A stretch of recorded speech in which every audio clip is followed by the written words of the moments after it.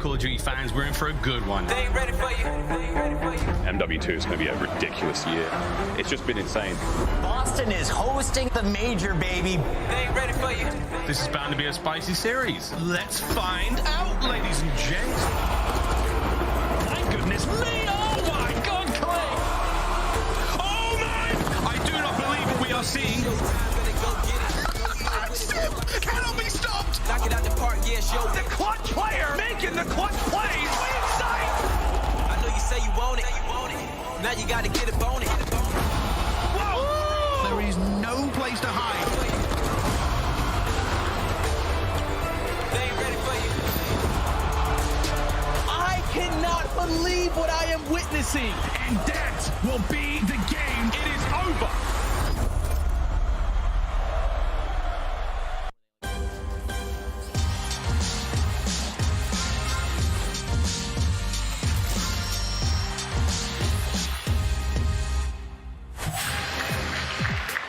Welcome one and all back to the MGM Music Hall next to Fenway. We are in Boston, Massachusetts, and this is Championship Sunday. 4 teams remain, $500,000 on the line, and more importantly, the title of Major 2 champion. Shout out to all the fans who have been here every single day, packing the house here in Boston. It has been an electric event. One of the best we've seen in Call of Duty, starting with that day 1, 19 of a possible 20 maps. Yesterday, though, 5 series, all 3 O's. It can't happen again today. It's just mathematically impossible. Welcome back, everybody. It's Chris Bucket alongside Study. We've got Alley Cat and Nameless regulars here on the desk. And Nameless, I want to start with you.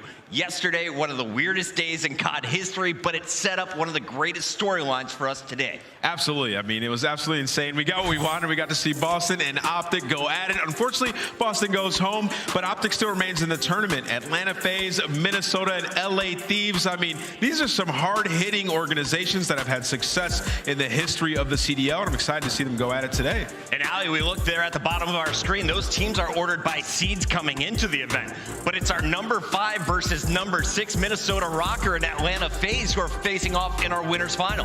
Yeah, and that's maybe a little bit more somewhat to be expected that Atlanta FaZe is making it to a final, because as that franchise does historically, you can always bet on them to make it to Sunday. But I think a big shocker for me is the LA Thieves. They are our back-to-back champs from last year, but obviously it's been a slow start here for them in the Modern Warfare 2 season, and to even drop down as early as they did in the elimination bracket and 3-0 their way all the way to Sunday from elimination round 1 is incredible. What a ridiculous storyline we've had here. The Thieves lose to Optic in the very first match of the tournament. That went to a game 5. Now we see them 9 straight victories. They get a chance for revenge against Optic in our second match of the day.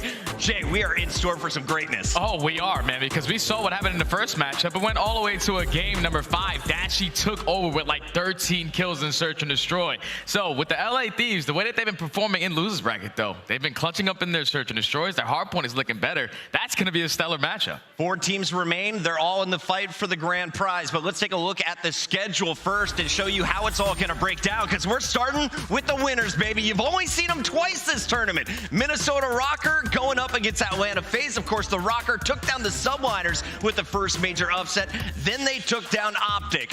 Now we see FaZe, who has gone through the breach. They 3-0'd Toronto. They are ready for their first spot in a championship match. And we got to remind everybody what they're playing for here, Nameless. If you win this 130 match, you're guaranteed top 2, and you're in the running for the $200,000 grand prize in this trophy. Yeah, that's a nice check, ain't it, Puckett?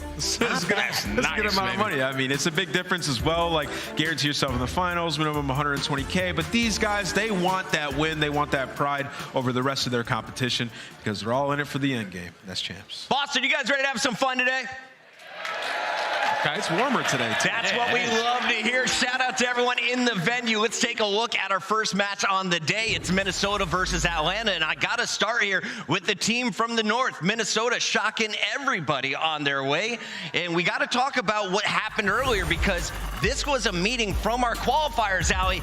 Minnesota blanked Atlanta 3-0. That was one of the turning points of the qualifiers that locked them into our top 6. But this match was so close if you were watching it live. Yeah, and I think that map 1, we have to talk about it being easily the most important map of that series, simply because Minnesota Rocker throughout all of major 2 qualifiers could not win that opening hardpoint, and it set them up for failure many times throughout their series. So especially against a team like Atlanta FaZe to come out with that W in map 1, I think it's going to have a hot tail to tell when we see the matchup later on today. Jay, what is making Rocker a team that could go the distance here? Oh, without question, it's the performance out of their SMGs, more specifically Benjamin Vance. What he's been able to do throughout stage 2. In that series that he went up against those guys in Atlanta, he was able to 3-0 them by dropping a 1.27 KD. Takes over in the search and destroy, and then ever since he's entered the major, even in the series yesterday versus Optic, he had like a 1.6, and then it was Afro with a 1.5. He's the #1 KD at major 2. Ooh. Benjamin Vance is a man on a mission.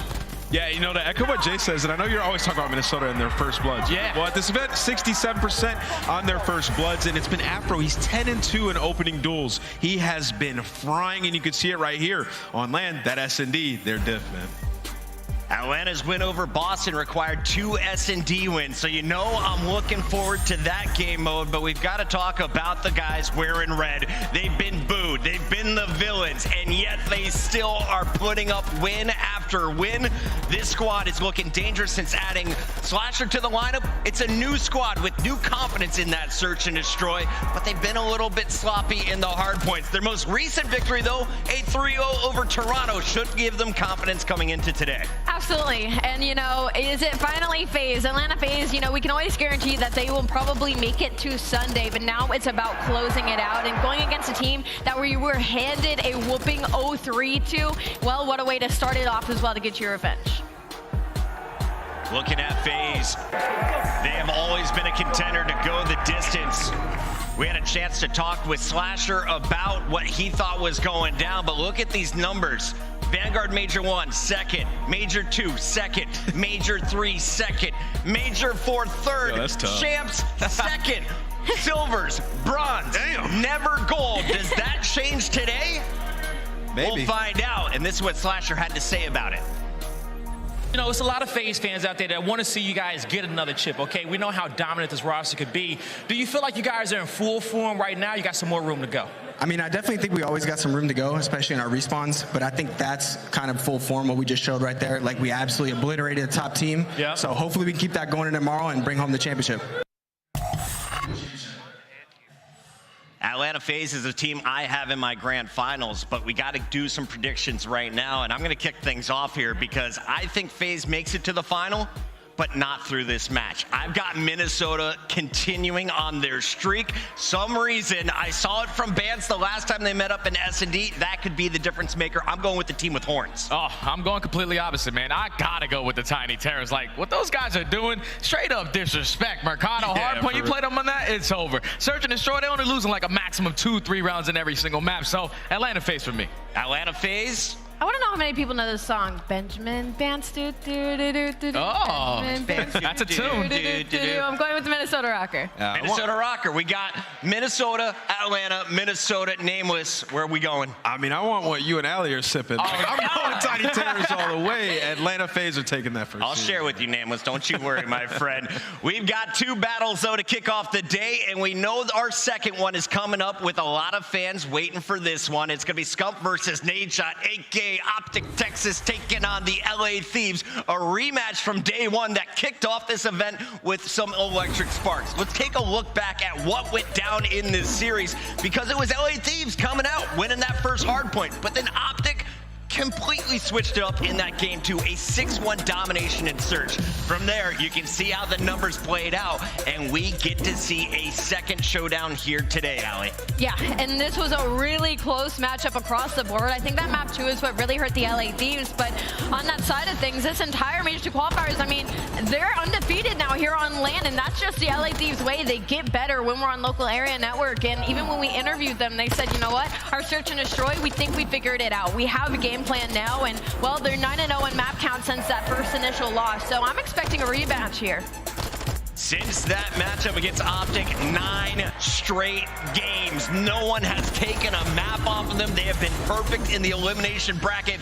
Can you continue that run today against a squad like Optic Texas? Listen, I mean, you definitely can, right? When you look at the talent here and the teamwork that they've had, but I do have some concerns about the LA Thieves. Like, when I look at their map pool, there are some hardpoint maps that they have not shown excellence on. Like, you think about Hydro, Embassy, like, those are 2 maps that they have to get better at. And Optic's going to come with different vetoes today. Like, I don't think we're going to see, you know, that hotel control as well. So it could get very interesting. And I do have Optic winning that. Could come down to the vetoes. Jay, though, we got to talk a little bit about the opponents here. Optic Texas pulled off a ridiculous finish against Boston Breach to close out yesterday. That game one of the tightest we have seen. Tell me about this green wall. What are we seeing from the new face on here, this Optic Texas squad? They just got ice, man, because I feel like, if you ask me, Boston Breach had the opportunity to close out all 3 of these matches, but the players at Optic Texas, they're never going to be shy away from the moment. Dashy makes it happen in those final ones in towards the hard point. Then even in the search and destroy, they were down 4-1. They bring it all the way back. These are like the comeback kids in Optic Texas.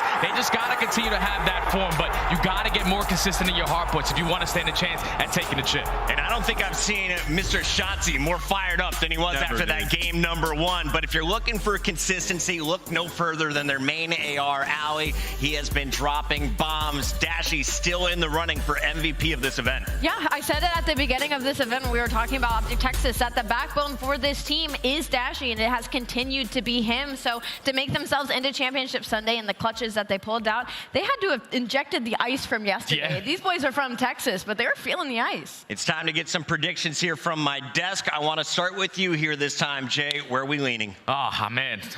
You know, it was a stellar series all the way to a game number 5, but I think for me, with the way that LA Thieves have been playing, I'm going with the Thieves, man. They've been clutching up in search and destroys. The controller's looking a lot better. That's who I got. I got to go with you on this as well. I think it's going to be the Thieves getting revenge. It's how we wrote it in our script. Ali, do you agree with the next chapter? I'm agreeing with you guys. We're on 3-0 right now. Man, y'all are all wrong. Optic's going to win this series. I'm telling you, they're going to come in, they're going to smoke them. I think Optic takes it in a 3-1 fashion. I think it ends here for Thieves. The man has never lost his faith. Nameless sticking with Optic Texas to break into our top 3. Is he right? Chat, let us know your prediction. And of course, reminder, check out all the streams today, not just our beautiful faces here on the Call of Duty channel. You can join us with the watch parties. We've got the Flank Live. We've got my man Scump Live. We've got some of the best in the building joining us here on the desk as well. And we've got friends all over the world. Thank you all for tuning in and supporting this game that we love. And remember, if you want to get in on the action, you can get your drops on any of these channels. Use the hashtag CDL watch party while you're doing it.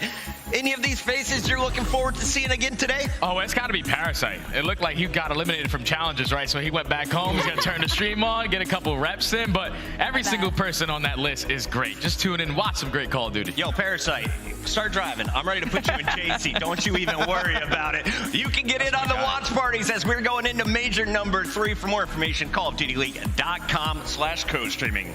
And of course, we got to talk about the drops. Nameless, how do you earn these babies? Listen, I was earning them days 1 and 2 when I was down bad. I was sick in the room. You just connect your account, man, to Twitch. You sit in the chat, have some fun, and you'll get some free skins. It's lit. Boston, this may be the loudest crowd we have seen in the last 2 years. Make some noise. We're going to commercial break. When we come back, it's match number 1, Championship Sunday. Don't go anywhere. It's Boston, Major 2.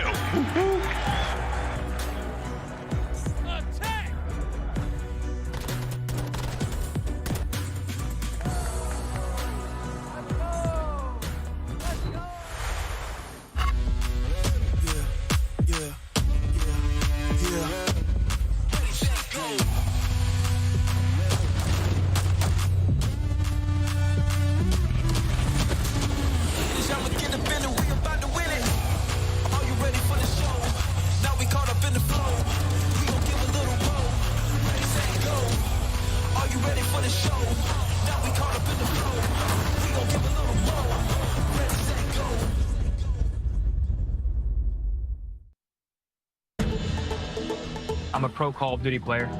I just like being outside whenever I can be. Yeah, big fan of touching grass.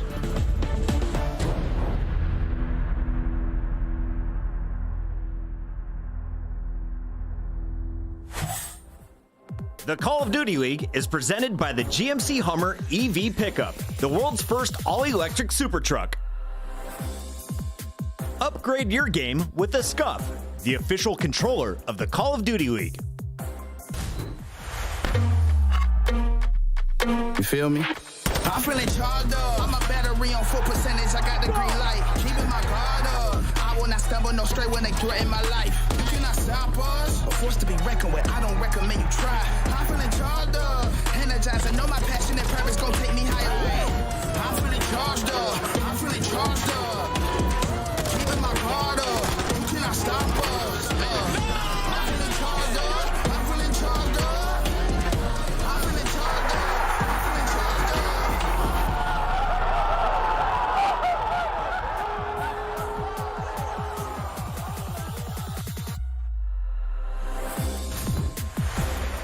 A nutty finish last night between the Boston Breach and Optic, Texas. This crowd was going nuts, and we look around already. It is packed in here to start off the day, and for good reason. This is your winners bracket final. These are the two teams who are undefeated so far, and they're about to go toe-to-toe with similar strengths. Let's talk about these maps and modes. And Ali, Jay, I know you've been crunching the numbers. I want to start with you, Ali, here. Who do you like? Because earlier, without seeing the maps, you're leaning towards Minnesota. I think across the board, this is good for both these teams. I mean, you automatically see that El Cielo map 2 for Atlanta FaZe. They have been absolutely smoking teams when it comes to that map and mode. But that Hotel Hardpoint, Minnesota is coming off a very dominant 250 to 180 win against the Optic Texas. So I think they're battling it out here. Jay, what are you seeing? The one map that really stands out to me is that Embassy Hardpoint, because that's one of Atlanta FaZe's weaker ones. They always have a close game, but it's just simply they're not rotating to some of these money hills. They have a lot of success at that P4, but that's basically it. They keep it scrappy all the way. So if you are Minnesota, teamwork has to be on point. Nameless, one name. You picked Atlanta. Who's the player to watch in this series from them? I'm going to be watching Simp. I think he's going to take over today. Simp on a championship Sunday. Simp on Sunday. I'm ready for it. Boston, are you ready to kick this baby off? Let's send it to the stage with my guy, Blaze. It's your winners bracket final. What's up, Boston? It is Championship Sunday, and we got a banger of a matchup coming to the stage. To get this winners finals kicked off, the first team coming out, we'll see if they have the foresight and knowledge to get past this cosmic threat. It's them boys from the north, the Vikings.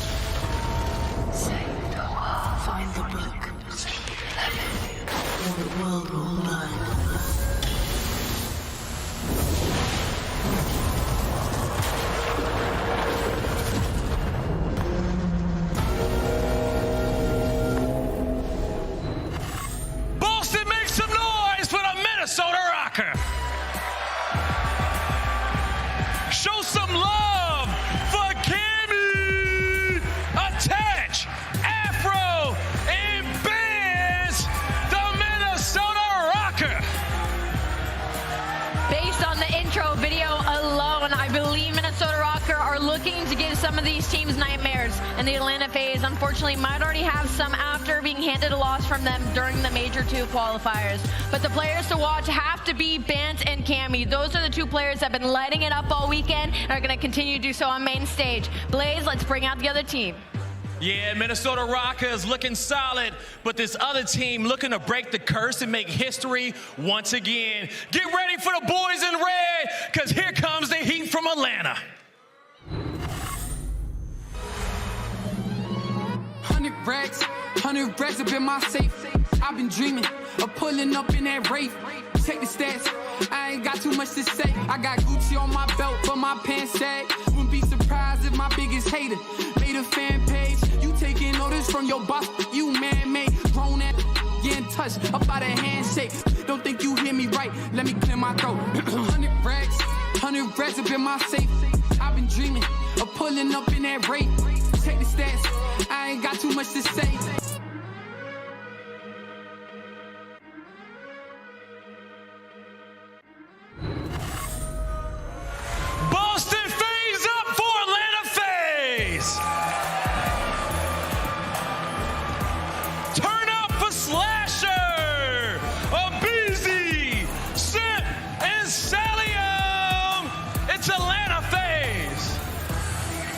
undefeated so far here at Major 2. Are these guys cursed? This is for a spot in the final. They have to get through the Minnesota Rocker. They faced defeat against this team a couple of weeks ago. It's going to be a tough one, but the search is looking on point. The Tiny Terrors have been frying. Let's get it started, Blaze. We got 2 undefeated teams on the stage. Boston, y'all ready to get Sunday started? Now I got 2 undefeated casters for you. It's Merc and Maven. Thank you so much. Okay, here we go.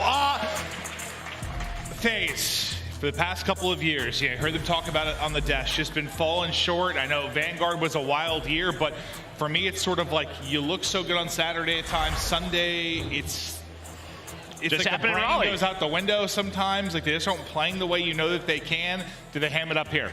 I mean, you would think so after what we saw yesterday, right? Beating Ultra in that fashion 3-0. I mean, that was, I would probably say, the most dominant match that I think we've seen. Their peak is over. Yeah, no doubt about it. But then on the other side for Minnesota Rocker, they had a big 3-0, right? You have Cammy and Bance. They have beaten this Atlanta FaZe team before.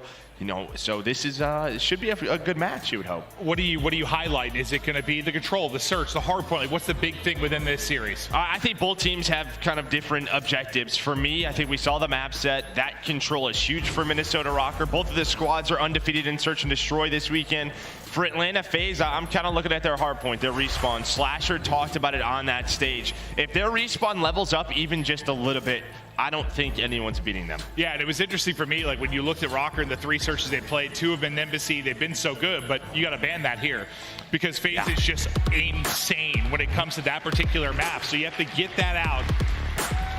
But yeah, I don't know. This is just for like Rocker, I'm just pumped for those guys. When you think about the fact that the team change comes in from Ultra, you got to be smiling a little bit already if you're Cammy and Bance, I would think. But look at Bance, man. He has been unbelievable. Last time you saw him on Hotel, 27-12, minute and a half to go in the hard point. I believe we're gonna have a reset. I believe we had an issue with one of the PCs, but we'll get back into this as quickly as we can, as the players will have another couple moments here to prep before we get into the map 1. Yeah, I mean, you just got to think about it, right? This Rocker team, maybe some teams going up against FaZe, I don't know, a little nerves here and there, I'm sure. But for this team, you just 3-0'd Atlanta FaZe a couple of weeks ago. You have Cammy and Bance who have beaten them in finals before. Well, they're playing this way. It is difficult to beat them. Well, you heard what Bance and Cammy said after that win, though. It was like, that was our first time beating them in 12 years, basically. it had been a long time. So probably since Cold War. It really had been like since Cold War. So how big is that, you think, just for the mental, like to get that win and now head into this matchup? Is that a big deal? I mean, I think it's a big deal. Obviously the maps are a little bit different, but I just think the way that both of them are playing this weekend is huge for their mental, because I think coming into this, it's always sort of the story around Bance, the way that he's playing. But you can see right now, I mean, he is leading the tournament overall with a 1.39. He's bringing it in every single game mode. And then for Cammy, I mean, this is a guy we talked about at a time is top 5 in the league, right? A superstar, and that trajectory has gone down. Now can he bring it back into that? Well, I guess, are you just wondering, like, Vance's numbers have been ridiculous this weekend. But this is one of those matchups when you're going against this sub-duo on Atlanta FaZe. Like, can he keep that going? It's going to be tough to match those numbers. Well, when you talk about, like, the old Ultra team, that Major 2-1, their win, it was Bance who led the way. So, like, I think he knows it. If he keeps this up, they can win this tournament. Just not easy to do. Benjamin Bance, We'll see what he can do. I'm excited to see what he's going to bring to this particular matchup, but we're getting loaded back in here to the map 1, Hardpoint, FaZe, Rocker. Who's going to set a date in the grand final here for Major 2? Rocker looking for some glory with this new lineup. FaZe is just like, can we close one out? Like, it's been a weird year and a half for them. No doubt about it. Both of these teams right around 50% in both of these hard points. So we'll see who is going to battle it out, who's going to come out on top. I mean, both of them so strong in search and control. But right from the get-go, Abizi going to open things up as he normally does. But eyes, big time, going to be on Bance. And what he's going to be able to do, and the other part of that's going to be Afro. Like, they work in tandem, right? Like, that sub-duo going to be so important to this, but that's going to be 4 down to Slasher. That's going to light up the feed. He's able to get 3 as we hop over to Dylan Price in his rotation. do have Afro, who kind of had a bit of a split spawn here, right? You see number 3. He's just got to be patient here. And that's it. Cammy and Vance are going to find some kills. Now, when does he want to activate, or does he? The spawns down for FaZe are going to come in. Do they recognize that there's someone behind them at the moment? It looks like it's going to be on a BZ. Simp is holding down Des, but still trying to find Afro. This is tough for Afro, right? You're out of the play right now. You're waiting for your teammates, and now it's his time to shine. Afro, what is he going to find? The contest is in. The beach. He's like, what the heck? There's somebody here. Slasher does find one. Bance wins a big one on Celium, and maybe with that, Rocker can win this rotation. Yeah, that spawn, just the patience there from Afro, so massive. The attach will get caught sprinting as he tries to soar on 4, but you've got a contest on the point for now. But you guys saw his head just whip around at Beast, like, what the hell? Well, the jig is up, and the trade comes through, and they do get a moment here of control on the point. I mean, I think handled pretty well for FaZe considering how badly that could have gone. Yeah, no, it could have got, I think, a lot worse there. Maybe you're hoping Afro finds maybe a multi-kill, but Celium on 3 in a row. It was him and a BZ after Afro was able to give them a little bit of advantage, Minnesota. That finds those kills, and now on rotation, you have a big moment here, right, where you can open this game up. You're gonna have Simp, you're gonna have a BZ, the Tiny Terror setting up inside a kitchen. You do have some presence here if you are Rocker, but they kind of know it's gonna be a 2-on-2 to start, and a BZ out of the oven blew up. Yeah, unfortunate team kill through, but I think that's one of the big things for FaZe. Like, sometimes in the hard points, they'd come out a little bit flat, right? And they'd have to bring it back. They've been coming out hot, a lot of these hard points this weekend. And a big part of it is that BZ continues to dance, finally going to drop. But that big opening, you think maybe in the lead, doesn't look like it's going to happen for now. Rocker into the point. They're fighting it tough. You got 2 in a row for Attach, for Afro. They're set up inside the point and making a difference. Yeah, I mean, that duo locks it down. Big ups to Attach and Afro, but here's that moment. Here is that moment. It is Bance who wins a critical 1-on-1. Gonna allow this to be contested. He finds the tack off the ground, and well, keeping up a solid game here. And it's gonna be a back and forth battle as we see, but Afro with the moves, finding a multi-kill on this rotation. Yeah, this death's just not the most fun fight. If there's all the deaths, saw every single thing in this map, dude. The heady everywhere in this map, it feels like. But now a lead change. Is Rocker got in front with the last couple of seconds there on the hard point, repositioning to the corner pocket, continues to dance, continues to fry, but Cell there finally for the trade. They get him out of that position. And now FaZe trying to battle in behind Celium's 2 picks. Yeah, again, who is it for Atlanta FaZe to find a multi-kill? To give his team control, it's Celium. He did it at P2. He does it here at the Death Hill. You have a 4-man push, though. Cell, Simp. They're going to take down 3, give them some breathing room, give them the lead. Let's see how long they can hold this down. As the trophy is up, so Attach not going to be able to hit there with the Simtex as he's just trying to bob and weave, trying to hit the cross of the Dolphin dive, but not able to surge on through. But now comes the heavy hit on through the front. You got 3 players here. A BZ, though, through on the flank. That's going to be too easy able to take down before he is traded out. How big will that multi-kill be? Not going to prove to be crucial because the Rocker, the entire team picks it up. You basically have a kill for every player on the squad. Now take a look at the minimap as the next hardpoint getting ready to pop, and it's Cammy and some big fights. I mean, realistically, the question is going to be who is going to have a solid hold, because throughout this game, it's an 8-point game. Another lead change comes in, but it has just been back and forth breaks. Simp does spawn kitchen. I think that's going to mess things up for Rocker. Now you have FaZe come on through. Well, just no team can hold on.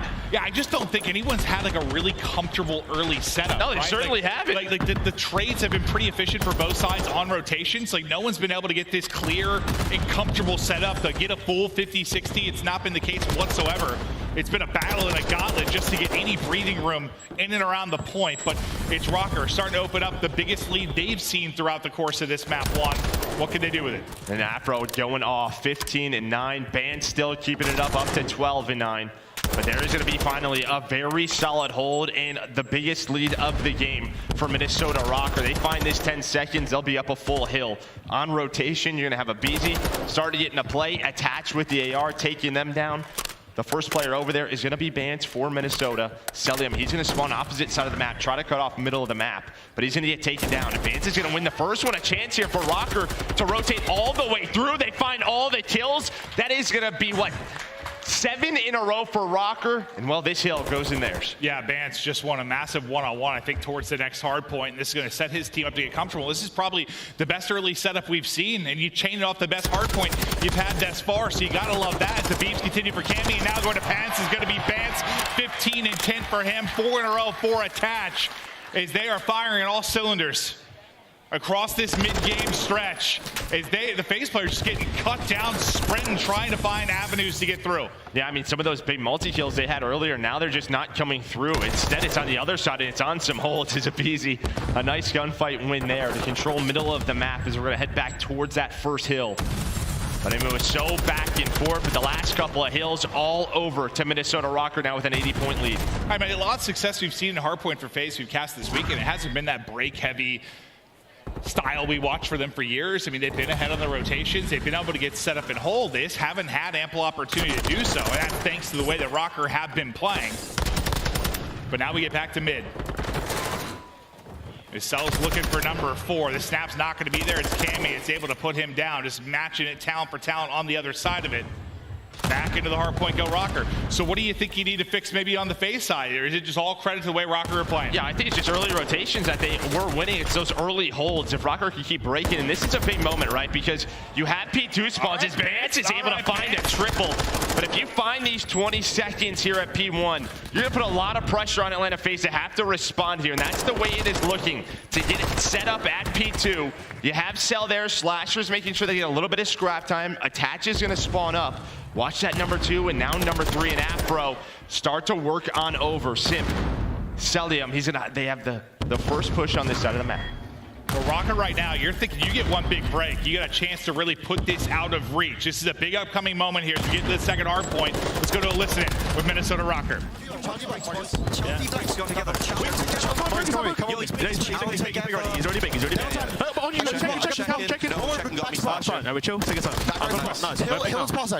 Heard you. He's spawned corner. Me. Oh, yeah, I'm playing big. I'm broken, okay. Yeah, one enemy big. On the right, One checking right now. Hold my big. Yeah, very big. Good shot. Yeah, I'm on the right cross, so they have not crossed. I'm one shot, they can push me out. Big, right. Yeah, no, I'm playing the right. How your left? Still one. Slasher. Yeah, Slasher was broken. Slasher was broken to me. Yeah, okay. Hold on me. Hold me. Let's go. One shot. One more shot, man. Broken back steps. Yo, left side shop. Yep, left side shop, man. Come on to this. That's one out. Listen, get stuck. Are they connected? I don't know. They could be. He's got a call. It was big, maybe weak. I need to connect straight away. They already connected. I've got all the back. Yes. Okay. Yeah. I can help them then. Connector. I'm on shot. Connector again. Weak and BZ. Two court. Come on. Connector, BZ. I got off. Yeah. One's the back. Listen. Two. One back door, one dark. We're nothing front. That's not a connector, I think. Taking it. There's dark, there's 2. That's good scrap. Dark and a BZ. Let's go new. This is big. We can win off this. Go back straight away. Lobby don't want spawn, I'm rapping. Go back. Mid. Who we looking for? Slasher and Cell. I think they hit. Easy. One. We'll go to long. Can you give me a second? Wind it up. We're looking for Slasher and Cell, okay? Yeah, or mid, or couches. I'm towing back right. Okay, it's Cell and Slasher, okay? I'm checking just to check it. You heard them talk about who we looking for. They were looking for Slasher. He was the one that was able to leak in from behind and define the play. There's going to be the pick. Now, how crucial is that going to be? He was missing throughout those comms. Yeah, I mean, a nice hold there at P2 for FaZe. Then a bit of a, back and forth battle inside a kitchen. But behind a BZ, Cell, and Slasher, with Slasher's play, with that spawn, we now have Atlanta FaZe only 15 seconds away from tying things up, maybe taking the lead. It felt kind of similar to that moment with Afro earlier, right? Like, what are you going to get out of that? And FaZe were able to respond pretty quickly to dealing with that player. Not going to be the case here. FaZe are capitalizing, and now they've gone out in front as they hit the 200-point mark. Yeah, FaZe, they have gotten those holds. They did a really good job at P2 to just make things messy.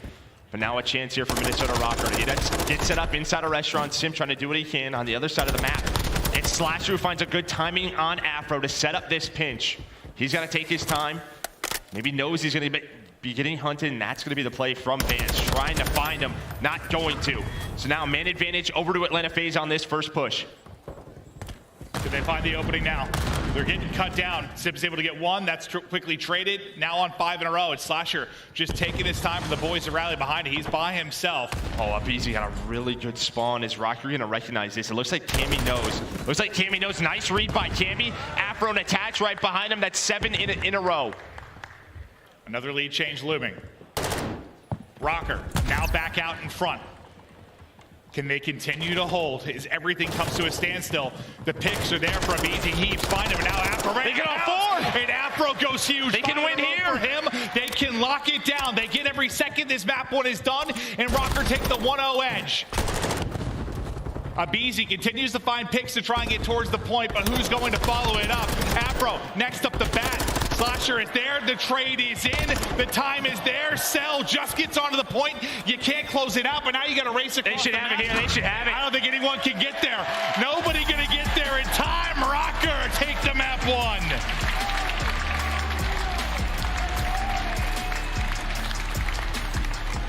Just a tremendous hold there at the end. I mean, you kind of said early in the game, there weren't a lot of like those full holds, right? It was pretty scrappy, pretty messy. But Rocker, when they need to dial it in and get those, 45+ second type holds, they were able to do it. I mean, the comms were pristine. They had it locked down. Yeah, I mean, just a very balanced effort. Really from both of these teams, right? Shows in the scoreboard, but that key hold. And I think Cammy found that one player. I think Abizi spawned behind them, Jewel. He was able to recognize that. That's the communication.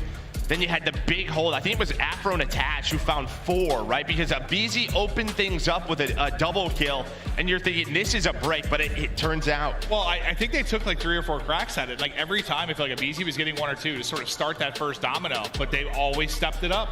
They always stepped it up and held. And I think Rocker, just give them props, because on that first rotation, like those first 3 hills, I think FaZe could have opened it up, gave themselves a lead. Instead, it was the other way. It was Rocker with the 80-point lead, then FaZe had to fight on back, and they did. Well, if it was like the break in the kitchen, I mean, they might have been up like 100, right? Like early 100%. That could have been the huge lead, but Rocker held on. They didn't get flustered. The comms stayed calm, as they always do with this team. They're able to clutch on up. Yeah, just like a game of like 3 moments, like where Rocker had to be perfect, and they were able to do that. And that's the separation you need. But that's, I mean, to FaZe's side, that's where some of the struggles have come. It's been in the hard point, right? But if you're Rocker and you think about how good you have been in Search and Destroy, how good you've been in Control, your #1 Control team in the game, you're feeling really good just getting started off right. But I think either of these teams, it feels like a series that should go 4 or 5. They just have the map pool. They have everything it takes across the modes. Yeah, I think you saw here why both of these teams are right around like 50 to 60% in Hardpoint, right? Still both. You know, great teams, but some mistakes on both sides, right? That they have to fix some things, but this is really the key now. Search and Destroy. You're in FaZe's wheelhouse, right? You had to get Embassy out, but now to a CeeLo Search and Destroy, I think they're 7-1, 7-2, right around there, where the other side for Minnesota Rocker, they have not had a lot of success on this map. It felt like, you know, when you heard the Rocker comms, sort of like a, slow down, let's take our time. There was like a little stint there where we saw it from like the Rocker POV, but like it just felt like FaZe just sprinting into death. Like they got flustered at like a midway point in that game where they were just getting cut down, trying to scramble across the map, maybe not taking their time and grouping up the way you'd want to, and it ends up costing them. Well, we had a big question mark, right, with this SMG duo, and a lot of the time, I don't know if Vance was pulling out a third tack or if he was just picking it off the ground, but had a couple of key multi-kills as they lead the way. 29 for Apo, 28 for Vance. Yeah, no, and that was going to be one of the biggest things for me, for sure. Yeah, without question. Just what would this sub-duo be able to do against, I think, what most would consider the best sub-duo of all time? When you talk about Simp and Abizi, and so far, so good, you hold your own. But now we get ready for Search and Destroy, and this is where, you know, teams have been lights out this weekend.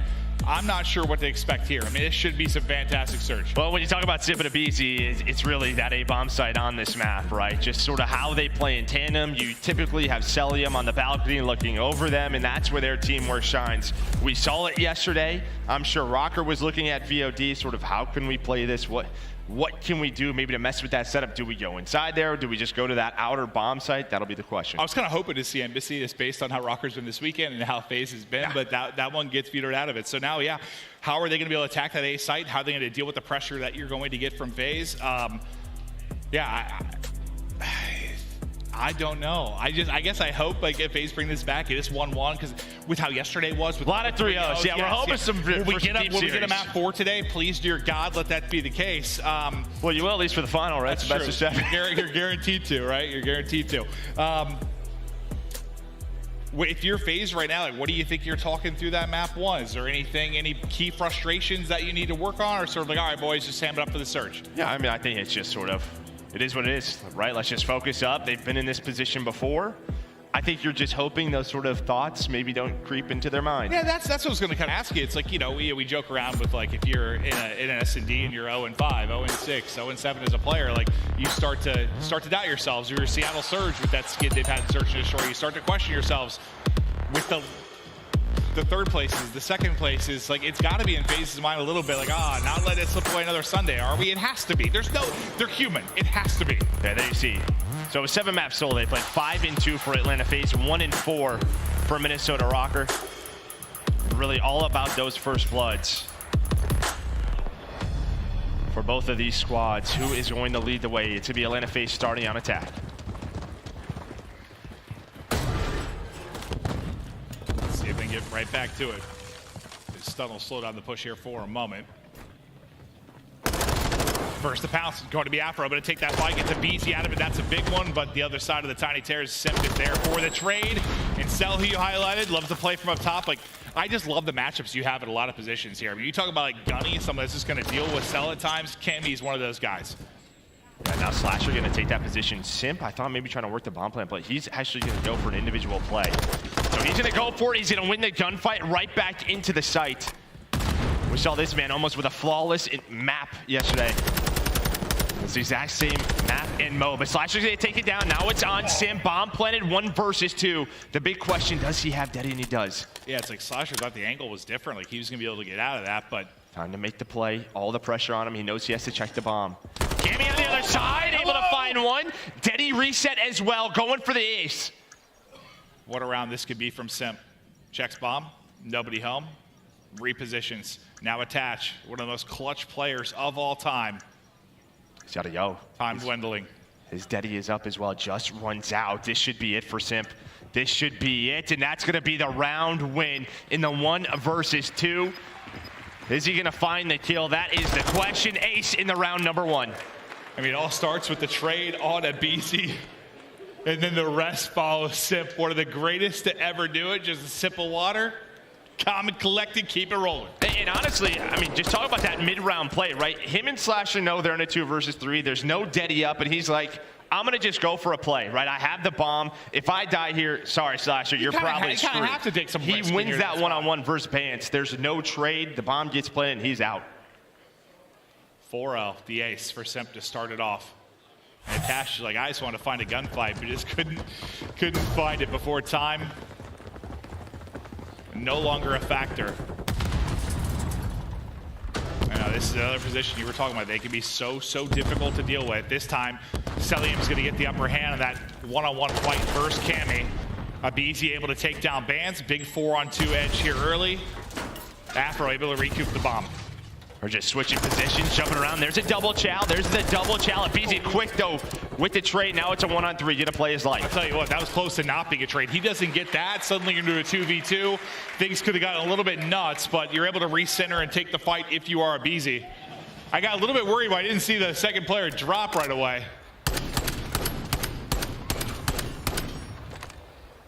Well, it's Cell with 2 in the round. Yeah, it went down exactly, but I imagine him and Cammy are going to be taking those fights pretty frequently up top. Yeah, I think that one was actually outside, right around, towards the field side. But yeah, Cammy got him round number 1. This time, Celium able to get, on the board with 2. It's just clinical out of Atlanta FaZe.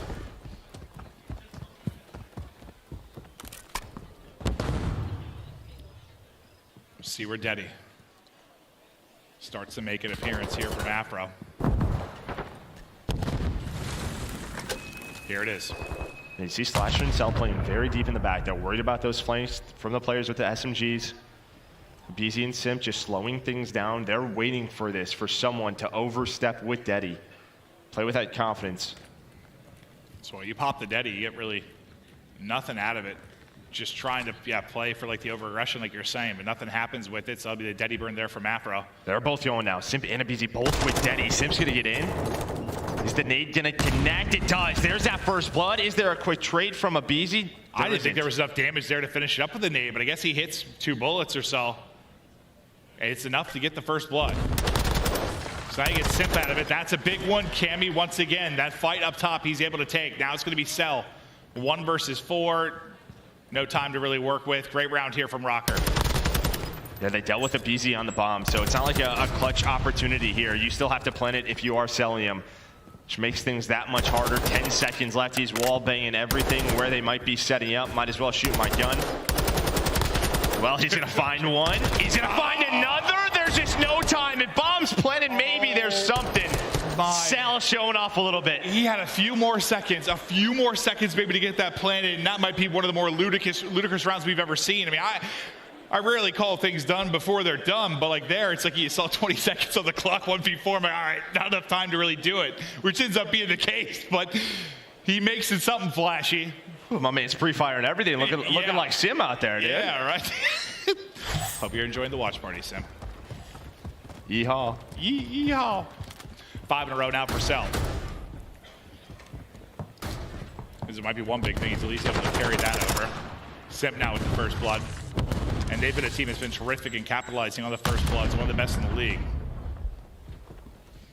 Kind of have a one-on-one on the field side. It's attached with Deddy, maybe trying to make a play. He's going to be ready for Cell's position. Bomb going down, and it is planted, but Simp there with the second in the round. He is just so confident on this map. The way he's reading it, and attached does get taken out, trying to play on that island, and the nade from Cell right after. So they know Cammy's position. He's so weak with 2 HP, already on the defuse, and I don't think he's going to get there in time. FaZe back on the board. I think Cell got the cruise, too, in the midst of that.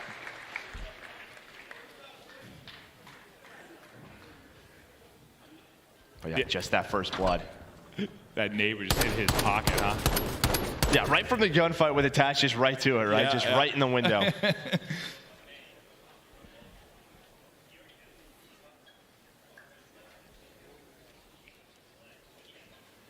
6 in a row now for Cell. Yeah, has the cruise, as you said. Now it's just a question of how does Rocker want to play this. I mean, really, the key was in their defensive round win. Afro got that first blood, and then I think Vance was able to find that follow-up. And they keep doing this. Tactical. Just something you see Cell do. Yeah. Peekaboo. You see that hair come up over the wall? Nah. Bomb gonna go down, 4 versus 4 retake, and Abizi finds that first blood. And well, when Abizi's there, Simp not far behind, but the nade connects onto Abizi, and now Simp just trying to play his life. Is somehow able to find one. I think he had to be so weak, and then, yeah, he was weak, because then the teammate takes him out. Yeah, he got hit by a trophy, and nade. Just a cluster bleep all around the site. 20 seconds to go, though, 2 versus 2. With a quick plant, putting the pressure. On to Rocker to make the play. He's on the defuse. He's on it. He's gonna hop off it. Cammy and attach, able to clutch up. What a circus round. I mean, you had both of the players up top on the balcony, just no one on the angle, and attach plays that beautifully, and they knew they could get off the bomb, sort of bait to defuse. It was a scary start, but they bounced back. Oh, that's a win and a half. And then it's all the hip fire connects as he pushes Cammy with the play. Finding the kills to close the round. And it feels like FaZe have had these chances to really push it out. Similar to map 1 early on, just like get like a 3-round lead, get a little bit of comfort. But Rocker, they keep hanging around. Now a chance to tie this up. Yeah, and the question is, what do you do on an attack, right? Because they just have not found much success here. It's been the early kills, the first bloods. There's the info, just a stun from Abizi. Now look at this. Look at Simp already working his way up with the Deddy play. Opens the door, trying to find one. Is able to find both of them. How? With the re-snap to give them the man advantage. Yeah, that shot easy. You know, when you take shots like 2 players, you don't finish either. You start to panic a little bit. You're in between both of them. Yeah. The aim assist is going both ways. Yeah, the average player just starts freaking out like, oh, I choked, boys. But yeah, no, just able to keep it calm. And center when he needed to. They'll be in the 3v2, so you go 2 for 1 if you're Simp. You set the boys up. Now can they close out the round? They're doing just that. Slasher, the first flank on through. He will drop. And FaZe just trying to keep this 2-round separation as they move forward. And that's just literally one play. All that is Abizi throwing a stun right in the pool tables. Gets that info, and Sim's like, okay, you stunned him? All right, I'm just going to pop Deddy and I'm going to go. I don't see anything out here. I'm going to just open this door up, see what happens. Yeah, just like the pillar makes it a little bit awkward, the doorway they can get through, but I mean, I was wondering if he was going to get one, honestly, after he took the first couple of shots. Yeah. We've all been there. That's so frustrating. Like, I just got away. 9-3 from Simp. Sitting a triple positive, having him a map. And just sort of the default here for FaZe, right? Just making sure nothing on the outer parts of the map with Slasher and Cell, and then you're just relying on a BZ and Simp to find an opening into the A site. Maybe this time trying to work up top. You have Afro and Attach just kind of waiting there. Here's a streak. I was wondering when that was going to come into play. Choose it for the info. And catch Cammy, maybe. Maybe Vance. Goes able to dodge it. Not able to connect. Do they know Afro's in there? Okay, so they do. But it's a stun on both sides, but it's a BZ with the first blood.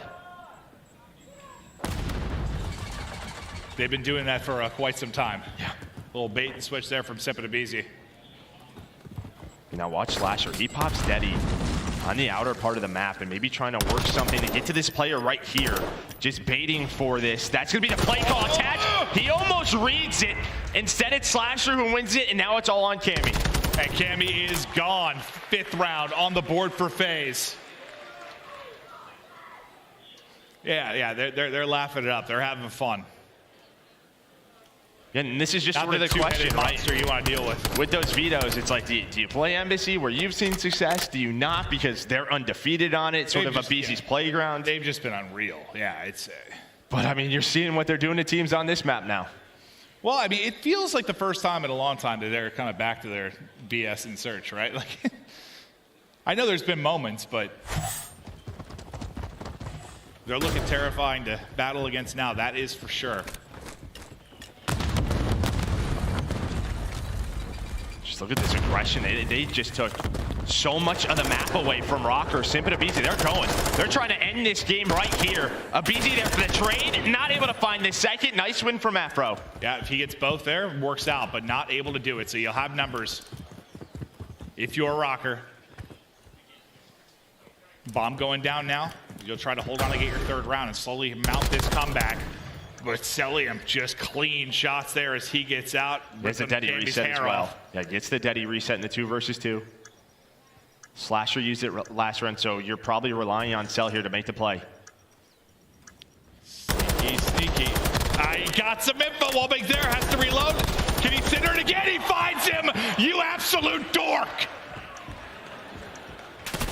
One more player to go. On Afro, able to find 3. Oh, Afro! With the ace in the round, with the Vaznev popping off. The play there from Afro. Woo! It's a close gunfight. He is tagged up, but wins it. Well, what do we learn from Cell here? Just shoot through everything. You might as well. Just shoot through it all. It's the first time I've called a player a dork on broadcast, but he's got the angles, but you gotta respect it. He does. Or not. Or you don't have to. Or he just pisses you off. Still one more round needed for FaZe, but Afro, that type of moment, can that be the catalyst to bring you back in this search and destroy? Some won't connect. They check the corner. They'll check, but Afro is ready and waiting. That'll be number 5 in a row. Now he's had a trophy as well, so that next stun, not going to help him out. Has the first blood, backs on down. Where's Cell? He's going to start shooting through the wall. Here he comes.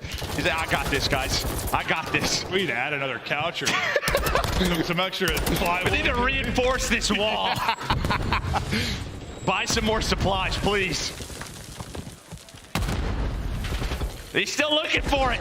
But Afro repositions. You cannot take me down. This is my room. It's a kangaroo in the form of Celium. Get out of here. But Afro does not care. Number 7. Cruz earned Slasher. He's going for back-to-back aces. Does he get that? Does he get that? I don't know who got the final kill, but that could be 8 in a row for Afro. We'll see here in a second. second. It's Attach. Attach, you thief. He's looking for back-to-back aces. I don't know how many times we've seen that. Dude. Here we go. Now pressure on. Like FaZe just utterly in control, and you blink your eyes, and Afro happens. 5-4. taken over. I mean, he's on 7th Street. He was 3-7 to this point, and then was like, nah, we're not going out like this. Cell will not wallbang me, I promise you. It's my life mission. About to toss him in that dumpster. Hello. It's gonna call him Cruz. He's gotta use it right away. At least that's what he's thinking about, right? Oh, I thought he was thinking about where he wanted to throw Cell. no, but he's gonna use a Cruz, yeah. Oh, okay. That makes more sense in the scheme of things, Joe. You gonna find anything? Nope, not gonna happen. Cruz used from either side. Some information maybe, but no pick in the form of the streak. Here, maybe we have that one-on-one. Sim's able to find the first blood, though. He was sneaking inside the entire time, and then there's a BZ. The Tiny Terrors once again. Hey, Afro's still alive. You're not wrong. Don't count him out yet. Can Bance get him one? Afro's good for 3 or 4. No, he's not. He's gone. Afro just gets rinsed. Simp able to take him out. Bance now for the ace of the 1v3. The good old trophy player. Got to hike it across. Not going to get there in time to defuse these through, and FaZe will tie us up, and we're seeing a map 4. Let's go, crowd. We got a map 4. We're all excited about that. Unbelievable. I mean, that was a fun search, though. Just, I mean, some absolutely insane stuff from Cell's wall bangs to the 2 hits you were seeing out of a BZ and Simp and the aggression they were playing with to Afro's miraculous plays. That was truly something special. That was a whole hell of a lot of fun. Yeah, Simp with 11 in the round, or in the map. Cell with 10. You had Afro with 10, as you were saying. But it's all about those first bloods. The advantage over to Atlanta FaZe. Yeah, we take a look at it. I think what they had, 6 of them, 6-4. So they had an advantage there, and well, that ends up being the score line. So the first one's there. And yeah, you didn't have a whole lot of like crazy clutches or come from behind rounds. It's really the Simp round. Yeah, that's about it. For the most part, though, it was just sort of like who got numbers. They sort of played behind it. I mean, there weren't a lot of like throws or anything. Some crazy. You just kind of see it, just sort of the tandem between Simp and Abizi, the way they worked at A site, and the couple rounds that you won. It was just sort of Afro clutching up or finding that the advantage. Well, now we get ready for control, and that's where Rocker, I mean, statistically has been the best team in the league. Especially on this map. The respawns have been, up and down a little bit for FaZe, but I think when they were really lights out and dominant, like in the midst of their sort of dominance, I mean, it came down to a couple of things. It was really like, I mean, Hardpoint was okay. It was just Search was lights out. Control was lights out. Well, it's really Control. Just look at your major winners the last couple of years. Circle map number 3. It has been the key. It absolutely has been the key. Coming up next, don't go anywhere. An absolutely electric map 2 leads into the Control. Who would take the edge to one of the series? Rocker, FaZe, map 3. Up next after the break.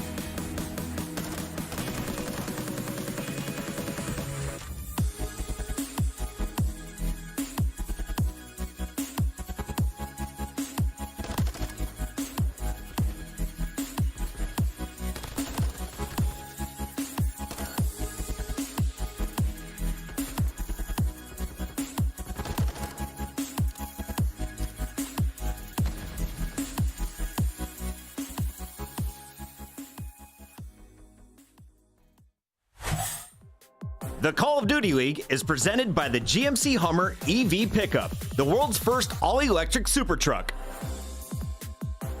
Upgrade your game with the Scuff, the official controller of the Call of Duty League. The weekend is all about the trophy. Everybody battling for a chance to take this home for Major 2. It's been a celebration, a festivity here in Boston, but the blood is boiling today. Look at that trophy. It's a beautiful one. Oh, it really is. Oh, well, it's awesome, and now it's gone. But now, I mean, that was a really, really fun search and destroy. Just had, listen. You called someone a dork, Maven. Yes, I did. Yeah. Search is, I mean, it's always been a great mode, but you know, you have some that are sort of one-sided, or even if it goes like around 11, like none of the rounds are really crazy. That just had like its fun moments, right? Like that was just a good time for search. But now to control. I mean, you said it for years. Like, it is just, for you, what you've circled, if someone's winning a tournament, you better be solid in control. And it's weird because it's like, I haven't just said it. I mean, if you look at the stats, it's either undefeated, maybe one loss, the team that wins the major. But you see right there on this map, 7-0 is Minnesota Rocker. They're one of the best control teams in the game, if not the best. And it's all about their defense. Even though you get to play 2 searches, 2 hardpoints, you know, like the veto process, you know, one's your pick, one's the other team pick. Control, it's like, you better be good in several controls, like, right? You don't have as much of a choice or wiggle room when it comes to that. But in we go. And it's been all defense for Minnesota Rocker. What, 87% win rate? With 7-0, I mean, that is just ridiculous when you think about it. And Cammy, he's been clutch on this map. He has like a 1.2 KD right around there. So look out for Cammy, maybe to step it up. You didn't like his stat line from map number 1.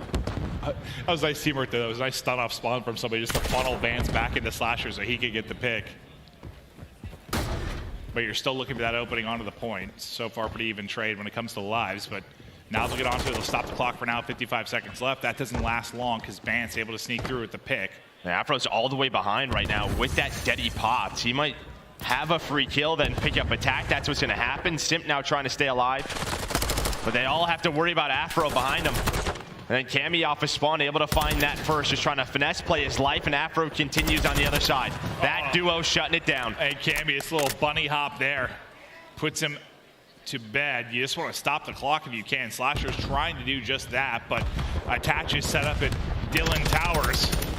And he's hitting the beams across. There's been no opening. You've moved the live advantage up to 5 now. A nice win from Bance to clear them off the point. Now spawning out on the other side, you win one in mid if you were Cell, you're able to get up to the point, but this is probably the moment where you've really got a shot here. Yeah, and I think really good defensive teams on this map, really what it's about, it's that transition, right? From A to B, B to A. Because after you get 3 or 4 dead, you're spawning the opponents near that point. So that's where they're going to go. But you can just see how flawless Rocker are playing on those transitions. They are giving FaZe no numbers. They don't even have a tick through round number 1. And you can see why this is their best control. I mean, that was unreal. I mean, you set a round like that where you don't get a tick on a map where their defense, or their defense in general, has been so good. You set yourself in a pretty good position to get a defense if this were to go to a round 5. I mean, that is just clinical.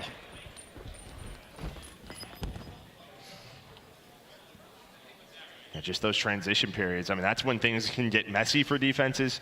Didn't happen there at all. And it's just like I mean, it's a teamwork thing, obviously, but the decision making and the speed at which it happens, right? Like, you just got to have That's sort of how you want to retake it, right? You sort of set ground rules. This is where we want to go. This is what we want to control. Do we have nades, stuns? Sort of what's that play call? But that's just all down to practice. Yeah, I think that's just a sign of good teamwork and comms, though. Like, when you're able to deal with those types of situations so well. Able to avoid the nade is Simp down low after he gets the opening kill. But can you find any more success here? If you're Rocker on offense, it won't take much to capitalize on the amazing defense, but a BZ 1 HP. Your God, just bounces around the corner and sends him to an early grave. Simp not able to find anything really on the other side. You're stacked up and waiting for the next push if you're a Rocker, and now they start to funnel out. Yeah, Afro up to 8-5, continues his great series that we've seen from him. Slasher, we saw Attach here in this position. Attach, though, is going to take him down. It's Attach towers, as you said. Yeah, no, when he gets locked up there, he has been difficult to deal with. It'll be Cammy now rotating over into that spot, trying to look over him. First bit of progress is done, so you've already found more success here on offense than you allow FaZe to do in the round 1. What more are you able to do? Second bit of progress is done.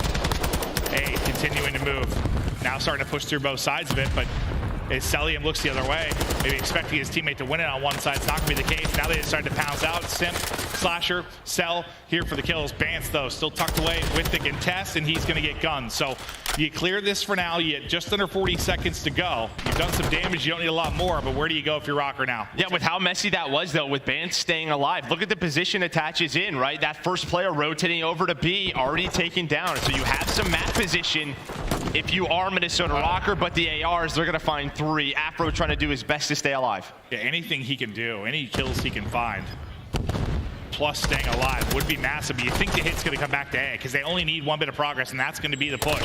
So Afro's able to transition all the way across. Unfortunately, Simp up over his head with the hip fire, able to take the kill. They're finding the rest of them. 15 seconds left to go. It might be a nice defensive hold from FaZe, but we're not done yet. They still have 2 ticks at A. They can try to extend this. Only a 3 life advantage, so nothing crazy. And we've seen it on LSELO. I mean, you see it all the time in Control. Just 1, 3, 4 dead for that offensive team. And they can win the round. So they're going to get that. They're going to have that minute extension. And now you have a couple of kills going your way as Rocker's starting to get pushed up. Yeah, because if you're a BC, you kind of look like he was thinking, I'm popping Daddy, I'm making a play here. I'm shutting this down. But he gets caught, and you lose another player right as the transition period's about to happen. Now, what can you do behind it? You said number 8 on the map. Celium's really worried about maybe somebody pushing the entire way through. Not going to be the case right now. So you're going to have numbers, at least in the push through mid. If you're Rocker currently, now Trophy out to the point, not able to snap back in time. Simp being a terror once again. Yeah, Cell was able to spot Bance. Bance was trying to find a couple of kills off his spawn. He's been holding that for a while, bro. Yeah, I think maybe, worried about an AR, getting top cliffside, finding those angles. That is just a tough shot. Yeah, that gunfight did not look fun whatsoever. Yeah, I mean, you just see the tip of the helmet. That's really it. So now 20 seconds left. You at least have the 3-tick advantage, moving forward. FaZe do win this round out, but one more push. Attach. Gonna start it off as Afro. And Attach gonna find 3. There's only 1 player left. It's in. That's gonna be 4 dead. Here we go. Here's that moment. Trophy down from Cammy as well. The nades. Stack it. You hear them. 1 trophy is gone, so the rest of the nades can hit. Here we go. It's moving quickly. Halfway to the second point of progress. Missiles flying in. Slasher finding the kills. Attach trying to dance. He will drop. Cammy going to be the last one. And he is nowhere close. So that'll close out the round. But you almost had that wild moment where you're able to pick it up I mean, we saw that multiple times yesterday with like Optic, like just those last second captures. But I mean, based on my defense right now, I'm feeling pretty good. We got enough done on offense if I'm Rocker. Well, you already have the cruise missile come out if you are them, right? I mean, if that's true, just forcing that out, yeah. If that doesn't come out, I don't know. Maybe they do win that round. They sort of have to scramble. You saw it happen. So a big piece of utility for FaZe gone. I mean, a couple times I just feel like Sim's multi-kills were what kept them in that. Like there were a couple times where they lost a few players. He was able to get 2 in a quick period. Otherwise, Rocker, I mean, I feel like you had a lot of chances to capitalize. It was real close to getting done. Rocker had been sensational thus far in the map 3. Now, can they be lights out on defense again, or maybe what adjustments do you make if you're FaZe? There we go. Again, I think it's just making it a little bit more messy for Rocker. Just finding a couple of more kills, and I think one of the keys there is usually aBeZy, right? When he's winning those close range engagements, when he's getting inside, as the defense is trying to rotate over, that's going to be the key man. But already much better here, 8 points secured. And you see aBeZy 6 and 15, you're probably feeling like the timings might be a little bit off, like something out of sync at least early, and we'll see if he can make those adjustments. But yeah, this is a much better start for the FaZe side, but locking them in once again like a vice. It'll be Rocker to slow them down, the onslaught towards B.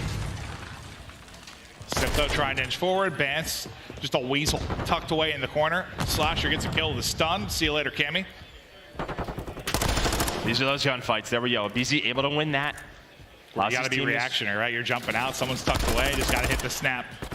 There's some more info. There's only Afro over there, and Afro's actually able to take down 2, so big plays from him. Now if you are aBeZy, if you are Slasher, you're just trying to hold that 50-yard line, not give up too much map control. Daddy out, another one of those fights. Just snap-a-doodle-doo around the edge. Yvonne's second kill on the tail end of that. Tucked away is going to be Cammy, though, towards the B point and on the flank. The backside of it is attached, so they're just delaying this more and more, but aBeZy starting to shred. From 6 and 15. Now 3 in a row. Can he find anything else? Trying to work in tandem now with Slasher. But yet to find an opening really on to this B side. Not an easy gunfight.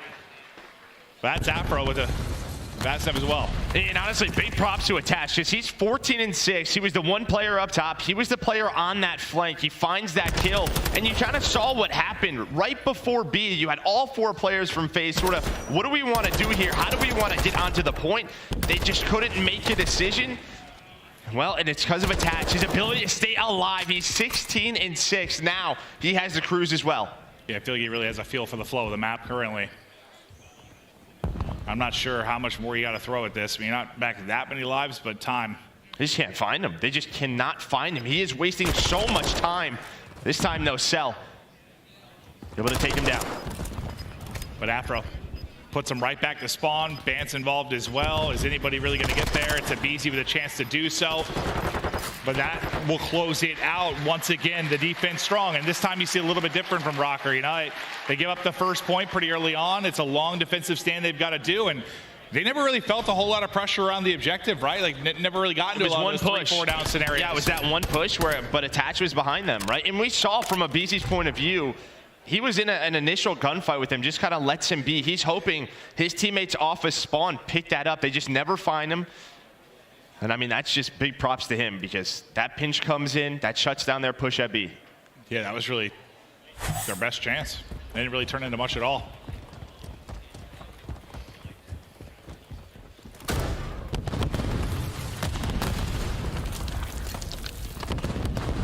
Well, the stun goes out, and they're flying right up the gut. aBeZy with another ludicrous challenge around the edge. As you're calling Deddy, Bance's hip fire. Thankfully for him, it is going to hit. I always feel like that happens. Like, whether you're throwing a stun or calling in Deddy, like, I don't know what it is with the hip fire, but it's like 100% accurate. Yeah, I swear to God. Like, that was a thing, I swear, like Warzone the Gulag for a while, dude. Like, you used any sort of tactical, like hip fire, just hit with an LMG across the map. Like, what the hell's going on here? There's something to it, Joe. Becomes magical. 4 dead for Atlanta FaZe, so they're going to just get onto this point, start to work A. First bit done. Second part cruising. Sim's working around. Maybe you're waiting on him. There we go. He's going to find the first one. Now the rest of the collapse is coming in. And they're going to sort through, and similar to the first time, they were able to stop this right before it finished on the third part, but some good work done there from Rocker. Now we go to the other side of BZ, already ready and waiting as he's looming for the first push. Nice shots into the window goes Cammy, able to stay up, and that'll be 2 down. But still taking their time trying to layer them out. Now look at number 8, starting to lurk in behind. That's going to be Celium. Similar to maybe what we saw Attached do, but it gets picked up. Afro able to find the kill. Yeah, nice pick up there from Afro, trying to get done with A, and I think they will. They already have someone on B to at least pause the time for now. Vance, though, with the help of Attach, going to take down a BZ. Cammy, though, all by his lonesome, trying to just buy time. So now if you're Vance and Attach, you're just kind of holding this position, trying to find a kill or two. That's exactly what's happening. Sending it forward. Maybe looking for an opening again on the other side will be Simp. Back on the whole way up to pick this up like we saw last time will be Cell. This time it's Attach. He wins it again. Cell once again. Just worried about that deep push through, able to get the read and win the fight. It's been his job, and he's been up to the task thus far.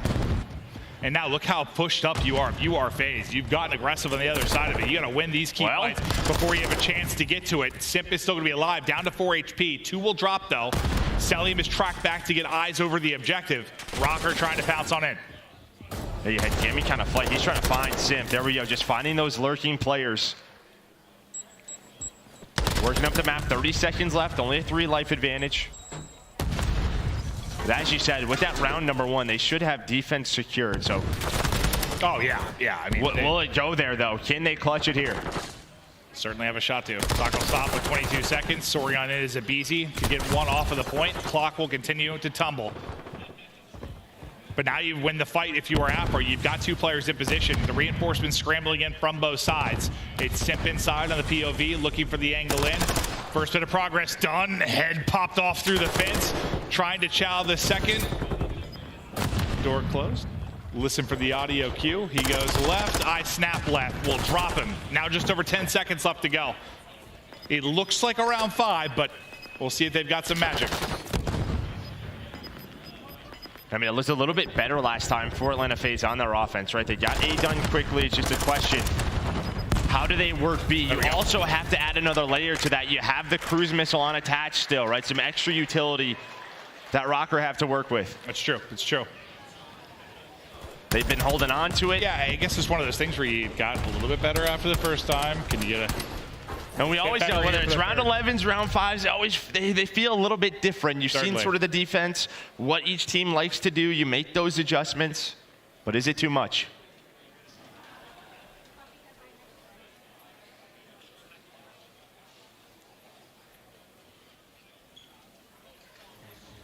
Will Rocker's defense continue to stand tall, or can FaZe find the opening? And yeah, can you get the pressure to force a streak out early?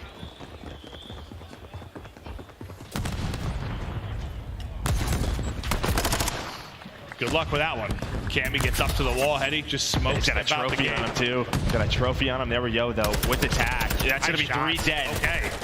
Last player Afro, make it all 4, so maybe a very early A zone complete. We'll see if Rocker goes for this one more time. I mean, they got this last time, but Rocker was so good still at the long hold. I think they're probably just gonna give this up. Oh, maybe not with that pick. We'll see what Vance wants to do. That's number 4, Yo's on that pinch. Looks like they want to take a crack at this, but it's about to be done. You don't want to lose it. Oh, he's going for it. Position. Vance able to get in. The trade is there. The point not quite done. So they're able to get in, similar to what we saw FaZe do a couple of times. Just right before that final point is done. And that's all just that first kill. That's all that first kill. But it looks like what a BTC right back on A. A point going to be secured. It all comes down to this. You saw that little pop-up. 8-1 in round 5s for Minnesota. You have to just imagine it's a lot of their defenses on this map. Can they do it again? And you've found, I mean, not a ton of success here at all if you are FaZe. But again, can you get that streak out? Attach has been holding from early in the game. You found a flurry of kills. That's going to be 3 dead. Still behind enemy lines. But Attach was able to make the play last time. It looks like the reading you're going to force out. This is exactly what you want. You get the streak out. You get it out early. Cammy able to get a kill as well. They're all trying to run away. It's going to hit. Now right back to it we go. Simp, 5 in a row. Simple drop though. Second point of progress, not going to be done quite yet, but they are close. Celium still finding kills, and now Attach rallying back into position. Just a minute to go. But look, you have 3 white arrows looking for 1 player. It was Cammy on the flank. He was able to find one while that cruise was called in. And you can just see they're all looking for him. They're distracted trying to find that player. Abizi's so distracted, he blows himself up. Okay. That's pretty distracted, Joe. I tell you what, yeah. It's like looking at the light. I'm sick of looking for this guy. Ending it. Looking at the light beaming off your bald head sometimes. Here we go, though. You have Slasher all the way pushed up cliffside. They're not going to be ready for him, you would think. It looks like Afro's trying to find it. Bance on the point, maybe to help him out. 30 seconds ago. You still have a life advantage if you are FaZe, just not a ton of time. The clock working against you. Maybe the opening. There's the first Slasher behind enemy lines. They're trying to spot him. No! We've all been there. That sucks. The auto mantle. It's going to end up costing you. But can you find the rest of the kills? Oh, Attach finds 2! The double from Attach will be massive. Simp just trying to get away from all the stuns. Now health back to full. 20 seconds to go. Oh, the ladder! Timing! Yeah, you got the mantle. You got the ladder. What is with all these damn objects? Easy wins 1. Under 10 seconds to go. Can't quite take out the second. Can they get to the point? 5 seconds. Slasher's got to go. Everybody scrambling. Just has to get on. Able to get there. Does get dropped. And Rocker. They hold on. It's the plays from Rocker and the cliffside tree stump or whatever it was that ends up hurting you if you're FaZe. But that was their best attempt at it. But no, I mean, what it really... It was attached in the 1 round, getting behind enemy lines and wasting so much time. You nailed it with Cammy this time. Like, literally, he was being so annoying that BZ needed himself. And just the cruise. I mean, if the cruise isn't there, Cammy has to chow off of that, right? Like, he probably gets team shot. Cell probably has a wall bang, gets that kill. Maybe it's a 3-stack. You have a trophy down. Maybe the round's over, but the fact that Attach able to earn that cruise saves it for that round 5. We talked about their defense. They win all 3. Beautiful out of Rocker, and now up 2-1. 1 map away from our final. Oh, unbelievable. Can they get it done in the Hardpoint, or do we go to a riveting game 5? I mean, the game 2 was so good. I'm hoping for some more search and destroy in this series, but just looking through the stats, anything that pops off the page for you? I mean, Afro 30. I mean, this guy is just unbelievable, but I'm going to give some love to Attach. Like 26 and 18, he had the cruise.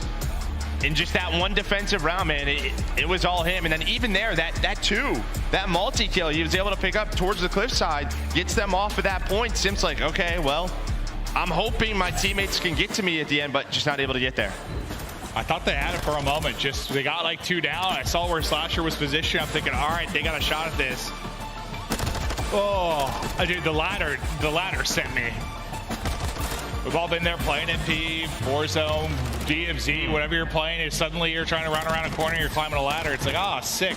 I don't know what it is. It's like your hands, they see a ladder, and it's just like, I gotta touch it. Yeah, I must grab this ladder. I must get on it. In all our attempts to make the game more fluid, it just gives me a headache, Joe. Just get on that ladder. We're back in 4th battle, and now it's just a question of the respawns, right? You've lost both of them if you are FaZe. Can you get this to a game number 5? And now I think being down 2-1, maybe those thoughts looming a little bit if you're FaZe, like, oh, here we go again. But what? There's Sunday. I mean, they were down 2-1, first round of this tournament versus Boston. They lost an LSC low control in round 5. They've been here. It's just a question of, is Rocker 2 out right now? The way Afro's playing, what we saw from Attach and Bantam map number 1. We shall see, but we're going to Embassy. Well, as we get ready to go to Embassy, you know, just after what you saw on the map 1, is that what your eyes are on? Still like that Bance Afro duo? What can they bring to this Hardpoint? Ooh, I think I'm actually going to look at the ARs a little bit more, because I think on a map like Embassy, yes, it's small. It's, you know, I think a question is that flex player. Are you going to see that 3rd sub come out, that Vaznev? We've seen it from Celium, right? Especially that Kitchen Hill. It's always a question of when do you want to kind of pull that out? But a lot of the times it's those ARs and the angles they have. If you look at like a hill like P2, P3, that transition. So I'm going to look a lot at the ARs, the way they're playing. Can Rocker close it out, or to FaZe push it to a game 5? I mean, Rocker, this run has been awesome to watch. I mean, I think we were all excited for the roster when we first saw it. Like, it seems to have all the pieces, but, you know, I think some of us were sad to see that Ultra team break apart. It was one of my favorite teams of all time, and now you got to feel good you're Bance, you're Cammy, you're making the run here, maybe a chance to get a little revenge over a FaZe team that, you know, you're talking about how, what, it has been since, how long, wait, was it they never beat them on LAN, right? The Ultra team, because it was online during Cold War? Yeah. Well, I mean, you still feel like you're maybe a little bit a part of like that, those woes, I guess, if you're they're thinking about it. So maybe a chance to brush that off, kind of get rid of one of the other curses. Yeah, this man on your screen, I mean, 1.3 overall. Incredible search out of him, but we just saw Afro stats. It's just a question, can they slow him down? I just always wonder like how much those things are like in your head as a player, like whether you're struggling in a search or, you know, you've struggled on Sundays. Like I know people are, some are more mentally tough than others, but I don't know. I just feel like everybody's human and it's gonna creep in there, man. When you're struggling, there's been something you've been bashing your head against, and it's just like, this is a team that's still expected to win. Like every tournament, they've still been one of the favorites, like every time. I know last year it was, they weren't on top and had the same dominance, but they're still one of the picks. They were still in the hunt to maybe win it. And you just haven't been able to do it. And I'm sure Slasher, he's thinking, I came in to fix this thing. See if we can do it. But the map 4, you hear the countdown. We're getting ready to rip and roar. To Embassy Hardpoint we go.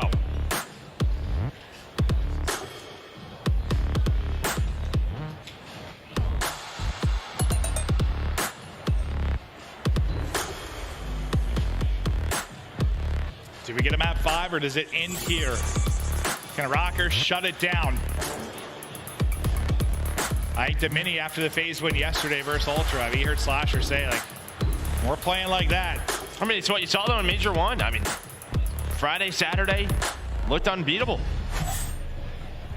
Sunday, not so much. Something about this matchup too. This Rocker team just looks sensational. Will Afro lead the way or will beat the ARs as you were highlighting? Cammy gonna be one of those big players to go nuts for this team. And so far, lighting up the feed, it'll be Rocker. All right, nice 3 dead, but we know how hard it is to earn some time here at P1. It's with that kill, Slasher, he's gonna keep Minnesota Rocker off of it. So you have Cammy just sort of lurking, trying to make the rotation over to P2 a little bit earlier, but Abizi and Simp, they're gonna come alive. So they find some kills off of spawn. Again, just Cammy, just those players, their ability to stay up. Have to force FaZe to look for him, and that's really been it. They have not been able to find Cammy. He's having a magnificent start here. Finally, Slasher gonna take him down 4-0. And now a little rally onto the point. It was a crazy first hard point, all over the place, ton of lead changes, so we have more of that in store for us, but you've only got 19 total points on the board through the first hard point. It's a melee battle. Is it Mayweather? Simp just throwing out the punches, tries to chow to a 9 HP. That's not going to go well, but that's all right. He's on the other side of the map. His teammates are set up around the point and spawning out deep, though. It'll be Simp. We'll see what kind of opening he can find and transition across. Yeah, map number 1. It was really the early holds for FaZe. They were just not successful at. Can they turn it around here? But the first break is already there for Rocker. Vance gonna find Abizi, gonna get right on that hill as Slasher waiting for his reinforcements to come off a spawn. But FaZe do a nice job as Simp, he finds 3 in a row. I mean, yeah, he had a kill with the Vaznev with the tack. I mean, he's pulling out everything to get the wins. They'll be deady now for Bance. Nice win around the edge. Surprise, I don't have footsteps. I mean, what, it was a 2-10, 3-11 start for that SMG duo. But already you have that early rotation over at the 3rd hill. Is there a trophy there? There is. So Nade's not going to connect. Slasher just going to hang out in that corner, try to play his life, wait for his teammates to look over him. I mean, you get a nice hold here. It feels similar to the map 1 in the sense of like FaZe are opening up nice. You have a chance to get a really significant lead. His Simp spot not quite as tactical as maybe he thought, because now Benjamin Bance to the no pants dancing, feeling it. Needs another bullet or two maybe to take that one, but he plays Disruptor well. They're still in the point of view of FaZe, but Bance definitely allowing his teammate to start to apply the pressure, and Abizi says, no, no, no. Not on my watch. Yeah, he able to get that hill time. And you were right. I mean, you know, Bance just relieves some pressure, you would think, and gives him another opportunity to get on the hill. Simp on rotation almost finds the 3rd. Nearly put him in a urinal over there. Nobody wants to be put in a urinal. That does not sound like a good time. Simp, though, off of spawn again. He's already at 21 engagements. This man is just running at everything. It's still hot, feeling aggressive, and a BC also feeling it. I need a little bit of help here, Slasher. Can't quite get out of it. But Slasher will set up and hold. And now this is that moment, right? Like it's 126. You've got this massive lead. This is the hard point. Like Rocker need to break to start to bring this back. But Abizi's just breaking backs, dude. Picking him up with the backbreaker over the knee type thing. Yeah, I know. That would have been a good WWE wrestler, huh? I don't know if Abizi could do that, though, especially to you. You're a big boy. No. Find a way to break his own back with the nade early. 26-17, though, is this duo. The Tiny Terrors taking over. This is when they are so scary. 5 in a row for Abizi, but as you said, there is no break here for Rocker. It's already a 110-point lead. Their POV's just like twisted. They are just running, dude. Like, screw it. We're fighting. Let's fight. Oh, they're sending it. The snaps have just been a thing of beauty. I mean, you just have put Rocker just on the back foot so quickly in this, and you are blowing the doors off this map for. But will Afro and the boys start to come alive. There's Afro, make a little bit of noise with the double. And finally, it's, oh, this is what we're here for. This is the objective. Hello, long lost friend. Cell pulls out that third sub on this hill. We've seen him online, what he can do with this. Well, of course, it's Simp and Abizi with 3. It's Simp and Abizi with 4. Dude, like, they're just sprinting at them. Yeah, that's all they want to do. They get another break. Yeah, as you said, lead 120. Yeah, just growing and growing moment by moment. 19-9 from Abizi. The Tiny Terrors on one within this game. 31 engagements now for Simp. They still rally across and try to pick it up, but there you go. Multi-kill in through attach. And Vance with a 3rd, but it just feels like whenever like Rocker getting points, it's like 10. Like it's 10 points, and the next onslaught comes in from FaZe. Yeah, it's not a lot. I mean, I think, you know, we know how this P1 goes. It's really a question of, you know, when we transition to P2 and P3, can you put those together? That would be the opportunity for Rocker to get right back into the game. But Simp and Abizi just a little bit too hot right now as they're in the feed once again. Too hot to handle, Joe. Just gunfight win after gunfight win. It's like, what do you do at this point?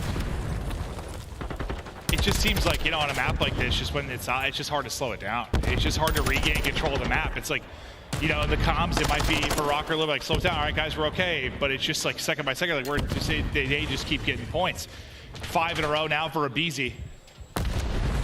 Well, it's also a giant square, the map. Well, not giant, a small square, so you're always fighting them. Yeah. It's just hard to like slow it down and get control before it's already slipped away.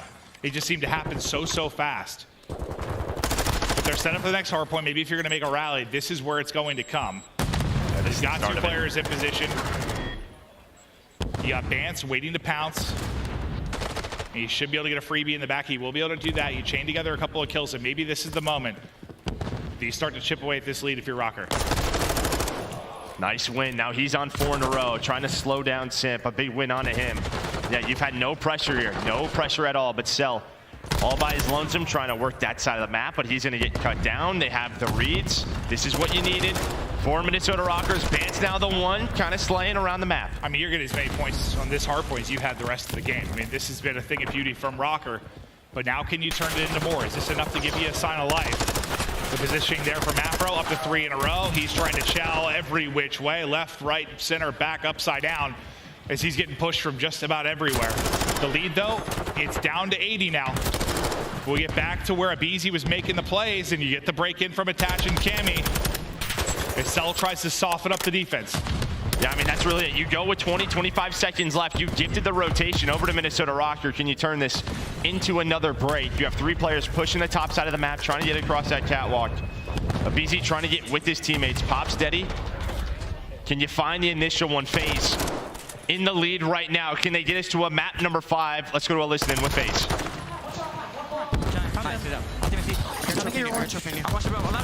I'm looking at her. Nothing bad. I have it. Orange dead. Nice. AC wants to sign attached. Sign right now. There's really good on one top office. I'm rotating.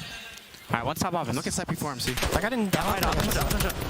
Could come ladder. Look. I'm saying a picture right now. I'm in the bathroom. Yeah, top bathroom.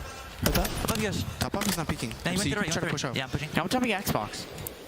Alright, one's pocket, like side door. Heard you. There's one side door right now, like P4. P2 then. Once he's got top. I don't see anything top office. I'm gonna get close. Could be chairs. I'm needing him to block. I'm on checkers. Molly push. In the back then. He's up now. Side door, weak. Afro. Halls now attached. One side halls and one side door. One time. Hug me, one shot dead. There's plenty of Trying to flood. Hey, behind the desk. Carry behind the desk. Nice. Side door, last guy. I have trophy. Could be side door again. I'm spawning in the back. I'm holding side door. Side door. Guaranteed. I'm trying to get Halls in. I'm trying to get Halls in. I'm pushing out. Give me a sec.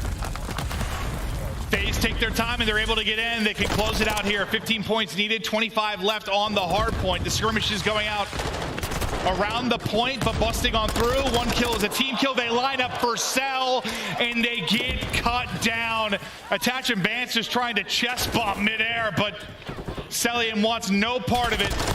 It's feeling like a map 5, and it is. They win the map. FaZe get it done. It's the early onslaught from Sip and Abizi. It proves too strong. But I'll tell you what, I think if you listen to past listen-ins with FaZe, very quick, very hectic. A little too hectic sometimes, yeah. That was much different. And maybe that's the presence of slashers, something they've worked on in practice, just calming it down, talking about, hey, where are we spawning? Where do we want to push from? Well, I think a little bit of a different sometimes with like Alec, like he was a great leader, his comps were good, but he would sound a little panicked sometimes in those listen-ins, even maybe he wasn't. Like, it's just how he came across, whereas I feel like Slasher just sort of seems like, I don't know, he just kind of has that chill demeanor about him. Well, sometimes it's just Cell. It's just that guy's just going 100 miles per hour. Dork, dude. 100 miles per hour. I love him. Yeah, he is absolutely insane, and he has been a treat to watch over the years. But now we get to map 5. The game 2, if you missed it, was a really, really fun search and destroy. Some unbelievable plays, and it's going to come down to this. Now, remember, this is a winner's bracket final, so you still got a shot if you were to lose this, but you get to a final, and that is what the goal is. The trophy, the prestige, the trash talk, the money on the line. It's one map to decide who's going to get there already. It doesn't have to go through a bit of a gauntlet. And this is a map that they already played in Stage 2 qualifiers. So this is the one Rocker was able to win, that map number 2. So to FaZe, do they have the adjustments? Rocker, can they keep that rolling? Those are the questions that we ask heading into the map 5. We're going to a quick break. When we get back, it all comes down to this search and destroy.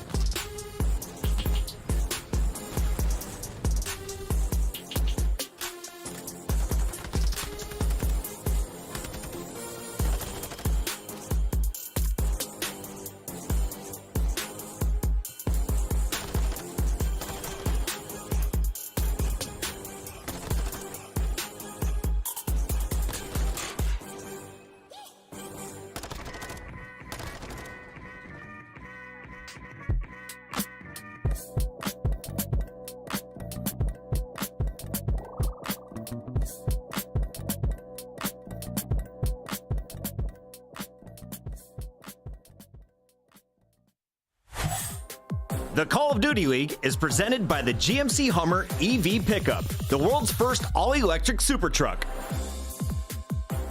Upgrade your game with the Scuff, the official controller of the Call of Duty League.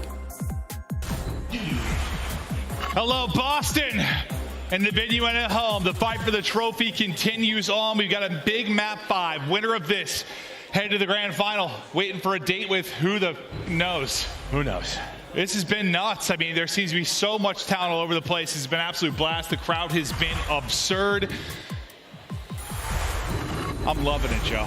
I am too. Here we go. I mean, there you can see land performance. Days 1 through 3, 17 and 3, 4 and 8 on Sunday. Obviously, a lot of those are still in the final. They're making it the distance, but you can just see what it has done. Yeah, I mean, you can say whatever you want with this graphic. Like, oh, well, they had harder competition in the final. Oh, well, maybe they weren't the dominant team they were in Vanguard. I mean, the thing is, like, they may not have been as dominant, but like this is one that was surprised me. They did look like lights out leading into this. Like if they were just crumble on Sunday, I'd be like, all right, dude, what are we talking about? Like something's going on. But if you're a rocker, you got to be feeling good. You get to your Search and Destroy map pick, you are 4-1.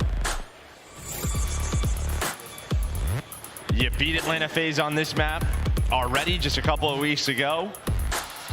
The first blood percent, only 46% for Minnesota Rocket, but here's the key, 90% conversion rate. What does that mean? When they get that first blood, they're winning 90% of rounds. Yeah, I mean, this is one of the lower ones, at least for FaZe. I saw like their average, I mean, we were talking yesterday, it was like 100%. It was around like 60%. They've been so good. A lot of that Embassy, obviously they've been nuts, but. Yeah, Embassy and Asila. There we go, Afro. Able to find the first one. Zabizi trying to get pushed up. Cell in this God spot, just trying to do what he can to find a pick. On the other side of the map, it's kind of a one-on-one sort of in the lurking. You have Cammy, Slasher, maybe trying to find an opening. But it really just feels like they're trying to work this A site. Well, now we start to work the plant. Bob will get down and Sip just able to get away. He's hit down to about half HP, trying to finesse, can't get out. So good job getting him picked. After the plant comes through, Cell finally able to make a attach play. He got those shots in earlier in the round, couldn't quite finish it. This time gets it done, but it's all gonna be on Cell. This would be for the ace. Now trying to pull off the 1v3, 25 seconds to go. They gotta work this defuse, and that's not gonna be an easy fight. Afro, who started things, he will end them. Defuse through for Rocker. Yeah, and I think if you're FaZe, you get the bomb down, you're either hoping Sim can stay alive or you're hoping Slasher finds one before he gets taken down. Cammy was able to find him with that Vaznev. That makes it a 1-on-3. If Slasher finds one, maybe he could play his life, right? Maybe give Cell a 1-on-2, there's a chance, but with him going down, it's just impossible. Some of these headies are just nuts. All over this map.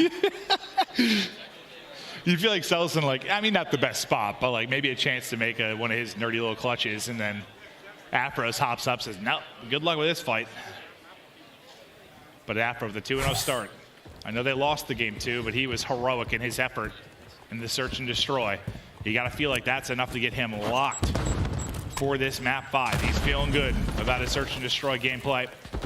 Just trying to get across, takes a couple bullets, but he's able to do so. And now Celium's got to worry about his position. So it changes Cell's spot, but Sim's able to come through on the help.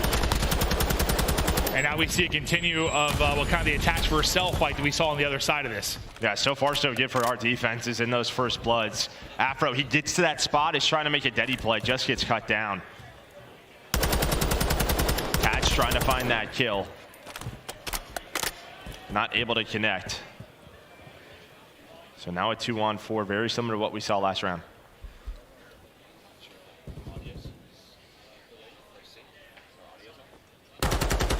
Oh, Cammy just able to pick Slasher in the back. So now they've got a shot. Evil got 30 seconds to go, but definitely a chance to make a play. Simp, though, just lying prone, ready and waiting. Now Cammy in the 1 versus 3. I mean, pretty similar, kind of what we saw for both teams, right? Like solid defense, somebody stuck in a 1v3. Not a lot to work with. Yeah, it's just kind of those playmakers, right? Abizi trying to get pushed up. He gets cut down. This round it was Afro. Not able to find it. Just the first bloods going their way. Yeah, so far both teams able to capitalize on those first bloods, and we'll try to keep an eye on kind of the defensive holds we've seen so far, where the first bloods trend as we get deeper into this map 5. But it's Simp leading the way on one side, Afro and Cammy on the other. Simple carry 3 in a row to this round. is he has a hell of a round 2. And it's Deddy out now for Abizi as he goes hunting. This might be the right call. It might come down to that 1v1, but Cammy backs away. I mean, you have the Deddy popped. Now it's going to be Sim's turn, and maybe Abizi's just sort of playing near that catwalk, maybe hoping to get all the way around bedroom side, and I think that's going to be it. Looks like he has gotten through, so what can he find? Simp with his Deddy, not able to find much, and you are just waiting now. Just trying to cross that bomb, or waiting for this man to start the fight. Yeah, it's like we've got to our spots now. But our Deddy's run out, so now we can't move. Yep. When does the onslaught start? There's the first one. Abizi with the first blood. Afro's going to get picked. Nice patience and discipline there from Abizi. Trying to take this offensive round, but look at kind of sneaking up through the middle of the map. Look at number 4 in Bance. Did he find an opening? Yeah, he's got Deddy. Slasher doesn't spot him. That's bomb as well. If he kills Cell, that's bomb down. That would put a huge delay on this, and I love this play from Bance. I love this. Now the pressure on. Cammy's going to find another one, so man advantage over to Minnesota Rocker. There was an opening. You talk about the patience from Abizi. You got to love that from Bance. Now trying to get it planted once again. They'll get it down, but look at the swarm that you have around him. Not able to get out. Abizi's going to end up dropping. All on to Simp. Would look to be so good behind the first blood from Abizi. Seemingly has fallen apart. Can Simp make the play? He's getting swarmed from every which way and will fall. Rocker taking the 3 versus 4, and that's on Benjamin Bance. Yeah, just find the timing, right? Slasher, he knows, right? He's watching that top side of the map, but the middle of the map was open, and they're just kind of waiting on it, it seems, and finally they get some good position. They have bedroom control, but he found it. I don't know what the timing was like. It's like you either, kind of get the insta-pop with the Deddy to try and make a play early around, get position, or you have that mid-round where you're looking for this opening, this timing, and that's what you find if your Bants are like used in like a crazy clutch at the end, but you saw some different uses out of it over the course of that game, and well, it's Bance's impact that ends up being the biggest. Then you sort of seen the VOD prep coming in, right? Just knowing Cammy likes to play inside a kitchen. What does that mean? That catwalk is open. That's what Abizi is able to find that first blood, and maybe the same thing is being said with where Slasher plays on the map.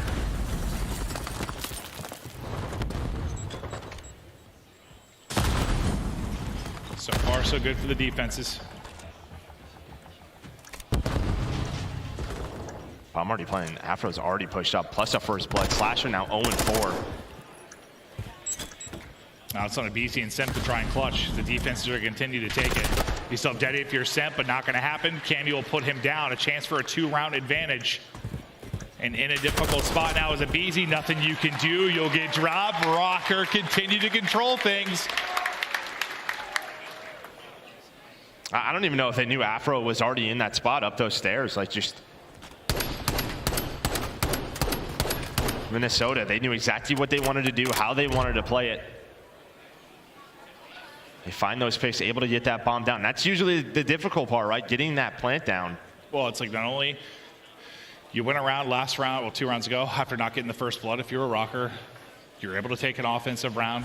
Like, you're starting to turn the tides your way with a couple of these clutches. Like, his FaZe can be able to do the same thing. And now that pressure starting to mount on up. There you can see, though, Map 5 records, Atlanta 5-3, Rocker 2-1. Be a little bit of a different look. Abizi just trying to spot that cross. Bance, though, works his way up into the bar, and Bance, well, it's Attach who finds the first blood, but Bance might be able to make another play, and he does. Bance continuing to make the highlight plays. Now Slasher in trouble. 2 players chopped down from FaZe, bombed down on the site, and it just feels like Rocker. They've got a better feel for this map as another one will fall. I mean, they're just outplaying them. Yeah, and that island play again. Cammy, a couple of defensive rounds, able to win it, but it's Bance right through the middle of the map, gets to that bar spot, waits for his teammates, waits for the help. Bomb planter gets taken down in Abizi, and then Bance is able to make the plays. And I'm not sure if there's something where it's like an adjustment needed by FaZe, or like Rocker is better at this map. Like, they've got it more figured out. They seem to be a hell of a lot more comfortable, whereas maybe a little slow in the decision making sometimes here from FaZe. Yeah, and I mean, you're up a couple of rounds, they take a chance there, right? I mean, it's just the Bance play, just right up the middle, right up the gut. Well, Slasher, who came to this team to make the impact and search and destroy, and well, I mean, he's been terrific this weekend. Not feeling it right now. 0-5. If there's somebody you think that has the mental toughness to brush it off, he's one of those guys. But he's got to turn it around. He's got to turn it around in a hurry. Maybe trying to get back to what we do best is just fly at it, but the help comes in the second the stun goes through, so you make sure Abizi not able to get a multi-kill. Cell follows it up. Now Slasher. With the Daddy maybe looking for an opening, but you got the numbers, and this is one you've got to take it. You are FaZe. The push comes in, just going to miss. That's going to be a hit marker. Maybe Simp don't go for that jump again. Right in the ankle. Not able to find the kill. 1-on-3 attach. Is he going to read this? No. He's peeking around for a minute, but Cell is laying prone, and FaZe, they get around. They so desperately needed. And that time, just that early sort of, I mean, Rockers switch it up. They get aggressive over towards that B zone, inside a restaurant, that B site. Well, it just those early trades. Sort of just feels like FaZe sometimes are playing without as much information as they'd like, and maybe just sending him easy flying, like has been the case for them for so long, just gets a lot of information at least, just sort of like starts to solve the puzzle on the map. Just sort of let him fly at something, win or lose it, get us that info. This is the problem, though. Their offense is they've just found nothing. I mean, they've tried the delayed push. They've tried the Deddy play. They've tried the fast plant. Everything's been dealt with. Okay, but here you get a first blood. Simple find the opener. Now, what do you do from here? They chow around the corner, get the information there on Afro. The two-man push. Oh, boy. Nade's going to back him up for now. The rechow, though, as Afro's able to take it. The follow-up is not there. Tammy's here to help as well. Tammy's here to help. Did he sneak into this position? He does. Now it's a 2-on-2, all down to Afro. What in the world? And where you've seen Sepidabisi be so good in those two-man pushes, doesn't happen there. Afro deals with it. He's got Deddy to go, and there's going to be the Deddy pop. He's probably going to peek this bomb. He's going to have the info. This is a rotation over towards B. With the Vaznev, got to be feeling pretty good. It's just, can he get there before this runs out? All right, now he's going to have to start crouching around, and he's going to have to slow things down. Afro, he's had some heroic moments and some wild clutches. Especially on this site. Can he go off here? 1 versus 2 for Afro. He's a lion prowling in the grasslands. Cell and Slasher just set up. Good luck with this one. Can he somehow do it? It's a dance-off. Just Dance Part 4. Not 1RD6. Oh, it might. Yeah, I'm not entirely sure. Some damage in. Not able to take it yet. Cell able to win it. But yeah, those good luck. That's going to be tough. Did his best. I mean, you're just hoping your Deddy gets you over towards the B zone, maybe a better timing, but it just runs out, and then after that, the play is just so difficult. I mean, of course, FaZe has no idea which direction he's coming from, but in that two-man setup, in that two-man game, they needed an offense able to get it.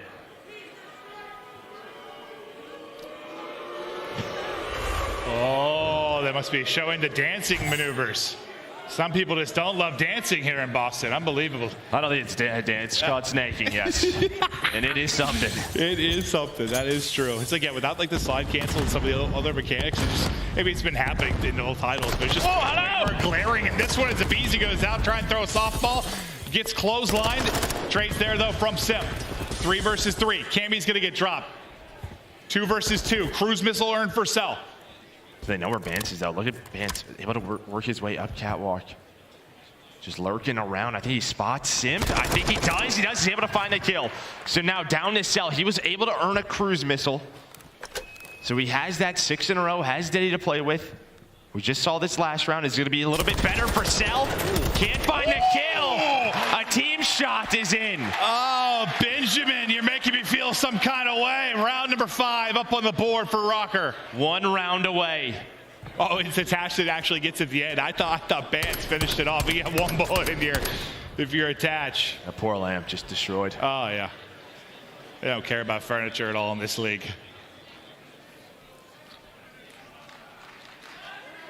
Rocker, 1 more round. Slasher still in the hunt for his first kill. Just can't get him unlocked, right? I mean, it's tough sometimes watching that flank, being that island player. You're just getting nothing. You're so out of the fight over towards A. Have to make some adjustments. Can they find another offense? Vance trying to do it himself, trying to find a nade on his cell. Not going to. On the other side, maybe just trying to isolate Cammy. His Simp. You win this offense, you got a shot. It's just where the struggles have been. It's a question of, do you use the cruise here, right? I mean, just sort of desperation move. Better to use it at some point than lose it not, I guess. See what they opt to do. Maybe try to save it for defense. Stun gonna go in. Abizi gonna give him the advantage. Oh, able to snap on Advance.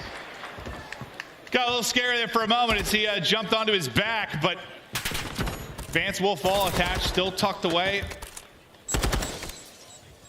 He just wants the info for top bedroom before he works this plan or feels more comfortable about it. Now works to get it down. 4v3. You can just see how tough it is as the bomb planner on this map. Afro tries to open the door. Simp is there.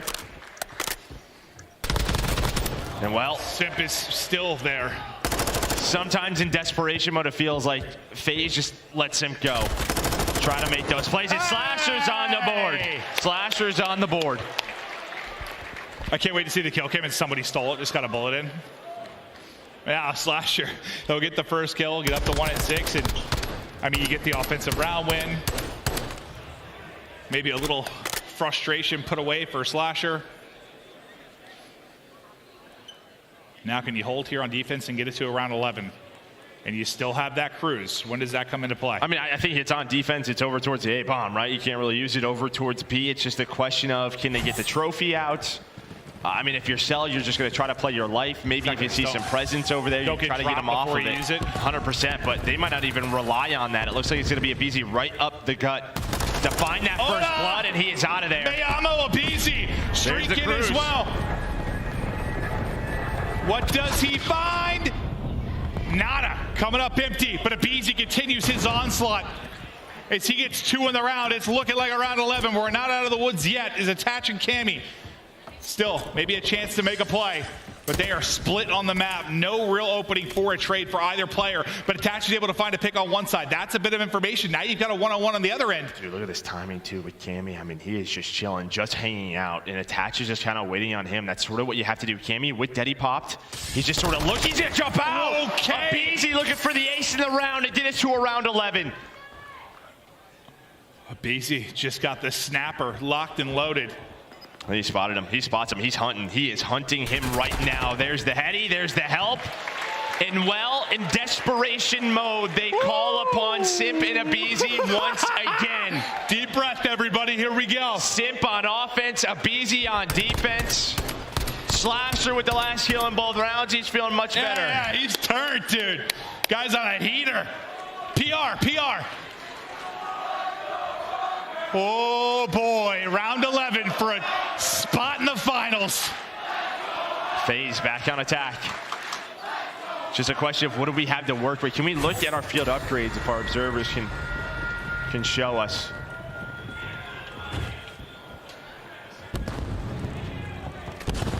Abizi, the only streak that matters. 4 in a row for him. He's got the Deddy pop, but the stuns and nades everywhere. Simp with an opening. Maybe another one. Get some tags in, not able to take it. The patience is there right now for Abizi as he's going to back up for now. And that's just Simp just taking the one-on-one opposite side of the map. I mean, he is just going for it. Screw it. I'm going to take it into my own hands. They were down 5-3. They'd have to rip 3 straight here now to take it. Still not easy to get this bomb down. They're relying on a lot of different timings to go your way. You see Slasher starting to lurk his way on up. Abizi just trying to get that down. Attach is able to win it. He's going to back away with his life. He's going to back away. Now they don't know where Simp is. Bance is on the other side of the map, and he gets caught. Now is it a rotation over to B? What's the play call? And FaZe is just going to wait. They're going to wait. They are going to wait. And it's the right play call for Rocker. Rocker knows. He got the information, 1 on the cross. Oh, no. That's what going in. The Deddy is popped. Oh, mamma mia. Oh, hello. No. Attach is going to drop. It's all going to be on to Afro now. 1 versus 3. 40 to go. The child on the edge, able to win it. What is that gunfight? A bit ambitious. You're just going to back up if you're Simp and Cell. You have the bomb planted. Cell, I mean, he's really the key with that tac, with that AR. And you know what he's going to do in that position. Afro knows he has to go for the fight, hoping for some headshots, that multiplier to come through, but if FaZe done it, down 5-3.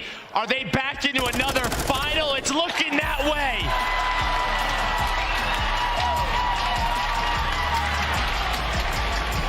Woo! These searches were something, man. They had the heart pumping in the wild, wild moments, but FaZe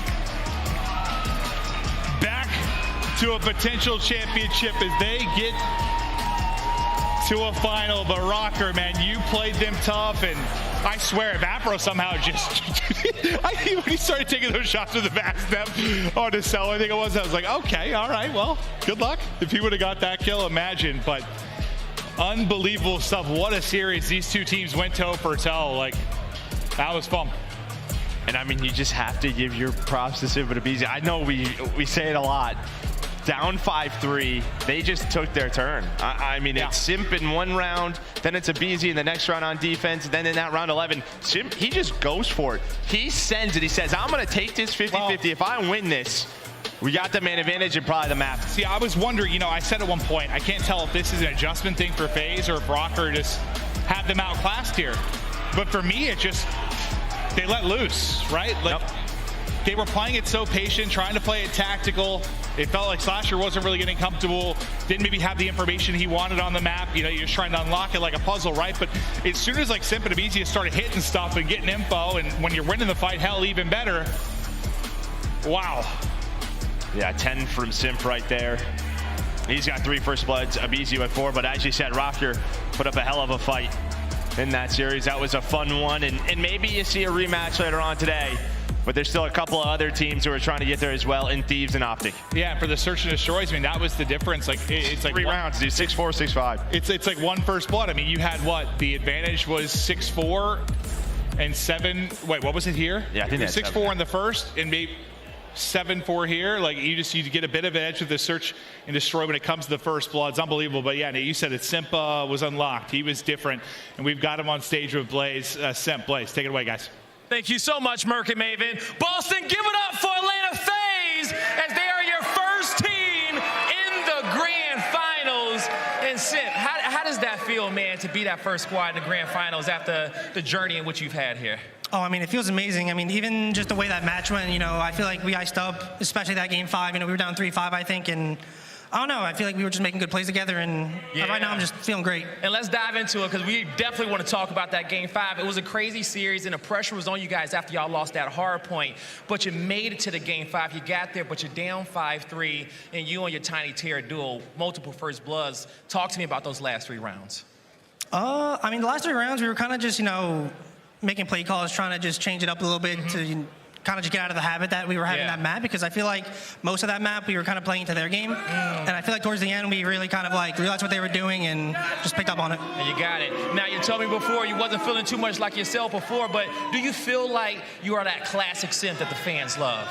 Yeah, I mean, I feel like I'm getting back to being there. You know, I feel like there's been, you know, a lot of chirps recently, but overall I'm feeling good. I feel like as a team-wise we're feeling on top of the world. I feel like our respawn-wise going to this tournament wasn't the best, but, you know, improved a lot, so feeling good. Definitely did. Any last words you want to say to the FaZe fans out here in the crowd and at home?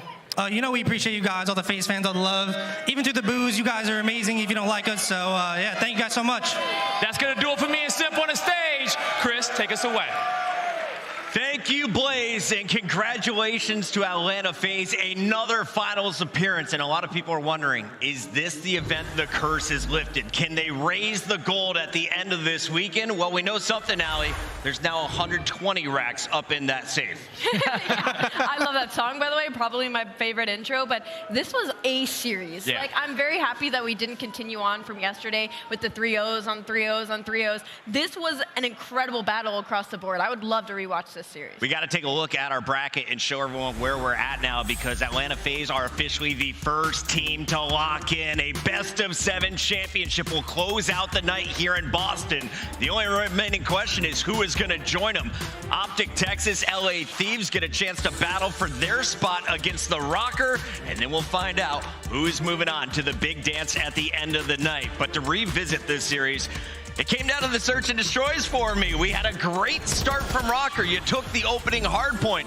Then, though, we see the comeback from FaZe. They never give up, and this is our final round of S&D, Jack. Oh, yeah. Once you get into this final round, it all started with Simp finding that first blood at that B site. Once he takes down Kami, you now force Bance to play over towards that position, and then when they catch him lacking right through the middle of the map, the 2-piece chow comes in, they take him down, and I thought it got scary. I thought it got out of hand right here because it was a free rotation over towards that B bomb, but they cut it back. And with Afro peeking right here and then attach dropping, a 1v3 is never going to be easy. We talk about COD timing. You have to think a half second later climbing that ladder, he's going to take down a BZ and then has the opportunity. But Afro, lights out again in this series. Definitely a young gun to keep your eyes on.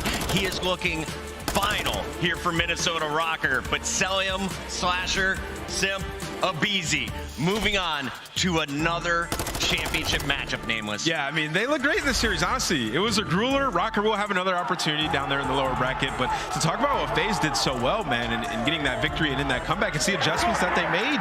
And I want to give some love here to Simp, man. Yeah. I feel like we always talk about how good he is individually as a player, but the cerebral plays that he makes for this team, I feel like, you know, they go unnoticed at times. The adjustment he made going over towards couches, playing his life, watching top rails, things like that. Like, the kid is a monster, and, you know, he was going off in the first search as well. If you're just joining us, this is another 2-4-5 victory. They win both search and destroys and one of the hard points towards the end of the match after falling early. Atlanta FaZe clutching up here. And we have our Scuff play of the game. This was actually from the first search and destroy. Simp drops the ace on us, Allie. I mean, when we talk about Atlanta FaZe, they are undefeated so far in Search and Destroy on land for our majors so far. So, I mean, it's just been masterclass from them across the board. We talked about at the beginning of the season, and usually it does come from a player like Simp. He's very intelligent. Like, the IQ and his adjustments that we see this player make mid-round, mid-map is incredible to watch, especially if you're staring at that mini-map. So, Atlanta FaZe, I want to see if somebody could take a search off them in that grand final. Well, Seattle did it last event. Hey. They're the only team that's beaten them in a search on land. I know, it's just weird. Like, the worst search team is the only team that's beaten them on land in search. Hey, it is what it is. It's Call of Duty, and we have more of it coming up when we return. It's a battle for the top 3. Optic, Texas taking on the LA Thieves. A historic day for Call of Duty League. Don't go anywhere. This is Boston Major 2. GMC Hummer EV here in not-so-sunny Boston to pick up Methods of Boston Breach. Methods keeps finding the kills. Methods is chopping them down. He's going to be on the Mount Rushmore of Call of Duty. Hoping to get him to relax a little bit. Some players have the luxury of being stress-free at all times. I'm not one of those players. Or he has to host Major 2, which is just around the corner. Even the world's greatest Call of Duty players have to get outdoors once in a while. So we're on a journey to reconnect them with nature in the revolutionary GMC Hummer EV. Let's go touch some grass.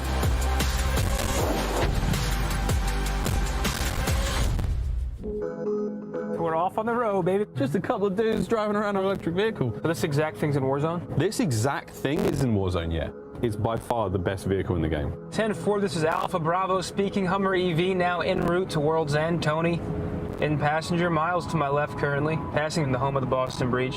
The amount of people on the road that have just like cracked ahead and stared at us. I've never been in an epic car. This thing is crazy. I got a heated seat, we got a flat screen, Wi-Fi, power outlets. It's like my house.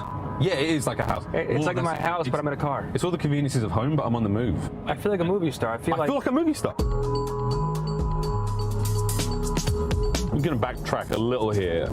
Let's talk the major. Oh, no. For the folks at home, what the hell happened there? What was, in our opinion, going to be a great weekend turned out to be one of the worst. We were eliminated after day 1. Challenger squad from the UK Elevate took down Boston. It really was a series of unfortunate events. They go up into land and Awakening gets 6. I was dizzy, nauseous, and like, I went back to the hotel, I was thrown up. Boston Breach got themselves a substitute. Vegas, you get it done! Out goes the Boston Breach! No one wants to be done in the very first day. It's important to like just hold each other accountable to the point where it's like we have to get better, and we will, but we're not losing faith. And now we move forward to Boston Major. Boston is hosting the major, baby. Is it weird hosting? Do you feel like any sort of extra pressure? Obviously, it being in Boston, we don't want to go home early. The crowd's going to be crazy, so I'm looking forward to that. I can't imagine how loud that place is going to be. Hearing the crowd and like the vibrations and being that team environment, when it comes together and like you actually get to enjoy a win, there's no better feeling. I'm not trying to flex, but I was the youngest pro in the world at age 15. I've really experienced the highs and lows. Joined Toronto, and the first year goes well, right? We win an event, that was crazy. Winning the Toronto home series, that was awesome. It's 1v1 and Methods clutches again! Methods clutches again. I'll never forget it either. It's crazy to see how it's all transformed.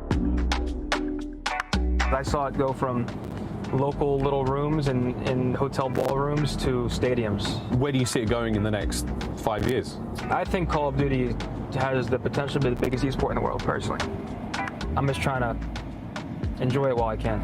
I don't want to say goodbye, but I think at some point it's inevitable, so it's just finding the right time to go. I don't think anything will ever match the feeling we get on that stage. It's pretty cool. It's not as cool as this GMC Hummer EV. No, it's not. I'm a pro Call of Duty player. It's a pretty high-stress environment. If I have a bad match, I hear about it for a week. I go on stream and I hear about it. So I'm trying to block out the noise, especially at this point in my career. It's very important to like try to keep yourself grounded. The mental and physical health side of the game is just as important as like the time you put it into the game. You have to take time for yourself and your own health. I just like being outside whenever I can be. Be a big fan of touching grass.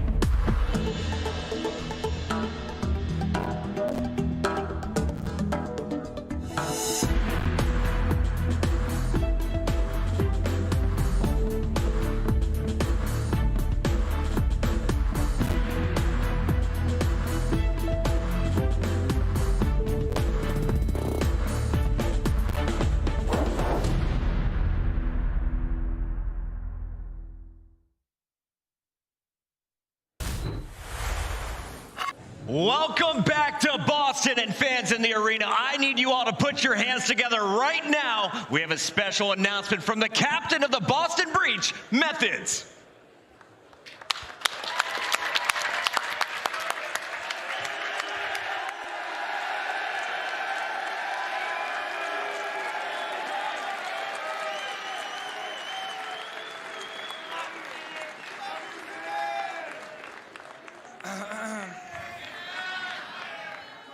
I'm going to do my best not to break down right now.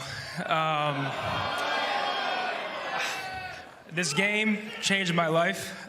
I was an overweight 15-year-old kid who didn't feel like I had much purpose. And then this game, this community legitimately changed my life and gave me confidence and made me feel like someone. I have my family here today, so I can't think of a better way to say goodbye than on this stage in front of my family. They've made so many sacrifices for me. I mean, my dad was driving me to tournaments anywhere and everywhere. My mom, she flew to Chicago with me for my first ever tournament and sat in the hotel room the entire weekend so I could play.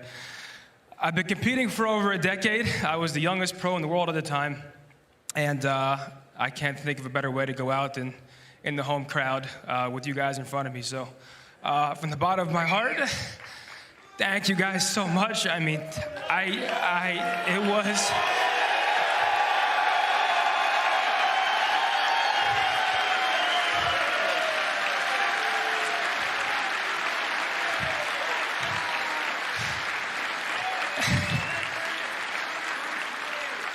It was the honor of a lifetime, man. Playing on this stage gave me the best memories that I will ever have, ever. I'm not going very far. I think I'll be around maybe a little more. I'm going to pursue full-time content now. I think ever since I got a taste of that, my mind has always wandered into what I can make that, and I hope to have your guys' support over there in the streams. Before I walk off, I want to thank the Boston Breach for giving me an opportunity when nobody really believed in me. I saw how much hard work they put into this event, and thank you. And they put a lot of blood, sweat, and tears in this event, and they gave me a home. I was with the owners for Thanksgiving because logistically it didn't make sense to go home for Thanksgiving. So these guys here are family. I will always be a part of the Boston Breach in spirit. So the future is green. I love you guys. Thank you guys so much. Enjoy the games. Thank you. Thank you. Thank you very much, guys. One of my favorite personalities of all time, a competitor from the earliest days of Call of Duty that I can remember, and it's only right to see him go out in front of his hometown crowd. Thank you so much, Methods, for everything you've done for me personally on the ESR, to watching you throughout your career. It's been a blessing to watch you grow up in front of all of us. And I just want to remind everybody, there are better days ahead. The man is about to take over the content world. Every watch party you've ever seen, they're all going to get better when this man steps in. And Chance, I think we need to reflect on just some of the achievements this guy has given us in the Call of Duty scene. I mean, trying to think of like a favorite Zinni moment is kind of tough, right? Like dropping 1.4s, winning MVPs back when he's playing for Rise Nation, him clutching a 1v4, like the first one to do it on like a Moscow during Cold War. But I think for Zinni specifically, it's not about any one given moment for him. It's about the longevity. He said it himself, the youngest pro, making it when he was 15, and he's just been a staple the entire time. And I mean, I think for me, greatness is more about accolades. It's about the person that you are, and I think Methods has been pretty on point his entire career of just being an incredible person. And Puckett, as you said, his main focus is better days ahead. So he's had greatness, and I think he's only going to get better. Ali, 6 champs appearances, 2 tournament wins, 55 pro tournaments over 11 seasons, and you've got to witness the last 2 here with us as a part of the CDL. What was it like to watching this man compete in front of the crowd this weekend? It was awesome, and honestly, I'm glad that he's going to content. I'm one of those emotional ones too. I'm trying not to cry. I remember, sitting up late just like everybody else and watching Shotzi and Seth and him play together and play ranked play, and those vibes, and creating somewhere the community can go at the end of a day, at the end of a tournament, at the end of scrims. Still to put that time in. I'm sorry, I'm such a crybaby. You're good. They do it great. They're awesome. I love the players. Incredible stuff from Methods. Always a pleasure to watch. Nameless, though, I know you had to compete against this guy, right? Yeah. You've gotten a chance to break down his gameplay in the recent years. What are you going to remember about Zinni's career? I mean, he's one of my best friends. I've been talking to him the last couple of weeks about this decision. I know how hard it was for him. I'll remember him. He was a solid player, grinding throughout the years, and always, he was never the first option for a lot of teams, and that's so difficult. When he got those opportunities, he always seized it and made the most of it. But I really remember most just the content, the good times that we had, and in content, he is going to kill it going forward. I'm so happy for him. I think it was the right decision, and he's going to have a good time, man. One of the greatest to ever come out of the state of New Jersey, and he's been doing it since he was a youngster. A lot of players trying to follow in his footsteps, and we have to look back at some of the great pictures. A lot of fans are now tweeting them. Here's a few with Scump in the top left. You can see them as they age throughout their career together, and you just have to think, I hope they reunite soon, Nameless. Yeah, I wonder what's next. That'd be pretty funny, man. But yeah, it's been so long, dude. Look at that top left picture. That was years ago.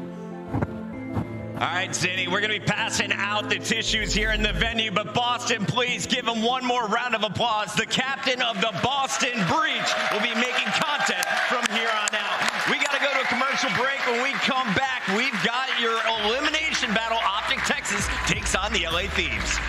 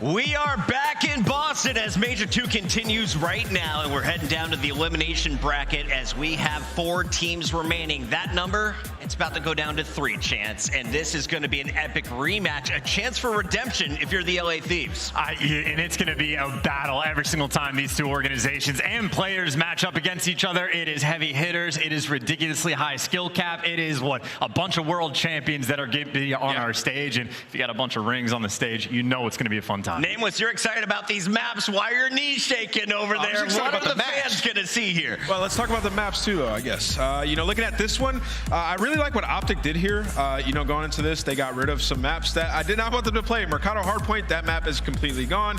You look at it as well, we're going to see Embassy Hardpoint, which LA Thieves do not like to play, so that's going to get interesting. And then for that Embassy Search and Destroy, now Optic typically, they've been very good at that map. However, they've lost the last 2, 1-6 and 3-6, with Shotzzy and Illy 6 and 15 across both of those embassies. So keep your eyes on those 2 players when we get to map 2. Name was called Optic Texas. The rest of the desk went red earlier today, but it's time to find out who's walking away and moving on to our final 3 as we send it to the stage with Blaze. Thank you so much, Chris. Boston! It is time for our elimination finals, and we have to send one more team home. To come to the stage first, looking to add another trophy to the compound, it's your world champions from LA. So what's the plan? Same crew, but this time, we take everything.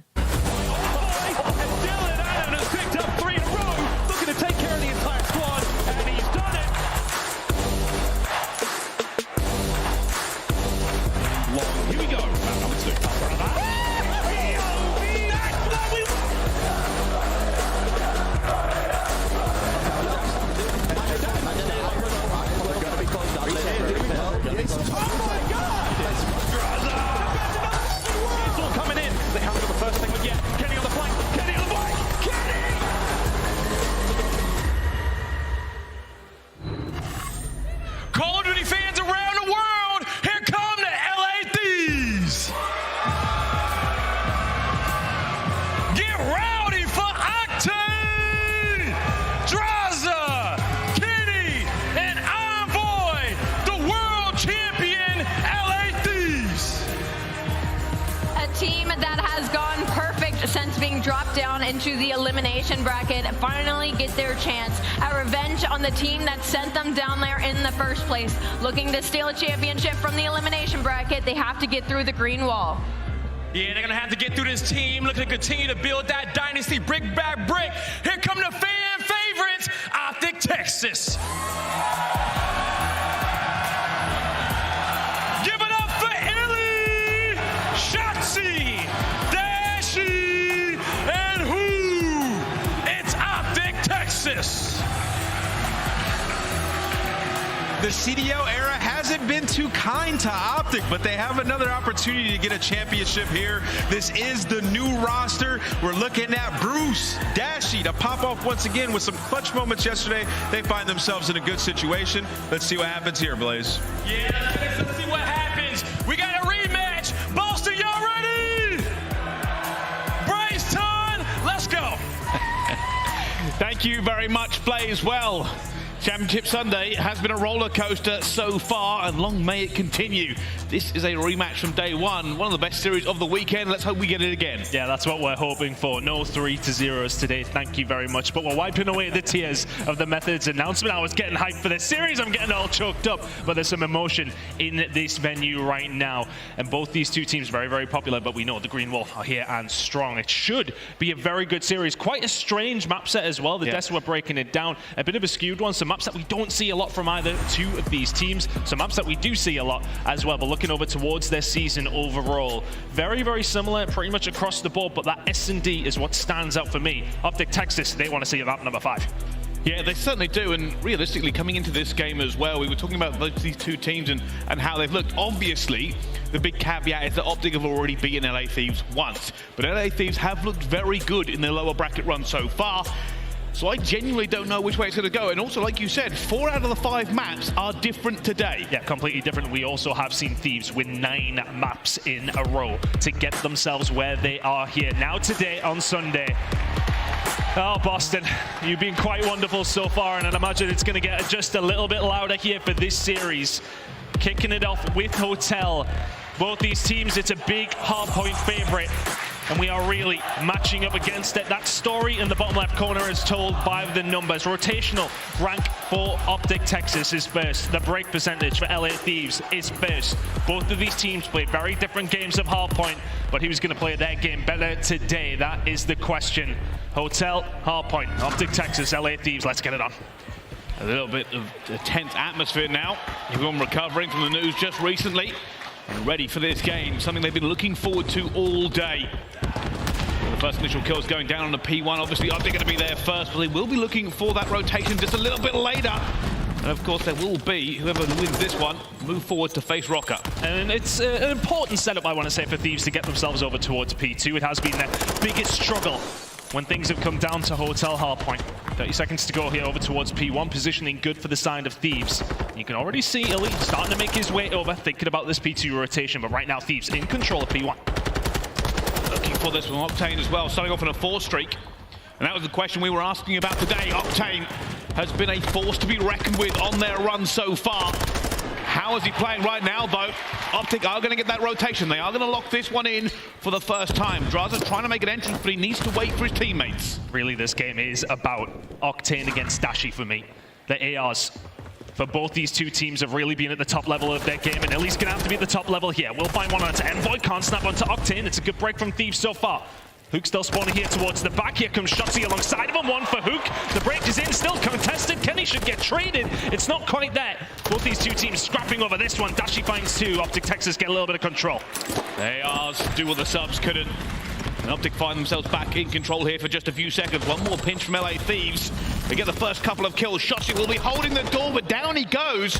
And already they're in. Dashi trying to fight it, but not going to be able to. LA Thieves locked that one up. The rotation is now in. Optic are here first. Walk away licking their wounds after that one. Nice break from Thieves, and it really has been a catalyst for them. Typically P2 is where they have struggled, but a good hold has usually resulted in good results on Hardpoint Hotel. Here we are over towards P3 though, which is where Optic really do play their best Call of Duty. They are here, they are locked in, the rotation works out, and Optic Texas in control. And Optic have pushed LA Thieves quite some distance away from this. They're going to get the initial time. It's not even about the kitchen fight. The snaking is not even there yet.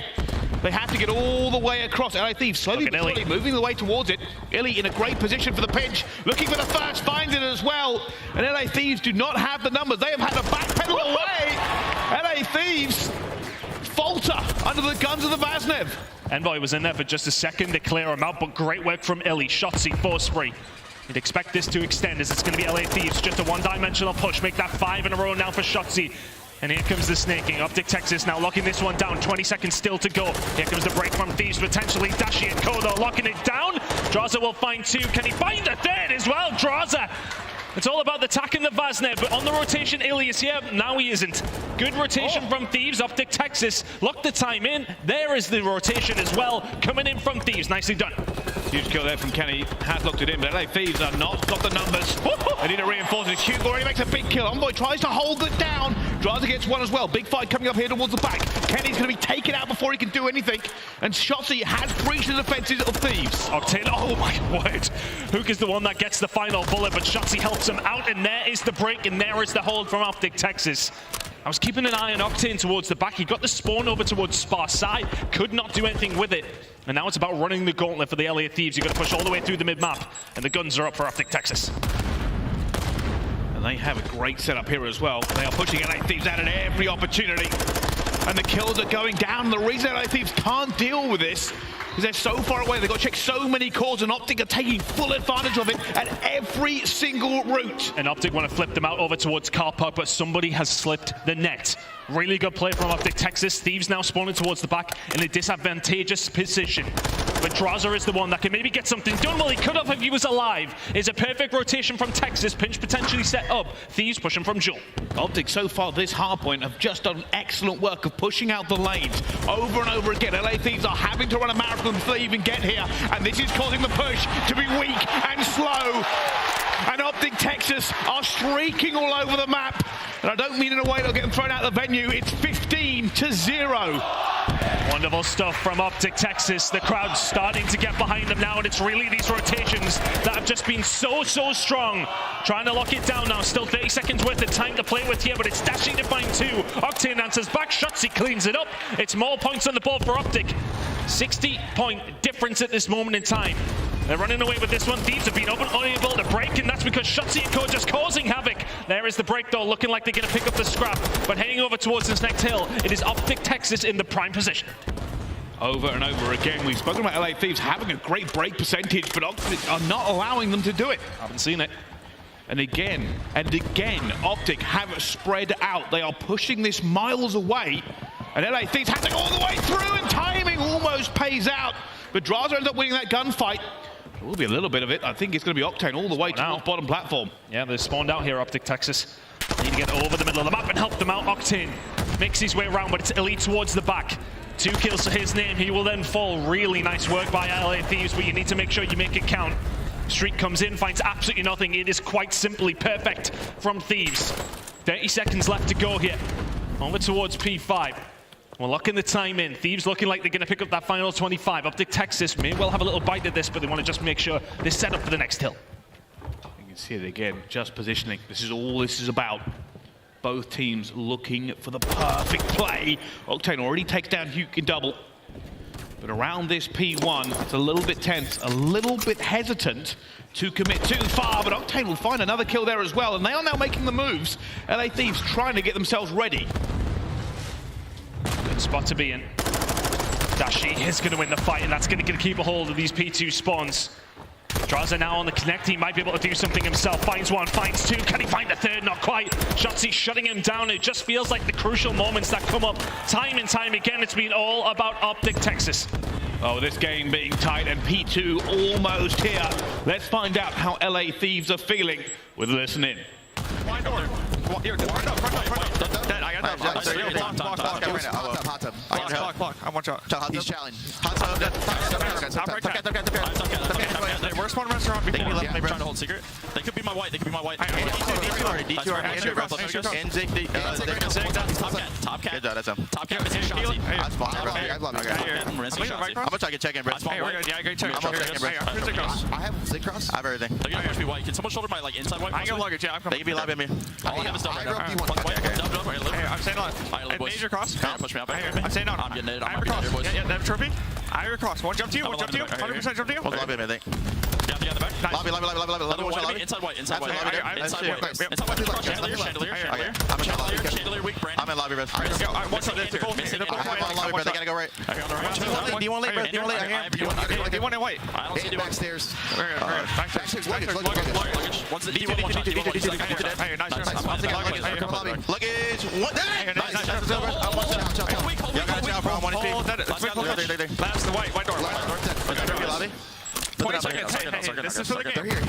I'm killing this good. It's for the game. I'm going left. I didn't see him run back to white, bro. I don't see him. He didn't run back to You love that? That guy just went off. We push him. Count hit twice. He's going back to. He's into. Solo. Okay, secret and solo. I spawn back out. Let's go front together, bro. Let's go clear front. You gotta stay alive, Zach. You gotta stay alive. Let's go front together. I'm here to you. I'm gonna be white. I'm coming in.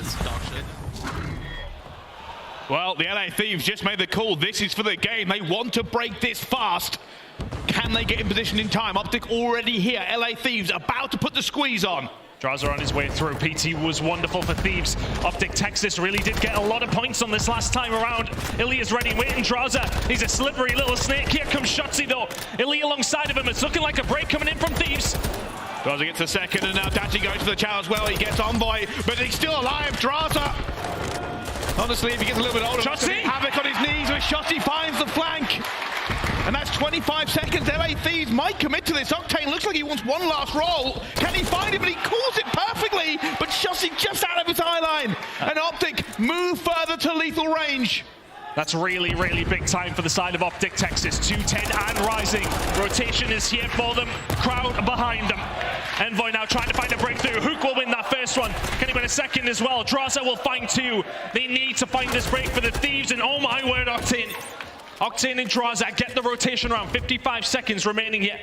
Over towards the lobby. Can they hold this down? Optic Texas do have nobody on the pinch right now. And Thieves not only need to hold this, they need a good rotation as well, but here come Optic. They're looking to break it. They don't even care about the rotation. Oh! They're going to get 3 already. It's open. Only Kenny can do anything now against the green wall surrounding him. And they can win it here, Optic. They just have to hold for a second. Oh, good shots from Kenny, not quite good enough. Eventually will finish the kill. Shotsy round the corner. Here come Thieves, they're around the front, but Hook will deal with him. Can they still win it here? Just about. No, they cannot now. Thieves inside. It's all about this rotation as we head over towards Restaurant. But Optic Texas is going to be within touching distance of the win. They must win this rotation round if you're Thieves, and you have to hold it. Thieves have so much work to do. Shotsy on a 6th streak as well, but will be gone by Envoy before he can do any more. And you can see Thieves spreading out. Every angle must be covered. Every door must be bolted. Every window locked for them. Shotsy opening up proceedings. Here comes the cruise. And he's found nothing with it. LA Thieves still have the numbers. They can't win it here, but Optic will keep pushing this. They will keep applying the squeeze. Pressure coming in from mid-map. Illing will open things up. Shotsy will follow. 4 seconds away. There's the slide. And there is game 1. Optic Texas.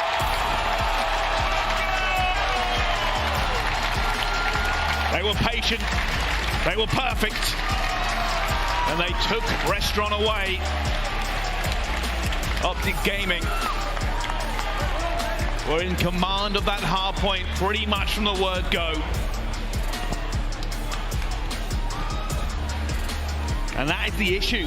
When you are that far behind for Thieves, you can't allow a break, you can't allow a rotation, you can't allow scrap time.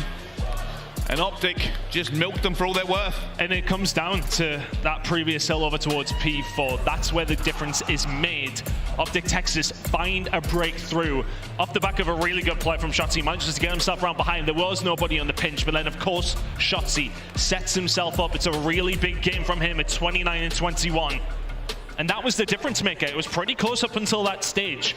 But some really decent breaks from a team who have really struggled to do so. Overall in Hardpoint, both these two teams are on the opposite ends of things in terms of those statistics. Rotation belongs to the side of Optic Texas. Breaking belongs to the side of the LA Thieves.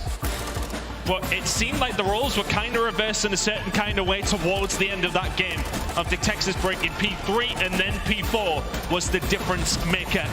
They walk away with, I want to say, a relatively crucial map number 1 as well. Knowing that Search and Destroy is such a strength for them as well. Puts them in a really good series point at this stage. Fantastically done. A really good map number 1 from them.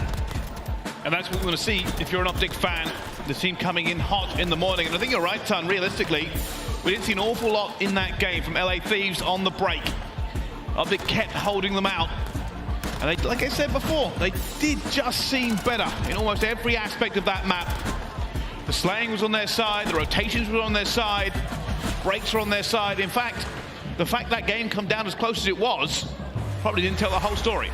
Yeah, pretty comfortable in the end for Optic Texas, who will find themselves a 50-point win to kick off the series here on Championship Sunday. A long way to go through this losers bracket. Minnesota ready and waiting for the winner of this game. Well, let's have a look at it and how things did break down. Shotsy, the damage dealer here for his team, a 1.38 out of him.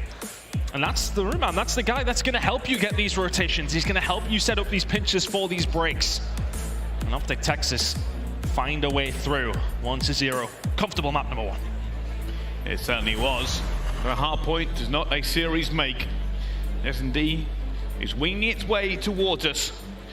Embassy will be the next map in this series. Atan, how are we feeling about it?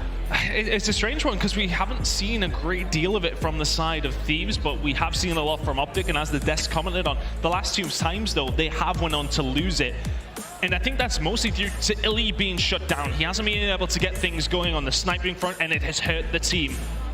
And for the side of Thieves, they see that, they go for that potential weakness, and something that wasn't a weakness for Optic Texas. So Thieves, they are banking on this map. They know that if they lose the Search and Destroy, to get the reverse sweep going, you need to gonna have to play them on LSELO, which you have already lost to them this week. So it's a big map for both these two teams. Every single one is, let's be honest, but I feel like this is one for the side of Thieves to be looking at and saying, right, let's get the job done here, let's tie the series up. Yeah, and realistically, it seems to only be Optic that can take maps off LA Thieves this weekend. A little bit of kryptonite. See whether or not they can bounce back. There is a very large part of me that really wants this to go to a Game 5, just because we really haven't had one ton this weekend. No, we haven't. I think they're the only ones who haven't had one. So I don't know if we've cursed it or if we are just cursed. But Optic Texas right now, they are enjoying game number 5s. Maybe, of course, didn't enjoy their series against Minnesota, but every other game, map number 5 has went their way. And can that be the case here up against the side of the LA Thieves? That's what they'd be banking on if it does need to get there, but they won't want to see it, let's be honest. No, that is the entire series of this. And also one of the things we did kind of touch on earlier is how these maps have changed from their first map.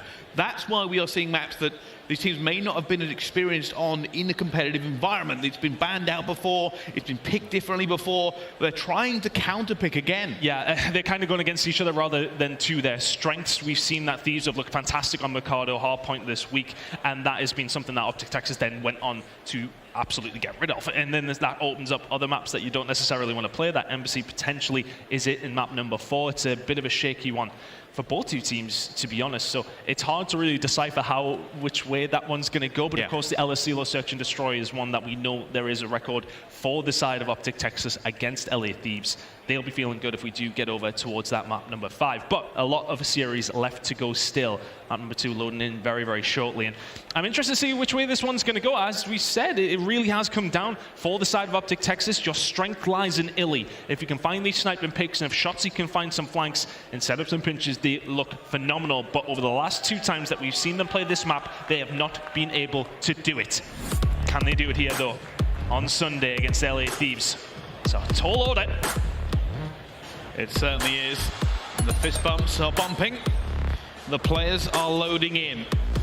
MC Search and Destroy. This one moves them forward. This one guarantees top 3. And not exactly what you want to see if you're a fan of the green wall. 6-15 on 2 of your players. Yeah, and they are the crucial factor on this map. But of course, the last 2 times, if they're having that kind of performance, it has went on to hurt them.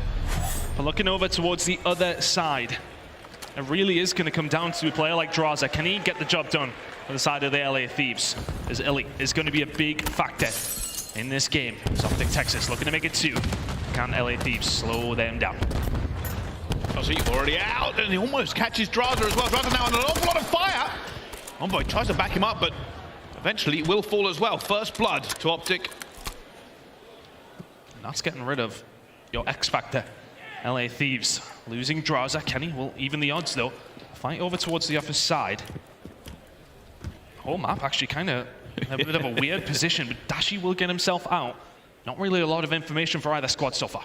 And this is the biggest issue now. LA Thieves and Optic Texas are trying to figure this out. Octane and Hugh are but a bit of masonry apart. Oh, he's seen a pixel. Doesn't want to reach out, though, and realistically, nobody's moving. All that's happened there is a call-out, but nothing more. And if you are on the Thieves, you're in a good position to go towards either side. The child's going to start coming in. Octane actually going to go for it as well. Information gained also for Optic. Trade comes through, 2 versus 2. And that's bombed down Envoy. Superpowers activated, dead silence. Waits it out, waits for his teammate, but Shotzi already takes down Kenny. Envoy now for a 1 versus 2, looking for something, looking for anything onto this as well. Gonna find Shotzi, but no, Shotzi alive again. Gets out of there before anything happens, and 27 seconds to go. Time on his side for Envoy, but information is just not there. Shotzi gets out again, who lines it up. Great bait and switch from Optic Texas to get the first round. And it was a strange one at that. Neither team really had a lot of info of when either side really were at any stage until that bomb goes down, until Octane gets challenged by Hook, who cleans up the round for Optic Texas. And that's kind of the crazy thing as well. Shotzi just refusing to fall.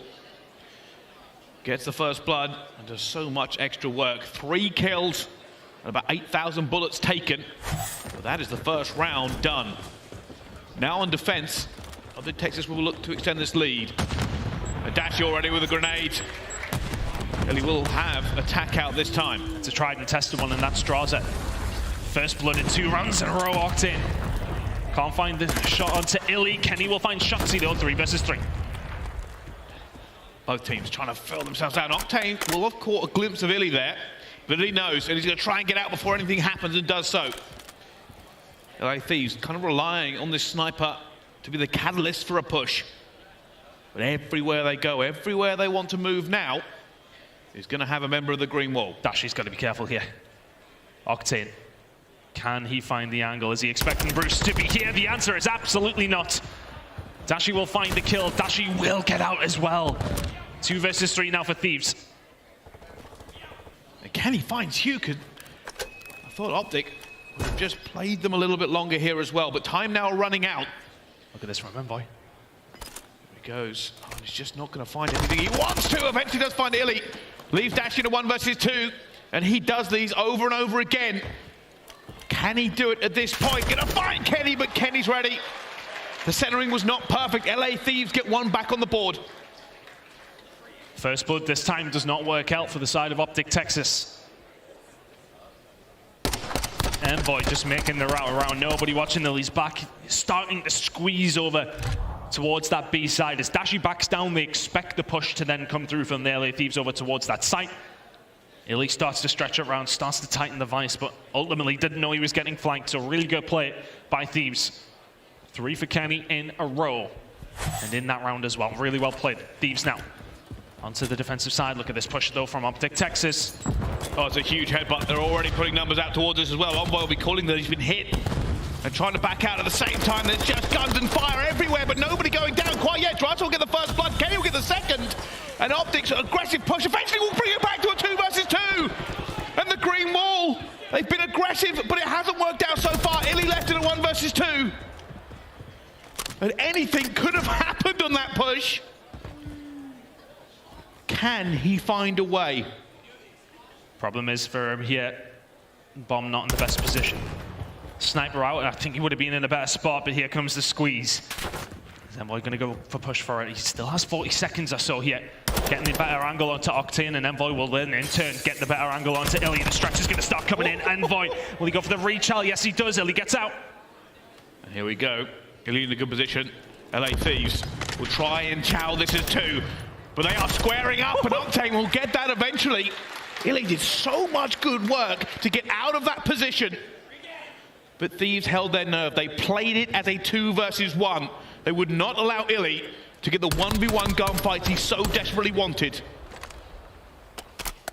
A lot of action off camera there, unfortunately, but it was really that hold over towards the orange side that LA Thieves wanted to make sure they kept a hold of. Stops that bomb going down so easily, and I think it was Huku who actually pushed with the bomb, and as soon as he loses it there, it makes it so difficult for Illy to win that round. Thieves now in a good spot. Got to be careful of that grenade that came over last time. Doesn't hurt them. A lot of purchase over towards the B side here now. Hook, does he have an answer? Are they going to guess this correctly? LA Thieves have been aggressive this time, but not really finding any purchase. They are waiting for something, but Dashi already taken down Octane. Made himself visible for just a second. Can LA Thieves get this trade coming through? They have guessed pretty much correctly where this player's going to be, but they don't win the gunfight, so it doesn't matter. And Kenny, dead silence. Is it the difference? It's a 2 versus 4 for LA Thieves. 2 versus 3 very shortly. Oh, he waits for it, but does eventually get it. Small play from Kenny. Just bided his time, but this is not a gunfight that he wants to take on. Grenade might help him out. Shotzi also on his way. Dashi's just baiting. Surely he is. Envoy will find one at the Dashi though. Hook takes down him as well. Now 1 versus 2. Kenny makes it a 1v1. The reads. Unfortunately, doesn't know where Shotzi is, but Shotzi does know, and Shotzi is going to get it surely. No, now running for his life, Kenny. Panic, stress, everything else. They've gone different directions. Kenny goes for the chow off the top rope, and Shotzi gets away again. Now has to hunt him down. Pre-fire coming through. Shotzi dipping out one more time. What have we just seen? It comes down to a gunfight, and Shotzi is so slippery. You just can't get him. You can't lock him down.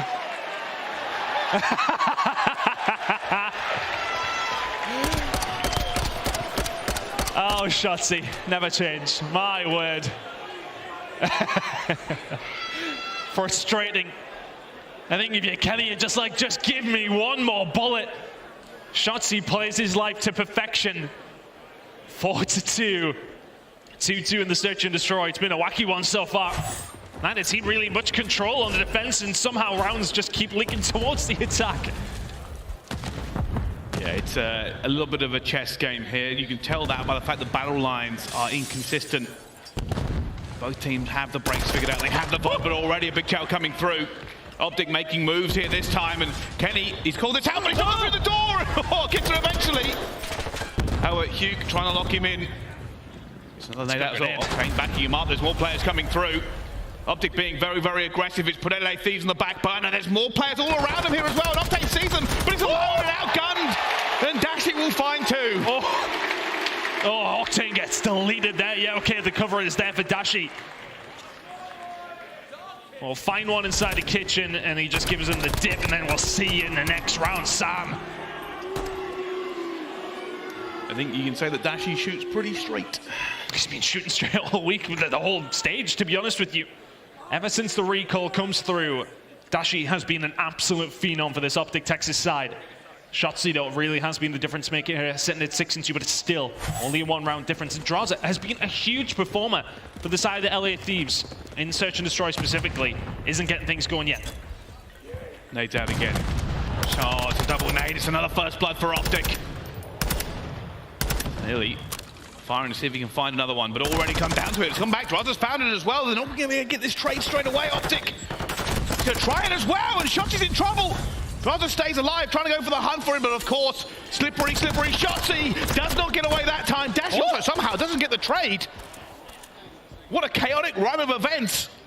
LA Thieves have 3 players still alive somehow. Not anymore. 2 versus 2. This has just been crazy. Nobody really seems to know where anyone else is. Draza gets himself up top. Illy just trying to get into cover.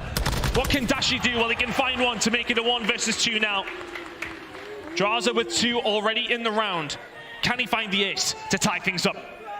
Draza hoping for an opportunity. Where can he go?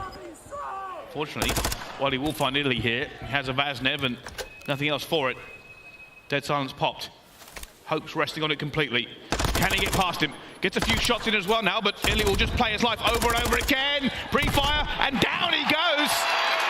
Optic Texas get another round on the board. And with these chaotic S&D rounds, we know how much Optic like playing in chaos. And trust, I mean, there's just nothing you can do there. That's a valiant attempt, but Illy never gonna let that one slide. Optic Texas in danger of walking away with this. 3-4 for Illy. Of course, we highlighted the issues that he's had on this map specifically very recently. He hasn't necessarily need to go off yet, because Shotzi and Co have been getting the job done. Pushing, like, looking over towards B.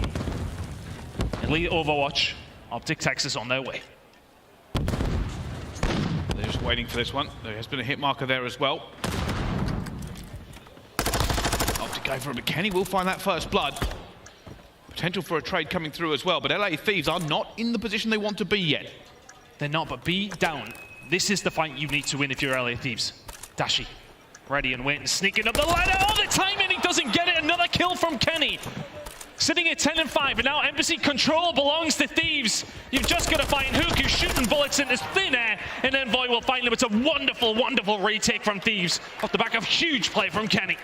They spread out the map. They try to take their gunfights as well, but you are right, Kenny made the difference. The spin and burn a little bit faster than Dashi could do it. Just a little bit of relief. It's not going to be 5-2, it will be 4-3. You're still behind, but that feels a lot better. It's one of those swing rounds, isn't it? We talk about it so often. That scoreline does look a lot better if you're the LA Thieves than a 5-2 potentially would. But this from Kenny on Dashi, just gets the good timing on him. Finds the kill, and that completely opens things up. If Kenny dies there, it's a very, very different story. He hasn't died much, so 10 and 5 from him. Really big search and destroy. LA Thieves, though, still around behind. Now their turn to attack. What comes out of the playbook here for LA Thieves? Well, I believe they've already seen this from Illy. Shots to try to get another play towards the mid, but will be cut down. This time it does not work out. LA Thieves have the first blood. Optic looking for a rebuttal. It's going to be Hugo under the gun as well, and he just gets the wrong timing. Envoy will take him down as well. Illy and Dashi, 2 versus 4. The LA Thieves, we've seen yesterday up against Ultra, they just play in pack so well. But are they expecting this now? Thieves made most of their push over towards the A site. Illy is going to go for it, but Octane will cut him down. It is a flawless round for Thieves to tie things up. 4-4. Pretty clinical there in the end. You can say a little bit of bad timing for Optic. Shotzi got stunned. Cute through his stun and got caught as well. Nowhere really for Dashi and Illy to go. But all tied up. And this is where the teams might be trying to pull something out of the playbook. Try find the difference. 2 rounds in a row now for Thieves. Momentum is with them. The crowd trying to get behind this Optic Texas lineup now. 4-4. It's once again going to be a settle over towards B. The grenade will find nothing, but will find information. The fact it finds nothing, now they know that Optic Texas aren't finding this push. Draza in a dangerous spot for him, but also for Shotzi, as he'll find a kill now. 4 versus 3. And Optic looking for something off the back of Illy.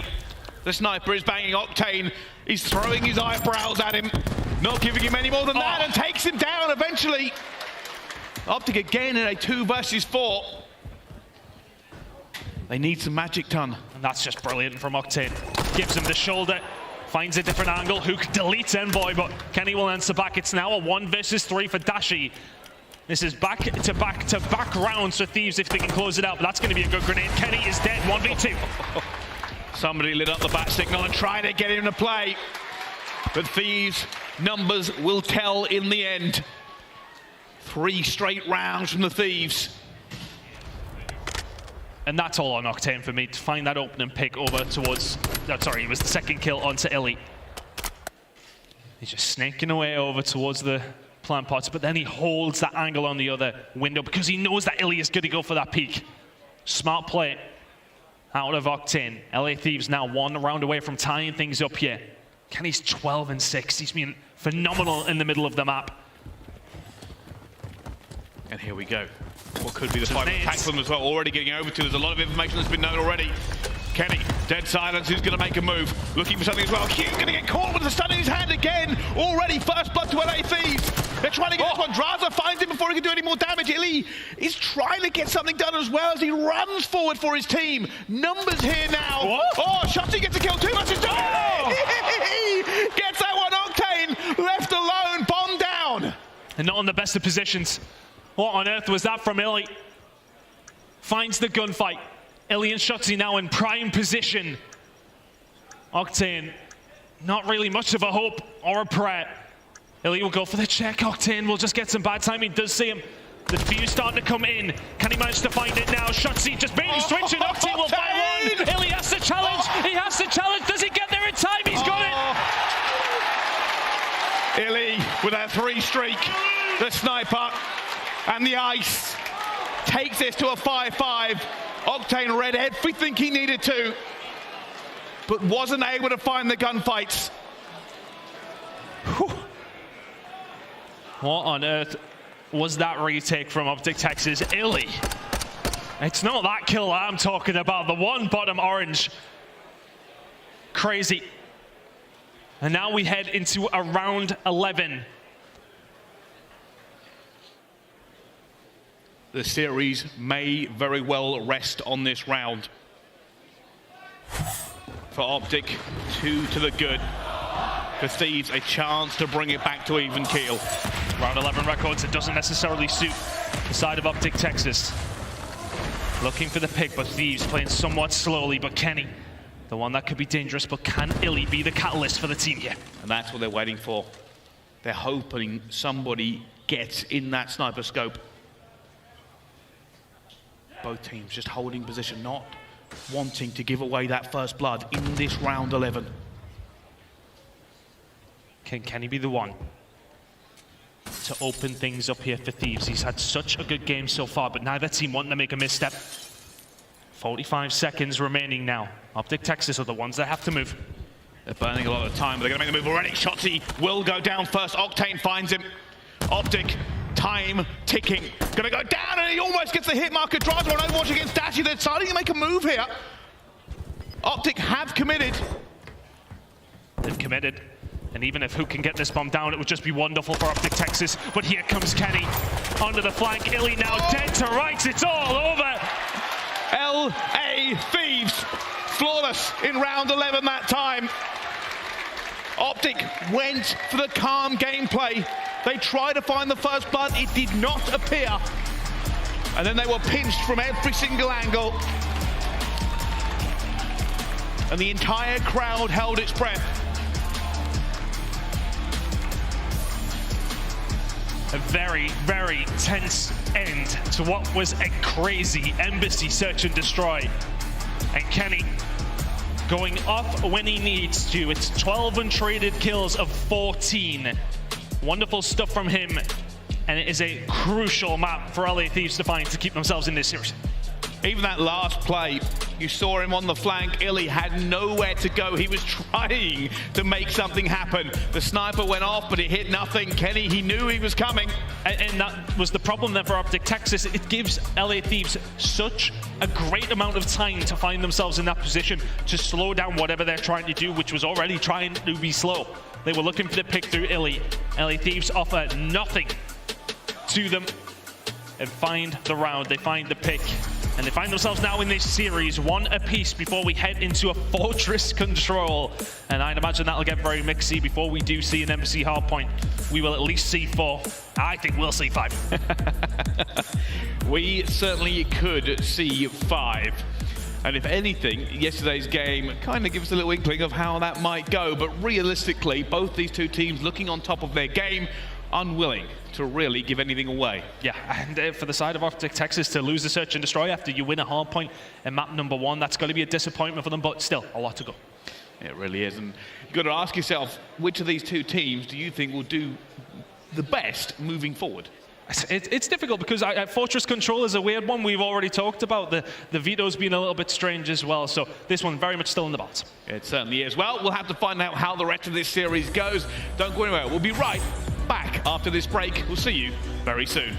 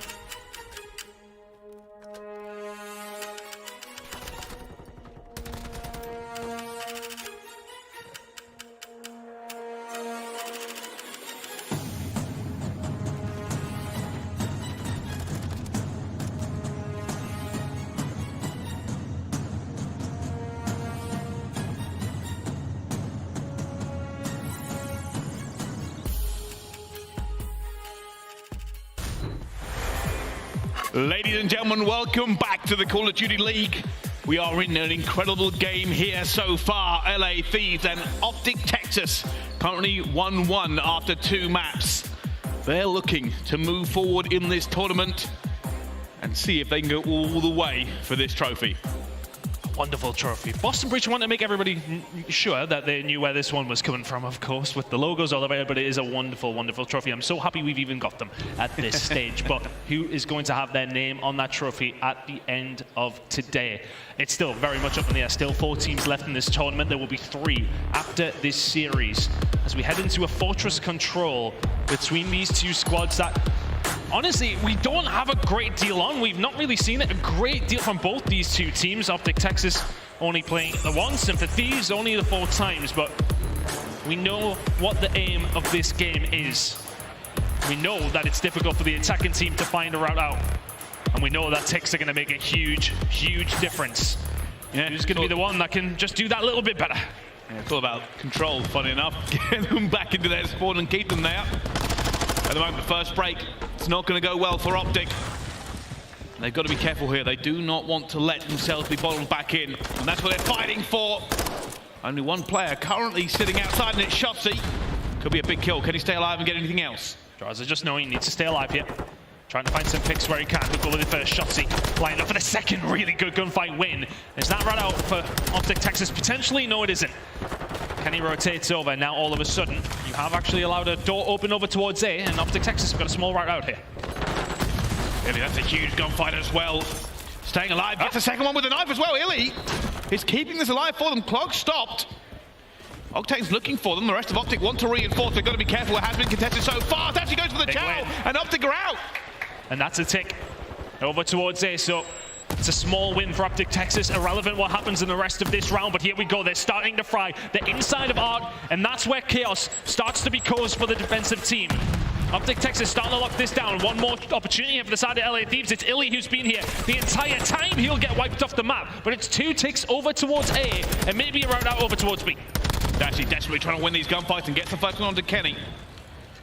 Optic refusing to allow themselves to be put back so far, and Shotzi flies out, and now they've got to hunt him down.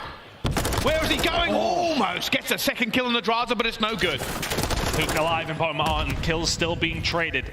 Optic Texas may well be down on lives here, but we've already seen the damage done over towards A. I'm curious now if Optic Texas even try much here. They may well see if they can find a kill or 2. Shotzi will find 1, and now there is a little bit of a gap to try and get yourself out. You managed to make it over towards B, but not quite. Hook finds 1 in the middle. Still an opportunity here for Optic Texas to do a little bit more damage. Yeah, it's a desperate run for it as well, and Draza does all right. I know where you're sprinting from, however. Illy's still alive, and Octane, though, great centering, eventually will take him down. And with 2 seconds left to go, this should all be locked in. I say that, gunfight going down on it, but it will be over and done with. Highlights there, Optic Gaming did not make it easy for the Thieves. They got ticks, they kept it a little bit chaotic. It is the secret to this map. Do not get fully white and stay in spawn. 2 ticks over towards the side of Optic Texas. And that's a win when you're on these attacking rounds. If you can find anything, and then you move on to your defense and just allow the other team nothing, you're in a really good spot. It's these small, minute differences when it does come down to fortress control, and it's about being steady all the way through. The side of the LA Thieves, defense is really strong for them. One of the strongest defensive teams in the game when it does come to fortress control, but that is a stat that is high on every single end from every single team. But they have found a breakout over towards B, or they had done. Shotzi will find 1, it will get traded. LA Thieves, a little bit of a window here. Hugo unfortunately gets done there as soon as he pops dead silent, so he has to slow his roll just a little bit. Now they're waiting for it. Look at this though from Optic. They are challenging every single angle. They want to put them all over the place, but they've managed to get it. And that's the second tick through. The third tick might be in as well. You can see the stack coming in. And now Optic will have to just settle for A. And Shotzi, of course, he's being sneaky as per usual. And he knows that all 4 of them up, so he isn't going to mess with the spawns too much. Pushes all the way around, finds 1, can't find the second. And now to the side of Optic Texas, this is still doable. Good shots coming in from Octane, can't find the third. But straight away, I mean, it's a big gunfight win from Hook. And Optic Texas may well still go on to win this round. But the problem is they're going to be behind in ticks heading into rounds 3 and 4. And that's another big gunfight from Illy. That has put LA Thieves back in the puddle. Raza may be sitting stables, but he is trying to win a gunfight when Optic are set up. And he wins the first one as well. It all slows down a little bit as it goes for it as well, and it's going to be shut down before anything else can happen. But we can see this over and over again now. Optic will cover every angle. Need to limit the damage being done here. There's going to be a couple of ticks, potentially more, going over towards the side of Thieves. They do have Kenny in a position to cause some issue. Octane will find the first gunfight and a second as well. Pushing in over towards A now. Shotzi has to defend. Shotzi has to stay alive. Illy on Overwatch. Shotzi with a challenge. Really good gunfight win. And that forces Thieves back again. A minute still to go here. That time was extended. Lives just ever so slightly in favor of Optic Texas. But as we have mentioned, those ticks belong to Thieves, irrelevant of what happens in this next 50 seconds. Big first kill, but Shotzi's going to try and make an issue for it as well. And Kenny jumps back into the doorway and goes down. Thieves are still not out. Shotzi being a problem one more time. Will they read this? They aren't. They haven't read it, and Shotzi, he's behind, already found the way. Doesn't find anything of it. Shotzi, will you kill somebody? Like, how on earth? Still alive, still running, still going. Shotzi still gunning. And while the Thieves are out, they are running out of time. They are running out of places to go. Just causing chaos. As he said, they revel in it. That's now 5 in a row from Shotzi. Thieves onto the point though, over towards it. Has to win this gunfight and does so. Wonderfully well played from Shotzi. It's 6 in a row. But it's a defensive round win that's going to click on through unless Thieves can perform some sort of miracle from here. Where Thieves will take the advantage. They managed to get one more tick. The positivity is just the one. There's 2 more seconds. Shotzi will end the round on a 7 spree, but it will be LA Thieves, maybe the happier of the campers here. Yeah, Shotzi being really difficult for LA Thieves to deal with.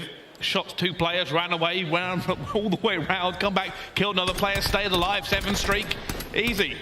I wonder how influential that streak will be as they move into this attack. That is a big factor. So now we head into another 2 rounds of defense. Both these 2 teams will be looking to keep it under lock and key. But it is the LA Thieves with that 1 tick advantage. And now we'll look to not give anything over towards the side of Optic Texas. But the caveat, a streak available for Shotzi. That could very well influence how this game goes. I think it'll probably all be based around the break. No, wait a minute, he's going to use it to break. Here it goes. Can they find the opening? And Dashi already gets one onto Envoy. They look for a second, it's not going to happen, but it has allowed Optic to break out. That would have been a big kill. Will eventually be found. Shotzi continues the spree. It now lies at 8. And Optic Texas have found a route out over towards the A side. Envoy trying his best to do something about it. Illy will be there for the trade. Shotzi eventually has been taken down, but great shots in from Illy. This is now 2 ticks. It's going to be more. Over towards A. So good work from Optic Texas. They used the streak for information and to get them out. It's a big gunfight win from Illy. Trade comes through. A not quite locked in. And Dashi should be able to get this. I don't think they're going to be challenged. Say that, and Traza goes for it and wins a huge gunfight. The tick coming through on the way. Hugh trying to stay alive and doesn't gun Octane. It's a game of inches here, but eventually Optic will not only be able to get out, they will get A. That's now Optic in a good position, +2.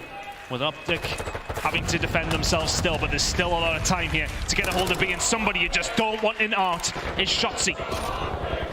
2 streak for him, 20 and 11. He has been causing absolute chaos, just trying to stay alive, and that's as best as he can possibly do. Staying alive in that position is as good as finding kills. And now for Optic Texas. You've found some damage in this round. Even if you don't go on to win it, it's a good round from you. But they have time, they have numbers, they have position. This may come down to Illy. He's been very, very patient. He's held his position for some time. Dashi already finding Octane. Illy finds Envoy as well. They are out. Dashi looking to make a move. This is a huge gunfight, and he's going to win it. The rest of Optic now reinforcing. Octane towards the back, though. He's the one that causes the damage. It's only Illy left. 14 lives apiece. Thieves are going to be very, very careful here. They've got pressure over towards the A side to cut off the reinforcements, which are going to come through, but those reinforcements have gunned Kenny out of top arc. Envoy now needs to try and clean house. He knows there will be people here. Good shots from Draza. We'll find 2 shots. He will find 1. That's pretty much clean house from Thieves. You still got to deal with Shotzi, which is keeping the pressure on LA Thieves. They've got to back down a little bit. It's a slippery, difficult kill, and he's up top as well. Ellie finds a gunfight as well at the same time. LA Thieves are feeding the pressure every single second. Optic are unrelenting. They keep escaping, they keep getting out. Shotzi eventually goes down, but it's going to be Hugh up top. Hugh wins the gunfight. And Optic trying to get the turn. Oh my God! Gunfight! And now the pressure comes. Dash and Illy moving towards the side as well. Optic's going to be here. He gets gunned. Optic Texas find themselves in a good position to get through. Kenny will find one. This is disastrous now for Thieves. You've got to move back into position. You've got to find the kills. Can it be hooked to clean things up? That's 4 dead. There's just no respawns remaining. There's no time. There's no hope for Thieves in this one. It'll take a minor miracle to try and get this back in. The tick is done. No, wait a minute. It is done. Optic Texas find an attack on the control. They hit the accelerator from the start of that round and never relented. Thieves were never comfortable. They never had the opportunity to slow anything down. They never had control around Art and around the middle of the map. That was the big problem. Even if they're not finding kills, players like Shotzi, etc., I mean mainly Shotzi, staying alive in those positions is so crucial. Because Thieves are like, okay, yeah, we've got 3, but where's Shotzi? We've got to deal with him because he'll pinch behind us. And then because of that, the rest of Optic Texas have a free road out of their spawn and a really good opportunity to go back into the lead in this series. Can they pin them back, or can Thieves do a madness and tie it up? And this is the difficulty now. Oh, Illy! Oh, that's 3 dead. They're going to be out here as well. Shotzi looking to just try and slow them down just a bit, but he gets hit by concussive stuns. Envoy's going to find that first kill onto him as well. That first tick is going through onto LA Thieves. They are desperately trying to bring this one back as well. Another player gets gone. And Dashi takes bullets to the face, but alive. Eventually jumps through and finds 2 kills as well. Octane gets his one back. It's contested. They know where they are, but B is done and dusted. It is a fast attack there from LA Thieves, but it is not over. They still have to do the hard work. They have to get into A, and they cannot afford to be wiped. Hook will find the first kill on the Kenny to just slow things down. They're still in a good position to win this round, but they need to clean Thieves out. For Thieves, you've got to stay alive somewhere. You can see they're all spread out, playing their lives. They know their job is still difficult here. Octane, 22 and 17, has had a hell of a game. Kills been traded, and still alive if you're Octane is a crucial part of the LA Thieves plan to get a hold of it. Yeah, I just want him to stay out, but he also has to be a factor. Optic will lock the rest of his team away. They're not really focusing on him anymore. They're making him irrelevant before it. And you can see Octane's trying to find something back. 3 kills down already. Hugh is out though. He's the only player left who might be able to do something. Trophy's down. And here comes Optic, the green wall, looking to strike Hugh. They know where he is. Shotzi already finds one on him as well, and he finds a second. Drata will get one back on the Willy, and Hugh comes clutch! 4 streak for Hugh. He stops Thieves dead. And it may well be 2 ticks for the side of Thieves, and they know they've still got a good opportunity here. But they get forced back into this spawn, and now you've got to run the gauntlet. Who can be the first one to fall? Kenny finds a breakout, a small bit of respite for the side of Thieves to find a way through, but trades do not work in the favor of the LA Thieves right now, as Shotzi will find more. 24 and 21, he's slowed down in this round, but he's in the position that Optic Texas need him to be. Envoy will find another. Lives in the favor of the LA Thieves, ticks in the favor of LA Thieves, but they have to get out the spawn. It's still a hard job to do. And this is the problem. Optic are in the better position. 1 tick might as well be a million. They have to wipe and get out of that spawn. Teams have got entire rounds unable to move. Optic only have to hold them for 30 seconds to win this. Octane takes down Kenny. That's not what you want to see if you're a Thieves fan. Shotzi finds another one. Thieves are now staggered. 22 seconds left to go as Hugh continues to pile on the pressure. Shotzi flying out down to Kenny. But it is so far. And it might not be enough. Last roll now for the Thieves. Here they go. What are they doing already? Envoy gets one. Kenny has another. Illy holding the gate down. He goes. Envoy is there. Shotzi has to be magic for them as well. He's going to go. The walls in and down he goes. LA Thieves find it with 5 seconds to go. And this control is not done. We have one more round for you. And I don't know how on earth they found the nerve and the temerity to break out in the dying seconds. I can't remember who has the most ticks, to be honest with you. It's so stressful. Switching sides, which means Thieves have the ticks. It's their turn to defend. Optic Texas have done it before. Thieves have also held a defense throughout this as well. Got to be kicking yourselves if you're Optic Texas. The fact that you didn't go on to win that, but as said, they've done it before, can they do it again? Here we go, break influential on this. They've won the attacking rounds, they've managed to keep the door open as well. Already you can see Optic slowly but surely getting to that point as well. Ellie wins another huge gunfight, he's been so influential today. He has been causing havoc, but as has Octane. Dashi finds a route through, needs some reinforcements, which is what Kenny will try and cut off. Hook in this position with Presumer Vaznev is never going to be able to do much here, but Envoy with the Vaznev there in the perfect position. Shotzi's found a way out over towards Beedle, but he's been gunned, and all of a sudden that's 4 dead. Thieves in prime position to hold down this defense now. And here we go, Optic have to break it. They have to break it, and Kenny already gunning a 6 streak for him. Thieves looking to lock this. We've seen teams do it before. It is rare to get a break in this scenario. They're desperate for it. Optic want out. They want to get towards this point. It's going to take a monumental effort for Optic Texas to find a way out. And not just find a way out, but get A and B. There's so many lives behind now, and the challenge just keeps on coming from the side of Thieves. Shotzi finds a way through. No, he does not. Kenny just keeps on going. Dashi with a spawn side over towards the stables, but it's still such a difficult push. 25 seconds to go. And they're just trying to lock them in here as well. The human turret is firing on all cylinders. Kenny's calling it in now. He says, nobody is escaping my wrath. Nobody is getting out of this yet. Oh, and he finds 2 at the same time. Optic down to 9 lives. 13 seconds left to go. They have not broke the lock. They have not managed to find a gap in Thieves' defense. And it is done. It is dusted. It is over. And the control goes to Thieves as Optic falter in the final round. Just no way through. LA Thieves lock it down and say absolutely not. Not even a threat. From the side of Optic Texas, who were the ones who found that first attack. But Thieves did a wonderful job to then answer back with one of their own. And again, Kenny is having a hell of a game. Much better from Droza in that one as well. A big win now for the side of the LA Thieves, who have one small step in that losers bracket final.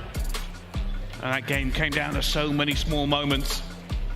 I think Shotzi had a very good time trying to be slippery as he could be, but realistically, that last round was the first time we saw that trap fully put onto a team. It's always been a little bit chaotic. The fact that LA Thieves broke out in their round 4 with what, 10 seconds to go or something crazy? Yeah, it was a pretty crazy fortress, and it was one of those that was thankfully not just everybody getting pinned in their defense into their spawn every single time that they were on the attacking side. An interesting one to say at the least, with attacks flowing over towards both sides, but it is the advantage that Thieves found through those attacks that gets them that round number 5 defense. But Shotzi was just a maniac throughout the map for Optic, but not good enough in the end. I will say, I also want to highlight Illy. His plays around the A site were influential, eventually just fell there in the end to Envoy and couldn't do anything more. They were hoping to get that A, they were hoping to get a little bit more time to break out, but that is the danger. If you get wiped on this map, the players know how to punish you. They are able to reinforce, they have the ability to hold the chokes, they have great areas and power positions to hold you from. And in the end, that is what Optic fell to.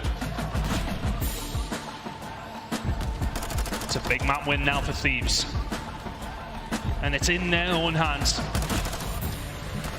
They don't necessarily need to see that El Asilo, which is the only map in map number 5 that was played in the previous series between these two.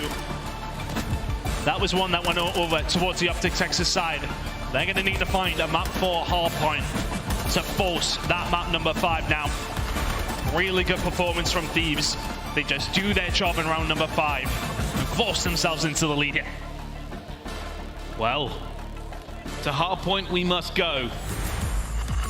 Tun, how do you feel about it? It's quite difficult to know how to feel about it. Embassy is a little bit more of a strange one. We'll delve into the stats when we get there, but it is one that is not necessarily guaranteed for either one of these two teams. It is a difficult one to call, as have every single one of these maps been so far. I'm really struggling to wonder if we are going to go to that map 5, but the ones that will be absolutely confident if we do get to that map 5 will be Optic Texas. Yeah, 100%, and that's maybe what they're relying on a little bit here, but the truth being told, I don't think the gap between these two teams is very big at all. Realistically, it has come down to very minute moments, and that's probably why I'm struggling to figure out how I think this one should go. Obviously, the fans at home and our experts will be going one way or the other, but statistics haven't been our friend this event either. That's the other big issue. No, they haven't. Sometimes we can talk about them so much and it does in the end not make a difference really, whatever we bring to the table, because when it does come down to line, it is about the pressure. It is about on the day of how you're playing, and on this day, Kenny is having a hell of a series so far for the squad at 1.26 overall. Helped massively by that 2 in the search and destroy and the 1.48 in the control. Influential for the squad to find themselves back into the lead of this series. And that's kind of one of the weird things about Kenny. I feel like that doesn't tell the whole story, even with the positive KD. I think his kills are more influential sometimes than what it says on the statistics. He finds himself in the right position and finds 2 pieces that break open setups. But we'll have to find out. We'll have to find out what happens, because Embassy Hardpoint is ready to rock. For Thieves, a chance to put Optic out of the tournament. For Optic, a chance to send it to a map number 5. And it is Optic Texas' typical ban, as we mentioned at the top of the show, but they've had to respect how well Thieves have been playing over towards Mikado. Both teams lost this last time they played it. Optic losing it to FaZe, but Thieves over towards the side of LAG, who are also really strong on this map. It is a hard one to call, but it's one that Thieves will be confident in. But can Optic Texas bring this one back on a map that isn't necessarily favored their way? Well, if Kenny keeps shooting like that, it's going to be difficult. He moves over, just allows Dashy to get him before he can do anything else. Octone though, waiting for Illy, and will get caught with a grenade in his hand. A little bit of good time here though, for the Thieves to kick things open. Draza looking down mid-map. Some decent enough time in it. It's one of those P1s that you sometimes think, yeah, you're not going to get a lot of time on, but things do be changing that way. 21 seconds already up towards P1. Got shots coming in from Envoy. You look over towards P2. It is going to be Optic Texas, the ones there. 20 seconds left on P1, though. That is very attainable from the side of Thieves here, considering the position of Optic Texas. And it looks like LA Thieves said, all right, we'll just get a bit of scrap time here. Won't worry too much about the break. The only player worrying about it is going to be Draza, but he has been spotted and gunned. Illy in a commanding position. This should be Optic Texas to lock in the majority of this time. And I love this from Hookah, really well played. Gets a player after scrap time, then gets control over towards the car park. This is actually pretty much perfect for Optic Texas. If you can hold down your gunfights, this is the position you want to be in, but a kill from Draza towards the back may well upset that. Here we go, Dashy going to be feeling the pressure, has a little bit of reinforcement for him as well, but the gunny is good. And he looks for Draza. Draza gets away with his life and tries to turn and burn, not going to be able to. Octane finds 2 at the same time, and it will be a bit of a break. Only Illy stands in the way of the Thieves. Oh, he should be dead. Yeah, grenade comes through. Envoy will find him before the trophy system can do anything about it, but Shotzi says, right, okay, well, I'll do it myself. Finds 2 to get the break, but now let's start looking over towards this rotation. 20 seconds to go, over towards P2. Draza's found a way through. Dashy holding down mid-map, can't find the second. Envoy will be there, but it's about this fight. Big gunfight coming up. Here we go, this is everything for them as well, and Illy turns the wrong corner, and down he goes, and Draza finds the second one, not the third. Hugh guns him before he can do any more damage. And Octane is locked in, but not locked in enough. Dashy takes it down. We were talking about the AR battles before this game. That's a break from Optic Texas from the car park side. They find a route through some great shots from Dashy. He's going to need some more here. Kenny challenging around the corner. There's one. Only reload and just get the trophies down, but the gunfight's coming through. It's going to be shots in to find 2. Hook with another as well. That's 4 dead. 38 seconds still remaining here. Over towards P3. LA Thieves locked over towards the next hill. They'd be happy to take the rotation, but they will not be happy to give over 30 seconds. No, they're going to make a push for this. They can't afford to let it go, Ton. You are very right. Already the pressure comes through, but Shotzi's holding the door as well. The nades do nothing. And LA Thieves, they can transition this. Well, they're already here, Thieves. But you are right. If they can find a way through, they aren't going to get into the kill feed yet. Spawn out. Spawn out now for Thieves. But can Dashy do anything here? Oh, everybody dies. Really important hold from Thieves there because things got a little bit funky. It's going to be difficult with the pinch coming through, but they find the kills. And now Thieves can get themselves set up and try and answer with a 60 of their own. That was a really good hold from the side of Optic Texas off the back of a push that probably shouldn't have worked, but good gunfight wins coming through from Dashy is what set it up. But there's been a lot of those gunfight wins coming in from Thieves as we transition over towards P4. Optic spread out. They're looking for the angles. They're looking for something here. Hugh already finds one, but his teammate finds a second. And he goes for it as well. Big gunfight from Hugh. He knows it's contested. 7 bullets in the fast net, but it's not going to be enough. Octane takes it down, trying to stay alive versus Dashy, though. And eventually the reinforcements come. That is a big break from Optic. Really big break from Optic. They really have been riding on the coattails of really good rotations. But it was a wonderful break, but the best break team in the game are here and ready to stay. Hook is alive, Hook is dead. Really good break. Coming in from Thieves to get another 10 seconds or so over towards them, but Shotzi says no, thank you very much. I'll have the scrap time, and Dashi will have the rotation. Good play coming in from Optic Texas. It's a 20-point game so far. Back and forth we go, Draza, as he slipped the net. Oh, he's looking for Dashi. Dashi's going to go for the reach out as well. The confidence coming through, but not winning that gunfight. Both teams fighting for this tooth and nail. It will be LA Thieves who are here first. Kenny will get the first blood on Shotzi. Shotzi though comes back, finds the 2 pieces at the same time. Envoy versus Shotzi. Nate's going to go in. Shotzi will probably take a little bit of damage, and it's going to be Envoy who eventually finds a 2 and breaks it. Close spawns here though for the side of Optic Texas. LA Thieves have to back on down. Dashi is there. Dashi will find 2. Hook will take him down, but it matters not. Rotation is what is going to be coming to the minds of some of these players now. Octane has not had the best start. Over towards Embassy. Texas looking to lock down another 25 seconds or so here, but it's a quick transition.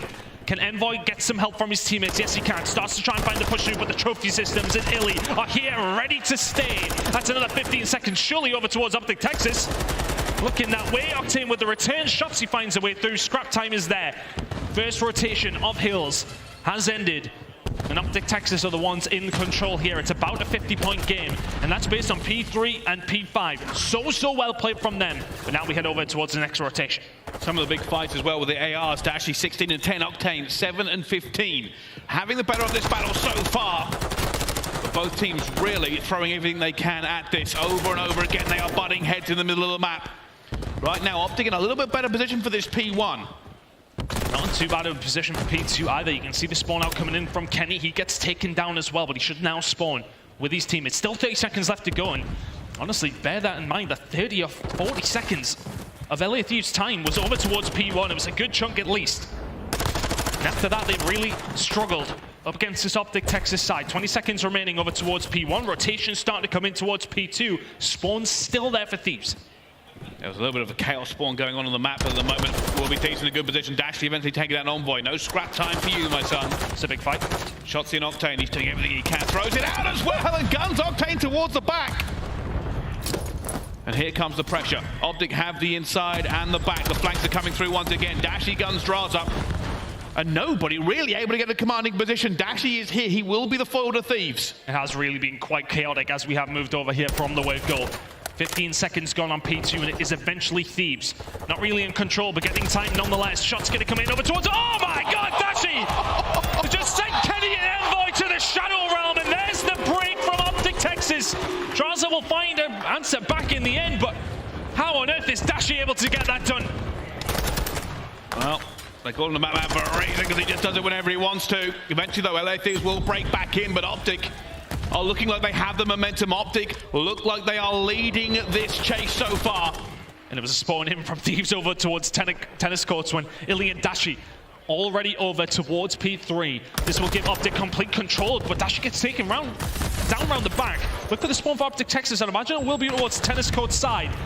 They're on Shotzi to try and relieve some of that pressure down low. Octane finding the way through, but Hook just about holding on. The rest of Optic Texas are on the way, but LA Thieves are already here. They managed to find it as well. They got a trophy down. Drazi need to get that trophy down at the same time. There will be nades flying in very soon, but Dashi comes up the ladder before he can do anything. Bruce has appeared again, and eventually goes down to Envoy, but the pressure is still going to be on. And that nade, I said this, the trophies were not out for LA Thieves. Not out, but they have control. Envoy now here will deal with Shotzi as well. Optic Texas towards the car park side is where they're going to be spawning, so they have to have a look at this now. 25 seconds remaining. Can they manage to find a break here? Good shot's going to start coming in. Octane will find one with the grenade. Envoy another. It's a really good hold so far, but here's a Shotzi. He's going to find 2. Octane will take him down. Nobody in the hill right now, but this has been a really good turnaround from the side of LA Thieves. Picking up scrap time to P2, finding a wonderful rotation over towards P3, but it will be scrap for Optic on that hill. We now head over towards an area where Optic Texas did thrive in P4, but the first ones here are the LA Thieves. They're already spreading out. They've already got top control. It's back to back for Thieves. They're trying to get this one as well, but Shotzi and Dashi come flying in. Draza holds it down. Octane finds a second. Hugh runs into Draza. Oh! He finds 3. Optic are rebuffed. And now they will have to try again. And that's such a good push from Optic Texas to kick things off. But Draza says absolutely not, and he has continued his reign of terror. Optic Texas now 30 seconds left to go to try and find a break as Thieves will continue to lock this down. Draza hasn't slowed down, neither has Envoy. That's a perfect hold from the LA Thieves. And Optic Texas are going to walk away behind in this hardpoint and licking their wounds towards Kitchen. Envoy still going, looking for 1, looking for 2 at the same time. LA Thieves have found a new gear. The Chow comes through, he is going to be weak this time. Envoy will not walk away from that one. And we are seconds away from this hill popping. Draza on the 5, should surely end here. No, he makes it a 6. Where's the comms coming through? Somebody needs to buy him a trade. Eventually he is going to go down to the grenade. But here we go, Optic now in control. Octane will find the first one on the Shotzi. Envoy going up top. The rest of the pressure swinging in. Dashi. Dashi will find 3. They get nowhere. That cut is good. Holding down mid for his team to slow down this retake from the LA Thieves, which is all going to be on the back of Envoy. He's waiting for his team to get in position, but the rest of Optic Texas are holding it down. It's a 5-3 for Dashi, Hook and Co. locking this one in. Kitchen's looking good. It certainly is. Let's find out how Optic Texas are feeling, though, with a listen in. All right, now they keep going laundry. Okay, I heard that. Yo, I'm pretty sure 2 working laundry. Yeah, two in laundry right now. Yo, one guy's doing platters right now. He's doing orange. One guy's milk coming. Orange dead. Milk coming, last guy. One guy's deep hill. Yo, I have a cruise. One guy's deep side P2. They're spawning. D-milk. He's just holding PD. Just holding laundry. Letters. Yo, he's top PD right now. Top PD? Okay. One guy's deep left. Bathroom Kenny. He's on time. Take your time. Yo, someone just get a good spot to fucking rip these kids. You try to get the guy. On time dead. We need to take a route P2 here. Hear that? Yo, one guy is X. I'm gonna wrap right. Yo, time left side. 1 shot. I needed it. I'm wrapping right. I got him. Red, good to time. Top PD. No, guess no. Hear that? Huge time. Yo, one guy's front Xbox on me as well. He's laying down Xbox. On time dead. He's laying down Xbox. I'm looking for X. Xbox dead. You got X? Yeah. Where's he on time? Left side. Red. Yo, bottom laundry right now going to time from red. He might be getting PT spots. One guy just ran milk. Could be in the back. One guy's top PD. Where you go? I'm not even sure. Make sure these spawns. Get off the scrap. I have a cruise. 1 shot. One guy's front bathroom. You heard him. Well, here we go. We've seen Dashi farming on P1, but this is about P2. Only 11 seconds separate these 2 teams. P1 is gone. We could end it here. Dashi's calling in the streak as well as he just earned, but they have cleared them out. They have cleared them out. He's going to try and launch this one at the spawn. He's already going to see Envoy as well. Gets that. And now Optic are in control. Oh, Shotzi, that's upset. Oh, I'll have you as well. Yeah, you may call your streak in, but we're winning the game. Octane and Envoy, they find 2. Hook's lining himself up in the pinch, but the rest of Optic have fallen. 40 seconds still here for Thieves. They can crucially not win it. Optic Texas still in the driving seat, but Thieves are the ones getting points. What a roller coaster of emotions that really was. Draza now doing everything he can. He does not want to let Optic at this as well. Dashi in the back. Just playing his life. Neither team can now win it. This will come down to P3. Envoy staying alive for as long as he can, but Optic will take the scrap. This is a big kill. Kenny kind of needs to stay alive towards the back, just playing his life. Who gets away? And it's a fight in orange. It's a fight in the stairwell. It's a fight all over P3. Thieves get the first blood onto it as well, but it will be got back in as well. Shotzi going to be staying alive. Draza goes for the gel, and eventually ends up dying. Envoy has gone down at the same time. Octane is here, but oh my god! Octane needs to wait on the rest of his teammates, getting himself into a position, but he's gone for the child. He will find one. Where are the rest of Thieves? They need to get in the point if you're Optic Texas, but time is ticking. Map 5 is calling, but Kenny up the ladder. He'll find a kill on the Hook. Envoy is there for another, and the LA Thieves can win it here, and Optic Texas are nowhere near. They are spawning out. You've got to stay alive under this one. Trophies will be down. The 20 lines seconds. Drawn. Dashi is here. It is 15 seconds now for them. Draza's going to look for him as well. He's seen Elite. He's going to be calling that one out at the same time. Optic are making 10 seconds. The map. They are going through orange. They are going through top. Draza finds the first. Octane desperately now reinforcing. Finds one at the same time as well. 20 seconds. 2 seconds. 1 second. And LA Thieves will move forward in this tournament again. Revenge is a dish best served on the main stage. And Optic are gone from major number 2.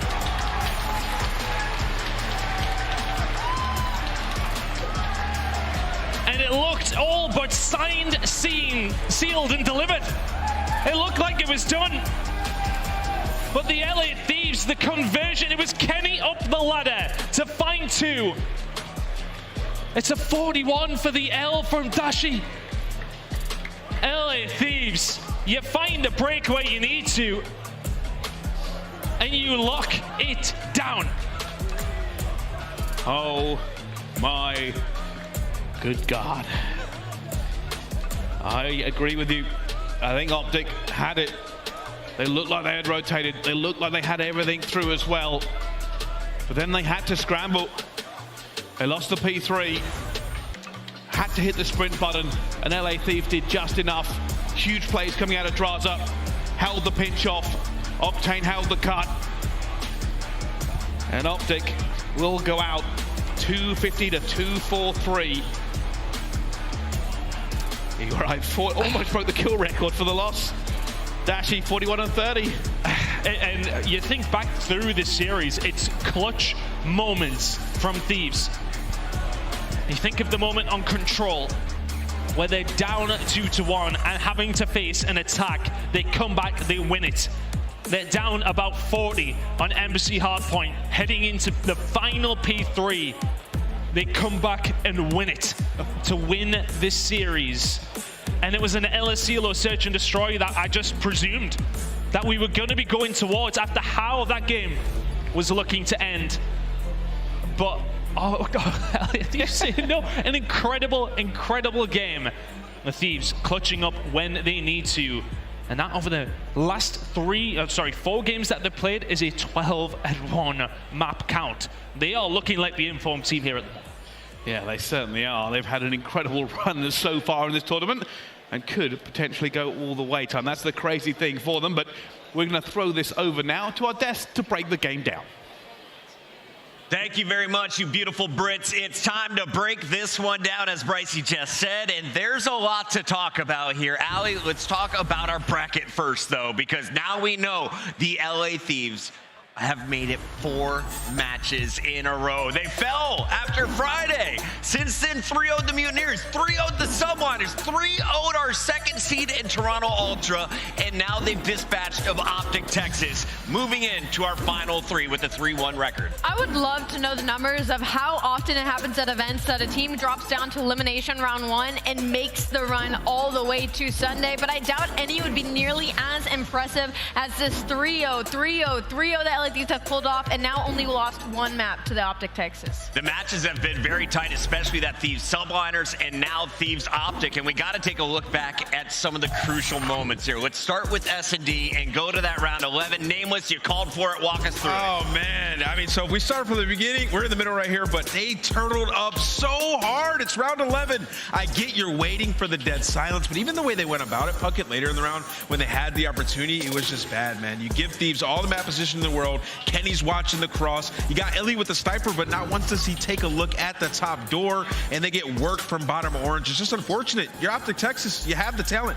Kenny, quick push. Big question for us. In these games, he found his form once again. 14 bomb from him, Chance. Yeah, I mean, Kenny is one of the best POVs like in the league when that man can fry. So when he's at his best, he is without question the X factor for this team. And of course, we've got to talk about the final moments of this Hardpoint. Optic Texas looking like they are going to send us to another search and destroy. Instead, the ladder climb. Kenny gets in, and we're talking about it. Optic's just got to be frustrated here. Yeah, it was a battle all the way up until the end. And when we talk about this Hardpoint specifically, I felt like the player I had my eyes on, they were all doing incredible across the board, but it seemed like Octane was always trying to put them in the position for the future. Even when it came to that AC, he was the first player there when the game was within about 10 points for either side winning. He was trying to be the first man on a mission to get some sort of control, and it felt like that the entire way throughout this Hardpoint. And all I know is, like, for the end of the Hardpoint, like, AC is one of the easier hills, like, to be able to hold. Optic dropped the ball. They have a round 11 where they turtle. Admittedly, Illy's been their backbone with the snipe, so I sort of get it. But even for the control, setting up the spawn trap on Albagger is one of the easiest things to do in this game. And Optic just dropped the ball and challenged out way too quick and made those mistakes. If they had a coach, that coach would be livid. 3 maps in a row, by the way, where they made mistakes. But either way, talking about Thieves a little bit, they clutched up in all those moments, right? This is a massive series and turning moment for them, because coming into this, I was talking about the map set. These were some new maps that, they haven't been that great on thus far. They get a win there on that MC. That is massive for them. And then also off of Hotel Control, like they've been winning Hotel Control. Now they play Fortress. They come in with a victory. That is huge for Thieves going forward. And to that point, they lost the map that they had picked in that Hotel Hardpoint that they had gone 2-0 days prior. They 100-point club teams, and then they lose that. Your confidence has to be through the floor, but not for the LA Thieves. I have to say, this Optic team has not been together that long. They finished 9th through 12th in Raleigh. This is a win in my book to get to the Final Four, especially after that match against the Boston Breach last night. But it's the Thieves moving into your top 3, and this is our scuff play of the game. Moments like this were the difference maker for the Thieves, getting the revenge against Optic tonight. Let's go through this round 4. Chance, it came down to the wire. I mean, again, these are just sort of those like miraculous moments where it's looking like it's hopeless on the clock, but there's the first child by Shotzi. Instead of just playing a corner or laying down, he challenges out Dies. Dashy, instead of sitting on the head glitch, tries to play a cheeky little spot, but gets double chowed and caught. And with 7 seconds left on the clock, LA Thieves do the impossible and get that offensive round win. Incredible scuff play of the game here. And I want to give a shout out to our sponsors here in the venue. Big shout out to Scuff Booth. They're right over here. They're waving at us right now. We've got the bars open, and we've got all kinds of gear for sale, including the Boston Breach gear they can get not only here in Boston, but on the internet. Let's take a look at our Call of Duty League shop. All kinds of new hoodies have been dropping. We gave a lot of love to the subliners, but Ant, that's not the only team that we've been purchasing gear from. Absolutely not. I mean, we got everybody. If any other teams want to send me some gear too, just get my line on the Twitter. I'm ready for it. Talking about gear, rock yours in game with the team packs. Chance, what do you wear while you're playing Warzone? I know you don't hop in mosh pit. Well, I'm one of the annoying guys that'll go with the darkest skins possible. So LA Thieves, I got that straight away just to try to get that competitive edge. By the way, a bunch of kids came up to Chance earlier and said, "You fried me with the sniper rifle," and that made his whole weekend. I've never seen him smile bigger. Chance is a force to be reckoned with on and off the mic. We got to go to commercial break. When we come back, the Thieves continue to move on. They take on the Minnesota Rocker, who just fell down. Don't go anywhere. Major 2 only has 2 matches remaining.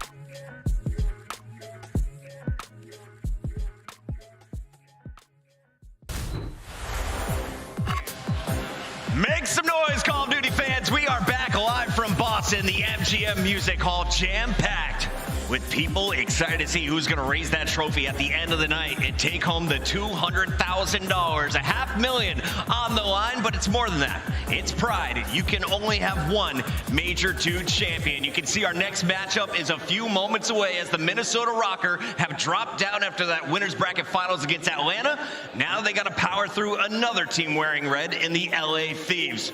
We want to welcome everyone back into the venue, and we want to welcome a very special guest. You've seen him on the flank. You watched his show, The Reverse Sweep, alongside Eggs, and now Parasite, the original world champion from when I first started watching Black Ops 2. This man was wearing a Farico Impact jersey and raising a trophy, as well as the big check. Chris, awesome to see you still in the scene. How you doing, man? I'm good, man. I've been busy. I've been doing the flank, reverse sweep, challengers, coaching a little bit, man. I'm just, fully indulging in Call of Duty. It's what I grew up doing, and it's what I love doing. So, I mean, now I'm here. I'm just doing it all. The old guard's all competing these days and then making content and then going back to competing in your case. But let's talk a little bit about your history here, because Ant looked it up. You and Ant played together 16 times. Oh, this is my guy right here. What was your favorite time playing with Ant? Like, what year, what Call of Duty? Dang, there's been too many. We've had a lot of ups and downs. You remember the beanie throwing in AW? And then he brought me on Envious back in the day. I've worn pretty much every jersey, a couple of them with probably BO2 is probably the best time. BO2, yeah. Ricky Embos, good times there. Coach we Maven played with in the back getting really rowdy. We got a lot to talk about here, and Boston has been a stellar event. What's been the highlight for you so far? The highlight for me, at least in terms of the tournament, is the Thieves making this run. I think all of their matches have been super exciting. They got another one coming up here. We got to see Optic, sadly without Scump. Guy's a legend, but I mean, the new team's been playing pretty damn well. So, I mean, they're probably not that happy with the 4th place. But, hey, man, much love to that team and much love to Scump. And, yeah, it's just been my highlights, I guess. It's been pretty fantastic. And that's not the only thing going on. Of course, we have the CDL here in the main music hall room. But we also have challengers going on. I know you are competing in it. You've been a coach in it. Let's take a look at some of the teams that have been performing well here in Beantown. We got our top 4. Decimate, Rocker Academy, Elevate, and Gorillas. And as we take a look at some of these highlights, who are some of the names you think we should be looking out for to maybe rise to the next level again, Chris? I've been a big proponent of challengers, but if I could think of some names, Dan Ghosty, he's definitely at the top. He was the honorary MVP of the tournament. Young gun, AR player, very, very talented. And then on the other side, you got the Rocker Academy boys who got second. Fame, he's actually the Rocker substitute. Real, Pander, all those guys, they've been around for a while. They're very good. Any surprise for you to see Elevate back in our top 4 for challengers, Allie? Not really. I mean, I feel like that's pretty much a household name at this point. So hearing Elevate's definitely not a shock, but I am happy to see players like Fellow, who we know, former professionals, still doing their things, just like Parasite out in the mix. What I loved about the old school days is you'd always see the AR showdowns between guys like Nameless and Mr. Parasite over here. Nowadays, though, we're seeing people like Illy go up against other great snipers in the league. And we have asked our production team to put together some of the biggest sniping moments. Nameless, you asked for them. Here they are. Let's take a look at some of the best shots from around the league. I just gotta say, Chris, I can't believe people wanted the sniper out of competitive play. It's just unbelievable. We're seeing some crazy sniper shots here. Octane with some Clay as well. A tough loss for Las Vegas in this tournament, but either way, Clay was still getting his highlight snipes. You know what? I think I'm waiting for the sniper that does the last straw for somebody to get smokes put back in. You know what I'm saying? I'm waiting for the last straw for somebody to pop off like Illy or Clay, and just finally everybody's like, that's it. We can't counter them. We can't take them out. Let's try and put something back in. I'm waiting for somebody's last straw. Yeah, I think people have been getting a lot better at countering the sniper play. I mean, we were talking about it when I think Optic played, might have been Rocker, where they were making Illy very ineffective in a lot of rounds. So when people do have these pop-off performances, you got to tip it, because teams are getting a lot better at countering that sort of play style. So you're trying to say no smokes coming back anytime soon? Probably not. I think if they do, can we bring back thermal LMGs like Black Ops 2? No, not Standoff is something special, kids. Hop on YouTube, I promise you. Real quick, though, we got to talk about this matchup and what is coming up here. But before we do, I wanted to get it from you. Big news on the day was Methods retired. This is a guy that you basically played with throughout your career. What did that mean to you, and did you see a move like this coming? I didn't know. So apparently Tommy Zuma, my co-host on the flank, shout out to those guys, he knew, and he kept it a secret. So I actually had to go do something, and then I heard the news on Twitter. I was like, wait, what happened? And then so I had to go back and watch the clip, and I was kind of heartbroken, man. Like, he's an OG. He's a younger guy, but at the same time, he's been around just as long as all of us, and I was pretty sad to see him go in the way that he did. I think this is the best retirement I've seen in esports, so nothing like going out on your own terms in front of your crowd. Methods holding it together and rocking the leather jacket the whole way through. This game changed my life.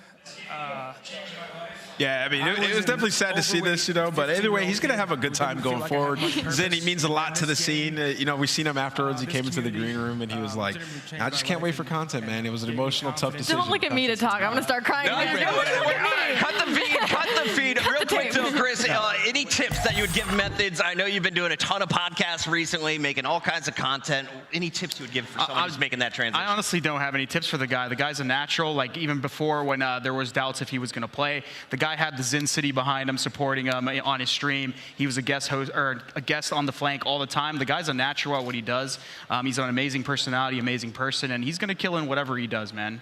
There we go. I like that answer a lot. Zenny, much love. Great to see you still hanging out around the venue with the fam. Let's take a look, though, at everything that is going on. We've got to talk a little bit about what is coming up here in just a moment, but also we got to remind everyone about the watch party. Scump, the flank, all live. You can see Parasite up there for the grand finals matchup. What's been the best part of the flank so far? The best part of the flank was apparently there was a VIP party up in the lounge where we were doing, and all the fans were surrounding it, cheering on all the people that were subbing and supporting the channel and watching all the matches, and it was actually so unexpected, but it was incredible. Only been around about 6 months, this MGM Music Hall, and already we've had some phenomenal parties. They aren't the only watch parties, though. Remember, you can watch and earn by checking out all of these folks. Check out all the different streams, including my guy J God. I heard Rambo is joining Karma with some excellent breakdowns of the matches. Nameless, anyone else you want to shout out here? Listen, everybody up there, I got to shout out my man Chewy and Nable on the top right. You got to go show him some love, man. I know he's live right now, so check him out. And Allie, I know we got an awesome group of ladies who have been hosting these watch parties. We shouted out Liz and Sensei Swish'em, but we have more people with opportunities coming into Major 3 to host their own. Anyone you would like to see fire up the stream moving forward? I'd love to see plenty of the girls in the COD community. They have some great minds in there, and what better than to sign up at CallOfDutyLeague.com/co-streaming so I can see all your beautiful faces on top of our Call of Duty gameplay. And remember, if you're watching, we're dropping, so get your gear right now. Chris, we've got so many cool skins in this game. It's not to the level of COD Mobile yet, but it's getting there. Yeah. Starting here with our iced out weapon blueprint. Which one of these 7 would you want first, though? Definitely the sniper. I mean, like, yeah, I'm a big person on in-game purchases and customization. I love being able to stand out. So as soon as like Scar blueprints, Vaznev blueprints, you know, the guns we use come out, I'm always just, I gotta get them. Boston, our 7th inning stretch is done. One more look at the bracket. When we come back, we're going to have that match ready for you, but here's where we're at, and here's how we got here. You can see at the top left corner of that screen, Minnesota Rocker went up against the Subliners. That was our number 4 seed in the Subliners versus number 5 seed in the Rocker. Rocker pull off the upset there. Then they take on the number 1 seed in Optic, Texas, 3-0 there. Matched up against FaZe, that one went the distance this morning. A round 11, the comeback from FaZe is what sent Rocker packing down to the elimination bracket. And that's where we're at right now as they take on LA Thieves, who have won 4 straight. When we come back, it's Rocker, it's Thieves. Put your channel points on the line. This is Boston Major 2.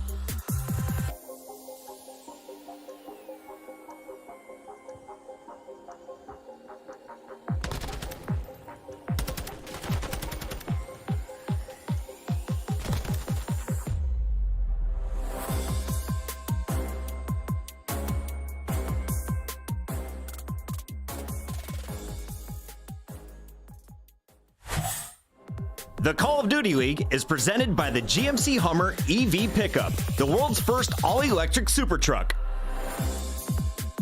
Upgrade your game with the Scuff, the official controller of the Call of Duty League. We are back live from Boston. This is Major 2, and we are down to just 2 matches remaining. Your losers bracket finals will decide who plays for that trophy against Atlanta FaZe, who is ready and waiting.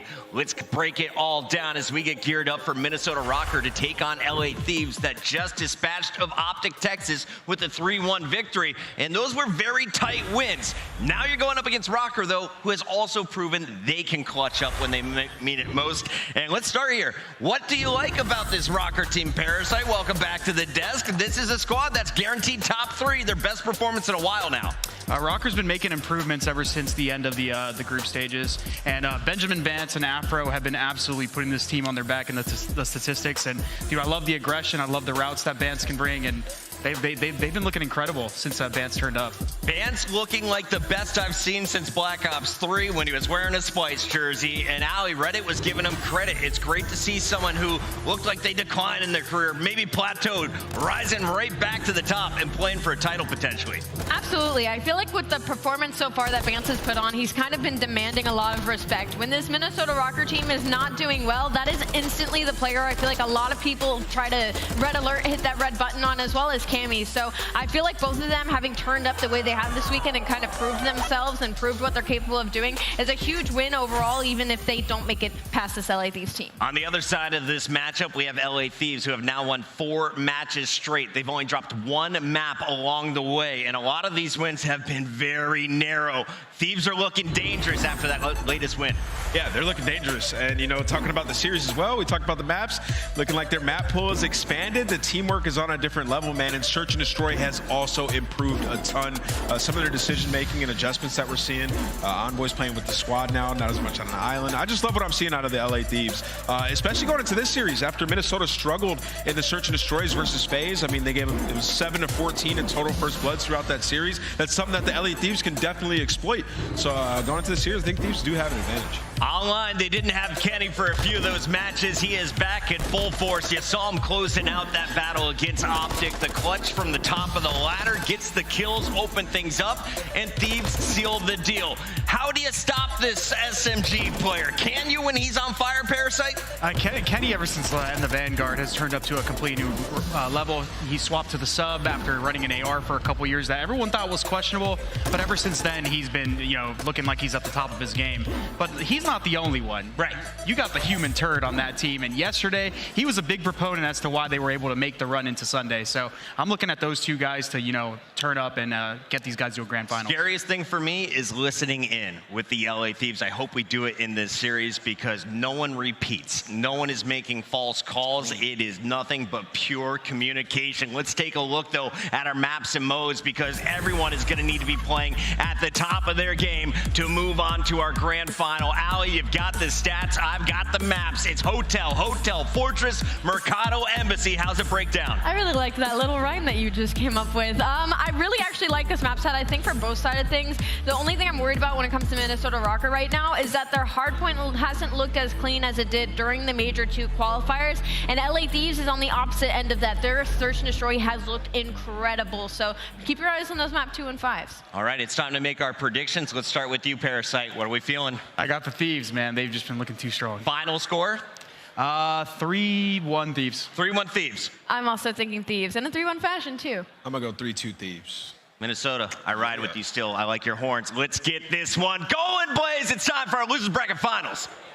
Yeah, Boston, only one more team can go to the grand finals, and it's time to get this losers bracket final started. Y'all ready? The first team coming to the stage, don't care what the scripts say, because they control their own fate. Get ready for Minnesota.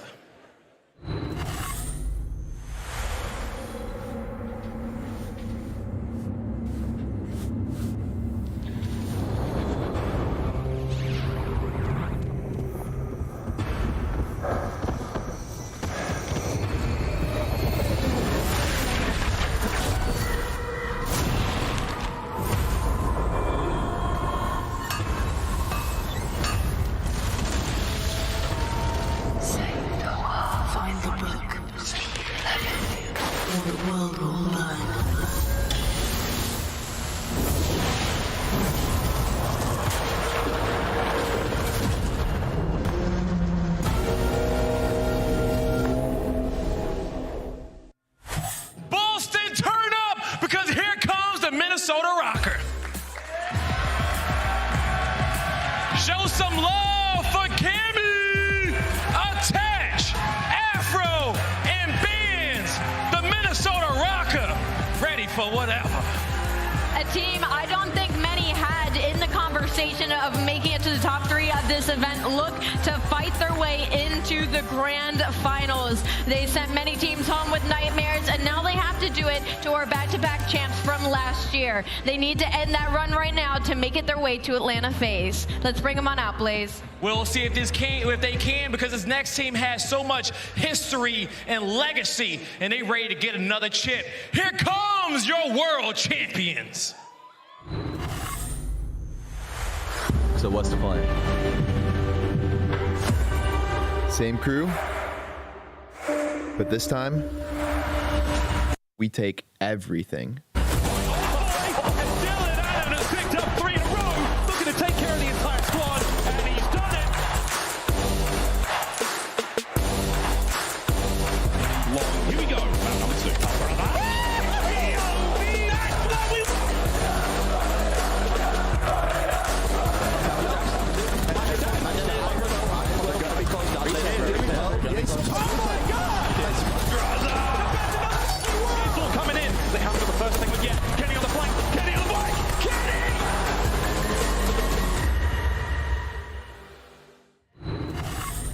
Boston, give a warm welcome to the LA Thieves. Here comes Envoy, Kenny, Draza, and Octane. The LA Thieves ready to run it back. Get deep in the tournament that everybody starts to get scared, because these guys won back-to-back tournaments last year and got that world championship. And in that last series versus Optic, Kenny was absolutely popping off. We'll see if he can do it again. Blaze, let's start this match. Let's start it, Boston. I'm ready to go. So show some love to your casters. It's Lando and Study. Let's do it, Boston. Let's end out at least our run with a good match. Let's end out this elimination bracket with a fantastic series as well. The LA Thieves taking on the Minnesota Rocker. No pressure, Jay. It's only a difference of $40,000 between who wins and who loses this game. Oh, yeah, there's a lot of pressure, though, Lando. That's definitely a lot of pressure. Both of these squads want to make it to that grand finals. Obviously, on the side of Minnesota, tough loss versus Atlanta. All the way in round 11, losing 2 search and destroys is the biggest thing that stood out for me. Yeah. And then on the opposite side for LA Thieves, that was just clutch after clutch after clutch in those final 3 maps, man. That's the world champion, so this is going to be a battle. Oh, it absolutely is. And this is really where it feels like the mental kind of gets tested for Minnesota. Like you said, considering that the LA Thieves are on this wild run where they've got a 12-1 map record right now. As you said, it feels like every time they're out of a series, they come climbing back in really multiple different maps, multiple different modes. What do you think is the biggest point of emphasis for the Rocker, who, as we said, coming off of a loss, a very big loss at that in the Game 5 round 11? You have to start off high. You have to come into this map number 1 and do the same exact thing you did versus Atlanta FaZe and take map number 1. You have to reset the vibes. You have to go into this series like, all right, we should have won that last one, but let's show why we deserve to be in that grand final. So this map number 1 is big for Minnesota. Yeah, it absolutely is. And I mean, I know it feels like a story we've told many times, but Hardpoint, it is important for the Minnesota Rocker. It feels like when they're winning them, they're in good spirits. When they're not is when things begin to get dicey.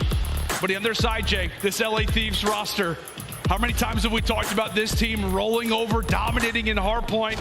It feels like we're seeing the Thieves of last season and last year, buddy. A lot of their success came from this very mode. A lot of their success starts in towards the hard point, but them starting off on the better side. They're going to be able to get a lot of time off of this P1. Minnesota doing a great job of keeping the kills stagnant. They're able to find the break and now control the spawns. All of LA Thieves spawning out towards Kitchen. LA Thieves looking with the quick spawn out, P1. A lot of time that we've actually started to see teams begin to accrue here on Hotel. Normally a very dicey hard point, not one that we're going to see a lot of seconds begin to get locked down. But right now the Thieves, 20 uncontested seconds off the rip. Rocker, as we said, wanting to make sure that they've got the more preferred map positioning for the moment. And it appears, Jay, for right now, both teams have got what they want. Yeah, both teams have got what they want. And to touch on this map a little bit more, I want to just focus on the SMGs because we saw the performance out of Afro and Vance all weekend long. But what Kenny was able to do in that last series, he stepped it up to a whole different level. So it's going to be LA Thieves getting a nice chunk of time off of this P1. The The rotation is going to go in favor of Minnesota, the #1 rotating team on this map, and it showed early.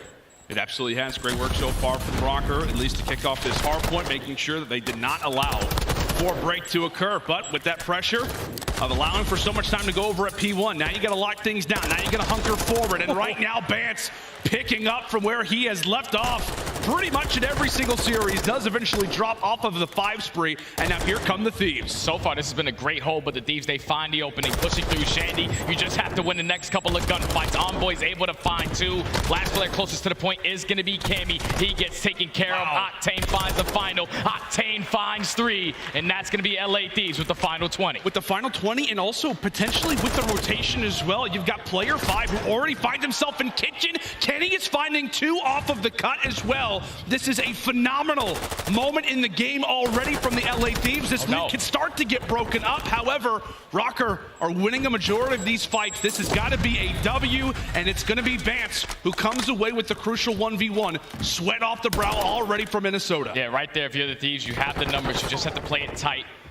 You don't know how many players from Minnesota can be pushed out towards the back as the trades go in favor of the Rocker.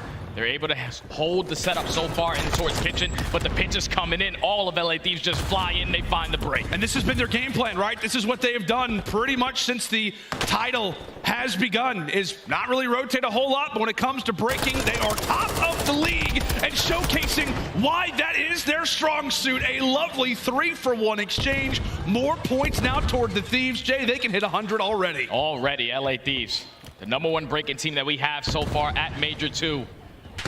Gonna give themselves a nice little comfortable lead. Octane able to win a huge one-on-one versus Attach, but now it's all about the battle for these spawns. One player from Minnesota in Kemi is gonna spawn out towards Bedroom alongside Attach. Envoy eliminates both those players towards back. Spa, LA Thieves win the rotation. They're fully set up. Minnesota have to stop the bleeding. We have Codcaster, we have the mini-map. For God's sake, we can see arrows, and I don't even know how the Thieves have managed to do this.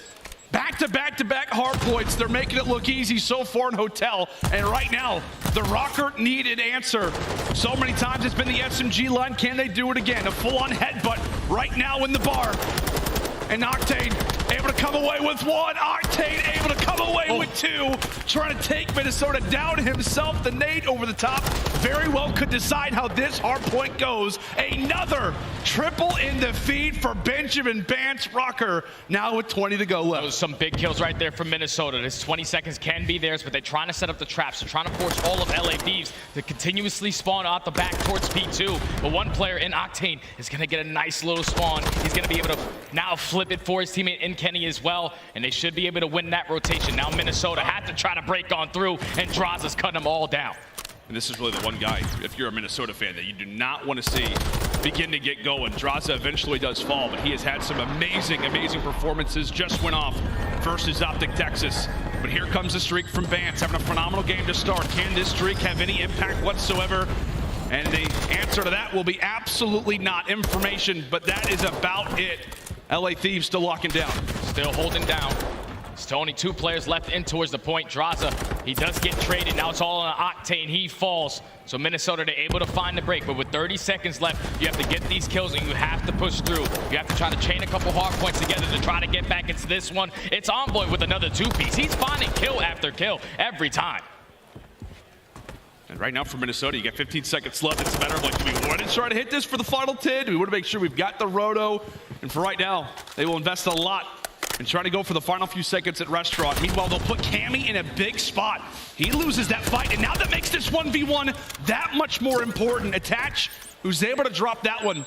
It's a big kill. So far, a slow game at 7 and 13. The same thing could be said for Afro. Not the greatest slaying performance from a few players here on the Rocker. And once again, Jay, it is the Thieves with early time and another big gunfight there from Dylan Hannon. Yeah, and right there, it's just Minnesota. They're trying to locate where Draz is. He's been causing them problems at this kitchen area. Finds another kill. They were just trying to find the opening, but they cannot. LA Thieves have been able to hold their setup, but finally you take down Draza. You maintain the back spawns. All of LA Thieves spawning towards the middle of the map. Neither squad is getting time, but Minnesota have the favorable side. They're going to be able to get on it. We'll see how long it can last for when it comes down to these holds. 15 seconds to go, and Octane trying to contest late. It has been a picture-perfect start to this hard point. If you are a Thieves fan, And I'll tell you what, I think it was Puckett who was touching on this a little bit earlier, how great the Thieves comms are. Let's go ahead and take a listen in with those boys. That's fine. I'm playing through hot tub late. I'll get him. I'm trying to live. Hot tub dead. And I'm top. He could go carry. Could you get restaurant? No, lobby. Lobby hot in couches. Lobby. I'm out too. I went out left. I have nothing. One might be. How many pots up? I got time. I'm pushing lobby. They already be couches. I'm blocking kitchen. Last clear dead. Oh my god. We're good. Hot tub dead. Okay, twice. Couches. I'm challenge guy. Couches. One shot dead. This is dagger time. Hot tub. Restaurant. White. Already through? We're so good. I'll be top guys. He's cavern. Right above you. He went secret. Nice. Lobby two. Two secret. Ivy side time. Couch on me. And one's gonna be A control, bro. A control coming away. You can leave him looking. You said control, so he's stuck me. I got him though. Go right. Yo, once you're dead, I think. I feel like low. Just slow down. We're good. That's one way, actually. I'm gonna go right with Zach. Yeah, I'm holding this guy bed for a second. Okay. He might be hiding a little bit. Longer snaking. Might be a little bit. Zach, I'm looking. Got it. I got nailed this guy. Got it. It was no better. I got it. One is luggage. Hit him Nate though. Back hole. Absolute. I'm lobby. You guys a chow for me. Let it check in. Luggage on top. Luggage. Last guy back here. Hey, I'm looking at D1. Lobby. Two. Lobby two. D1 lead. This will be only one right, if anything. Oh, good. I'll spawn here. Live. One's luggage, one's six. One's on me. Just slow. Check in. Lobby. That's fine. And the small talk right there from the Thieves is everything that you want to hear. You're reassuring where the spawns are coming in. You even hear the small talk when they were setting up the break at that P2. Octane says, I can't chow. And then the pinch comes in. That's perfect from LA Thieves, but it's all Minnesota. Finding that remaining junk time, now only down by 70 points. LA Thieves are off the rotation, should be fully set up, but there's one player trying to make the play. He gets cut down. LA Thieves hold the first push. Yeah, I'll say, man, just checking in with those comms, it was so great to actually be with the LA Thieves as they went for a break. There's no reason why they're not the best breaking team in the game when it comes down to comms like that. Already 30 points away from Colin Game here. And map number 1, Rocker, they've got to break. They've got to rush forward here through Kitchen, but Kenny able to stun away with 2. Envoy on the other direction. He eventually drops. So it is Rocker who are able to jump in for a moment. But Jay, they are hanging on by a thread attached. The captain of Minnesota trying to get the boys going. But that scoreline is just not looking so great. Final 15 looks to go their direction. But once more, it is the Thieves with preferred map positioning. Yeah, the scoreline's not looking great, and neither is the stat line for Afro. I'm pretty sure this is the first time I see him -10 all weekend. 12 and 22, having a slow start to this hardpoint, but this game is far from over. 60-point game. LAD's fully set up. You have a player in Draza pushed out towards bedroom, so it's going to make the break even more difficult for Minnesota. You just have to try to find a couple kills through the middle of the map, potentially set up a pinch through mid-single. See if they can establish that pinch. Draza able to cut away for 1. Afro, he drops as well. That's going to be 3 down. Bance, the sole member alive, is at least able to find a double kill, so the spawns will flip. Rocker are here, but nonetheless, the Thieves, they've only got a few more points in order for this game to be done and dusted. And Jay, I think that's what the communication is right now for them. Hey, how do we want to jump in? Okay, it's just Envoy. Give him the gun, give him the nade, and he will do the rest. Sensational hardpoint there from the Thieves in game 1. And Jay, that is just the way that they have looked so much throughout this tournament and so often in this elimination bracket. That was just big adjustments right there from the Thieves. They just played this map versus Optic, and the reason why they lost it is because the majority of those hills, they did not have the preferred spawns. They were in control of the rotations. You get good time off of the P1, and then when they needed to find breaks at certain hills, they were able to do it. Slow start for Minnesota into this first hard point, especially out of my guy Afro. Double negative is not what you want to do, but S&D is where they need to respond. Minnesota at Major 1, though. The crazy thing is, when they got eliminated in that tournament, they lost 2 search and destroys. That's what happened to them in that last series. You have to answer here and not lose this one. Yeah, you have to answer here, and for Minnesota as well, you got to have your big guns flowing. I mean, what we saw, Vance have some great moments, but I mean, how much do they rely on Afro? A heck of a ton. When it comes down to search destroy, when it comes down to respawns, you cannot afford for somebody like that, someone as valuable as that, to pretty much go double negatives throughout this opener Hardpoint. But Jay, like we said, I mean, just off the rep, you could tell thieves were coming different. We jump into that listening with them. It just feels like things are effortless for them. And I don't know about you, but it just feels like when we go into these different tournaments, these different majors, you start to recognize some patterns with teams that are starting to go on a run, that are going to eventually make it into a finals, perhaps. It feels like thieves are in that state right now. Oh, without question, man. I'm starting to think like everything online when you're talking about the LA Thieves roster is completely irrelevant. As soon as they make it into winners bracket and don't start on losers, at least they give themselves one chance to make a mistake, potentially lose one series, but they always bounce back. That's now 13-1 in map count since the losers run has started. LA Thieves, they just don't make any mistakes, man. Their teamwork is flawless. Yeah, and I mean, you talk about, oh, actually, we have the map results here. Look at this graphic. This is absolutely fantastic. You see the big guns for the LA Thieves. You talk about Envoy making some major plays toward, or rather down the stretch. The same thing can be said for Draza. 25 and 17, quite a bit of damage involved in that stat line as well. Just overall phenomenal stuff out of the LA Thieves. As we said, a team that has been known, this lineup's known for walking away with Hardpoints, and that is one that is not abnormal if you are a Thieves fan by any stretch. But one thing that is a tad abnormal, Jay, is how great that they have been, not just in Hardpoint, not just in Control, but across every mode, Search Destroy, they've also been electric at. Yeah, ever since the first day of the major, where they lose that series to Optic by dropping both Search and Destroys. All throughout losers, it's been clutch, in Search and Destroy. 4-0, flawless in that mode. LA Thieves, it's just their teamwork, man. We just watched Minnesota play this Hotel S&D versus Atlanta FaZe. They fell short all the way into round number 11. And I think the biggest difference was when Bance's opportunities, his lanes started to get shut down. Yeah. When the Tiny Terrors started to be aggressive, you forced them to play nice and slow, find that opening pick, and that's when Minnesota started to show some struggles. Yeah, well, I'm curious to see Minnesota when it comes down to this Search Destroy. I believe we're headed to, I think it was Hotel next. Is that right? So when we've talked about Minnesota previously, how do you feel about them when it comes down to this map? Players you're looking out for, things of that nature? I'm definitely looking at Afro because he's the guy that always shuts down that pressure towards that A-bomb. When he's sitting towards bottom bedroom, he makes play after play. But alongside Afro, it's got to be the playmaker in Bance. Bance is the guy that when he finds openings, when he makes those plays, pops that dead silence, gets behind enemy lines, he's able to change rounds. So not really the best performance in that map number one for either one of those guys, but S&D is where both of those guys need to step up. And one thing that I also want to chat about too is one player that we did not mention for the Minnesota Rocker,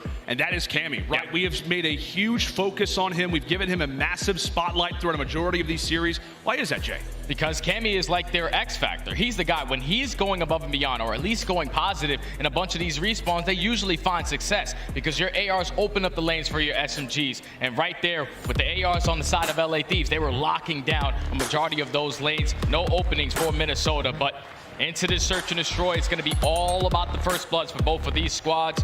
Don't really have a lot of success in the 3v4 situation. So early on, it's going to be LA Thieves on the defensive end. You see the records right there. First bloods in favor of LA. But it's all about the playmaking, all about what you can shut down and the information that you gain. We'll see if Rocker can reply, starting things off on the attacking end. As we jump into game number 2, already from Minnesota, that Hardpoint out of sight, out of mind, but quickly into the reticle they fly with Draza and Kenny. That is a quick triple, and that is a statement round. That was 15 seconds at best. That was super fast, man. I don't even know how fast that damn was, but Octane, he holds down the push. He just saw Minnesota play this map. They like to get aggressive towards top plat. Finds the first kill. Kenny eventually finds 2, and then Octane finds the final. Very, very quick round right there. LA Thieves 1-0. If I'm Draza, who spotted the first few players off the rip, I'm like, okay, 2 players. Oh, the round's over. Awesome. Thanks, guys. Great job, guys. I love when that happens. A quick 1-0 start. Phenomenal answer off the rip here from the Thieves as they go up 1-0. Now it's their time to take a look at attack. We'll see what the spread of the minimap appears to be. You got 2 players toward the top, 2 players toward the bottom. This time it's been Benjamin Bance, who's able to land a nade off the start. And with that, the Rocker will seize back and allow for the next play to come to them. So now in the 3v4. Just want to wait Try to see if you can pick up any ounce of information on the side of the Thieves. It's going to be Kenny who invests that dead silence. This might be his time to strike through mid-connector, but Minnesota, they're not budging. They're holding their setup strong. They're able to find a kill on a Kenny, 4v2. That's a frustrating gunfight to lose if you are the Thieves. You're already down in man count, and now you find yourself in a 2v4. Up to Draza and Octane, and right now, there for Draza, he's taking the same gunfight that Kenny just did. Vance not willing to move. Another gunfight victory for him, and Octane will drop. A slower round, but in terms of statistics, that is exactly what you wanted, a direct answer. Direct answer as Vance finds 3.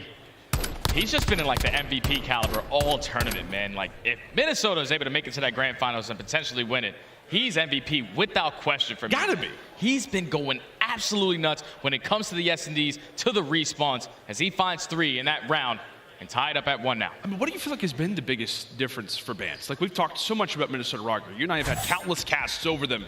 And he always feels like the objective guy, always feels like the veteran on the team, the guy who's there to bring comms, but he's been the ultimate slayer. I told you, it just comes down to the knowledge of the game. When you know everything you need to know about it, then it's all about just finding those kills after that, and his gun skill has been stellar, but Cammy's able to find the first 2 kills from the pressure coming in from the Thieves through the middle of the map. Free B-bomb plant, should be able to get down. However, Draza could be the only one to knock on the door. Hello, is the kitchen open? Nope, not today. Octane, well, he does have a sniper. This could be cool. I'm not so sure about the round success, though. That was pretty cool, Jay, I'll be honest. I was gonna hit that. Thought so too, man, but it's Benjamin Vance nonetheless. At the end of that gunfight, just holds his pre-aim, spots the door get cracked.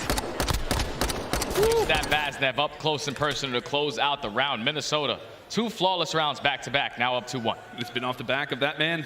As we said, Vance hitting new levels. As we talked about it, just one of the best stories, without question, so far of Major 2 has been Vance's performance. Yeah, I think coming into the day, I'm not sure where he sits right now. A lot of matches have been going down, but came into the day as the #1 KD. As we said, not known as the Slayer for this roster, but boy, have they absolutely loved seeing his productivity. Is into round number 4 we go. And Vance looking to be hyper-aggressive. Octane able to spot him. That is great work from the Thieves to pretty much set a trap and wait for someone to walk through. That is 3 players who have now fallen. Last man up is Attach. Attach in the 1v3 does have dead silence, but this might not be the best opportunity to pop it. Well. Oh, well. Jay, gonna prove me completely wrong. You're saying, Jay, you know who I am? I'm one of the most clutch players of all time. Oh, well. Well. Jay, you're smart.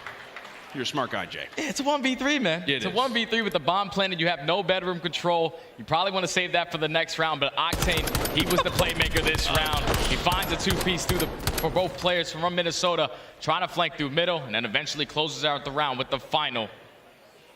All even up now. At 2 apiece. LA Thieves back on the defensive end. Minnesota, they found success whenever they wanted, especially towards that B-bomb, so Thieves might have to switch up their setup a little bit. I'm just loving that last play, though, where Octane, who obviously just had a crazy round, finds 3.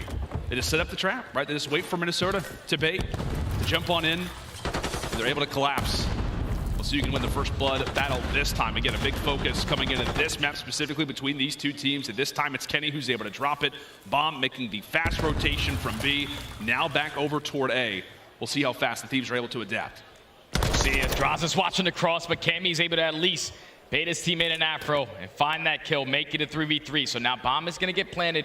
Does Kenny have a tackle? Potentially he's going to open this double door to try to catch the timing. Oh! He does. He's able to find that kill on the Afro. 3v2 now. Oh, but Attach is at least able to trade. Now brings it into a 2v2. Time to work with still if you're Thieves, but as you hear a timer continue to go, it just elevates your heart rate a little bit more. Octane and Tatansi, he eventually drops, and now it is all on to Envoy. 1v2. Able to put in some nice shots over on Attach. Knows basically where Cammy is coming from. Weakens both of them up, but it will not matter. Rocker with too many bodies, a bomb planted, and they win another round. Yeah, Attach just put himself in a great position right there to always find a trade when it was necessary, but then it was Cammy who wins a huge one-on-one. On to Octane on the flank. Once you shut that player down, all Attach has to do is pick up the information where he's coming from. He stays alive long enough for Cammy to get into the engagement. Now Minnesota take the lead. I tell you what, man, I mean, Cammy's scoreline is exactly the reason why Rocker find themselves up 3-2. I mean, how many times have we talked about where it's been Bance and it's been Afro, your guys who are the playmakers on this team. Cammy's talked about it at length at times, how he feels uncomfortable in search and destroy, but right now, he is king comfortable. Bance able to start things off. Great first blood onto Envoy. I believe from there, it's one player who's able to escape already into their flank. That is going to be Draza. So he could be granted a free kill here, at least if timing goes his way. Kenny's able to drop one. Afro able to make him pay. Into the 2v2 we go. And a lot of players, a lot of arrows very close to each other. Jay, now it's all on Octane. Attach, finds himself towards couches. He's able to take down Draza. Now it's Octane, left in the 1v2. Does he have some magic? Try to tie this game up. As Minnesota are both going to play towards that B site. They're just going to play the buddy system. You want to play the trade, but with Attach picking up that information, this is where you can strike. Octane's just going to try to get this bomb down. Quick little dolphin dive. Unfortunately, has to see a dead teammate on the ground. Trying to pick up from where his fallen comrades have left off. 40 seconds to go. Can Sam LaRue lock it down? 40 seconds. He's going to invest his death silence. Might work out perfectly. He decides to repinch this. I don't know if Minnesota are going to read this play. He has the opportunity to get it done. Nothing but his wits and his rifle remain. 25 seconds still to go. Is he going to get the read on Attach? You bet he does. One more to go. Afro, is it a slower game up to this point? Needs a big round. He's trying to read where Octane has gone. But he's not left. He's remained in the same position. Now time continues to tick, and Afro is not going to be able to find him. A 1v2 that they needed, a 1v2 that gets them back in the game. And it's Octane who's able to deliver. Dropping the young gun and sporting a nice little line there in the KD department. 8-3 now, Jay. Octane just plays that round beautifully. He gets the information that both players are backed up towards B, and then pops that dead silence for the repinch, and then just plays the clock beautifully to clutch up the 2v1. He's on a 3 spree. Like you said, sitting at 8-3 overall. Shuts down the kill streak also on the side of Cammy. So no cruise missiles earned, but it's just been a back and forth S&D between both of these teams. This time Minnesota gonna play super patient on their attack. Octane finds another first blood. And that's so frustrating, right? If you're Minnesota, you get your SMGs on one side of the map, your ARs on the other, and you are really hoping that your ARs especially do not get picked. Because in gunfights like that, you're just not able to trade effectively. So the captain for Minnesota will have to sit out a round and hope that his boys can come away with the clutch. Bance looks to invest dead silence, and it works out great for him. That's a big kill from Bance. He's able to take down Kenny. So now in the 3v3, keep in mind that the player with bomb is going to be Cammy. You're putting a lot of pressure on towards B, but no players from LA Thieves are going to hit that rotation. They're still waiting for that rotation back towards this A-bomb. Draza's holding that cross. Will patience pay off? It absolutely could. It absolutely could. But Draza, he gets found out. Now it's on to Octane. He's able to find one. Now in a 5 spree. 25 seconds left. And the Minnesota Rocker are trying to hunt down where Sam LaRue has gone. And with that, the bomb is off to the races. Octane now makes it 6. It's all on to Bance. A 1v2. But Jay, he's managed to escape. This bomb can get planted at B. Yeah, this is going to be a free B bomb plant. Octane does earn that cruise missile, but this is not the time to call it in. It's going to be Envoy. He's putting on the pressure, trying to get in towards the site. Both players take control of Kitchen, but Bance is waiting for that dead silence to be earned. And they know that he had to go through restaurant, considering the angles that they've got. He's going to have dead silence once more. Envoy is going to be on the defuse. He might be too late. He already might be too late for this. Here comes Bance, but Octane watching over for the defuse. And that is just excellent work there for the Thieves, Jay. No idea where Bance was hiding. They hop on it, and they pretty much, Jake, just hold their irons. That's it. That's the ace right there from Octane. 7 in a row, earns himself the cruise missile, laying down on his belly with that TAC 56. Gonna be able to get a couple kills with that weapon. But he's having a stellar performance in this search and destroy. More kills than his entire team combined. ×2. I was gonna say, for Envoy and Draza, they're just hanging out in the Jansport. It was all about them and the Hardpoint, and it's about Kenny and especially Octane here in the search and destroy. Octane has been absolutely phenomenal so far this weekend, and he'll go and look to invest the streak. And you see play call already come in and you're using this cruise, you're probably not going to be able to get a kill with it, but you're getting every single ounce of information that you were looking for. Now you can get aggressive in towards the site, but you got to take down Cammy. You can't afford him to take you down. At least make it a 3v3. Vance finds a trade. Oh, but he also tosses out a nade. Not able to officially wipe away a kill. So Thieves bring it out to a 2 versus 2. And considering how much noise that they've made at that B side, the rotation feels all but necessary. Kenny right now with the objective on his back. But something to consider is that Minnesota, they've also read this play too, Jay. Afro and Attach still alive. Yeah, Attach was able to at least spot them on the cross, so he's going to send Afro on that late pinch. But LA Thieves, they're just trying to push right on through. Minnesota, I think that they read this play. Wow. But LA Thieves are going to push right through that A site. They're going to make their way back to B. Bomb is going to get planted in a 2v2 situation. We could tell from Minnesota, they're like, where are these guys? We were just over at B, now we're at A. Where have they gone? To the kitchen they go. Bomb down. First player at ear's distance is going to be Afro as he and Attach are going to have to come away with the retake. Attach is hitting the long route, gets some visuals from afar. Kenny says a prayer, tosses out a nade, and at least gets Attach out of the fight for now. 30 seconds. Afro trying to be the aggressor. Kenny's able to spot him. Time is starting to tick. You got to at least find one kill and then get towards this site. So they're able to get the hit marker with the nade onto Kenny. They find the kill onto Octane. Kenny in the 1v1. He can't clutch it. He was damaged by the nade. They go for the chow as Afro finds the final 2 kills on the round. Tie it up at 4, and that one's got to be devastating for the Thieves because you invest a cruise missile, you get all the information that you were looking for, but it still does not lead to a round win. Minnesota tie it up at 4. You could tell, Ben, Kenny, he was just snaking his heart out, just hoping that this round could exist for as long as possible, see that timer go away. But it is Rocker who come out on top in a swing round situation. Draza, well, he's joined the agency, at least for now. We'll see if he can come online and maybe give the Thieves just that little bit of extra to cross the finish line, go up 2-0 in this series.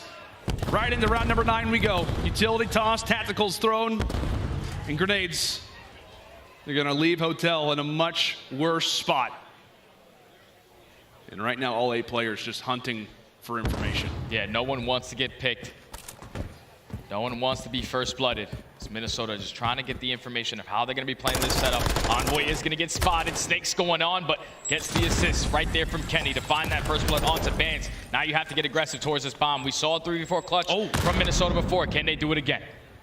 That nade nearly landed right on the forehead of Cammy. Thankfully, he stays alive, but only for a moment. The bomb also does not get planted, so it's sitting pretty much in the open.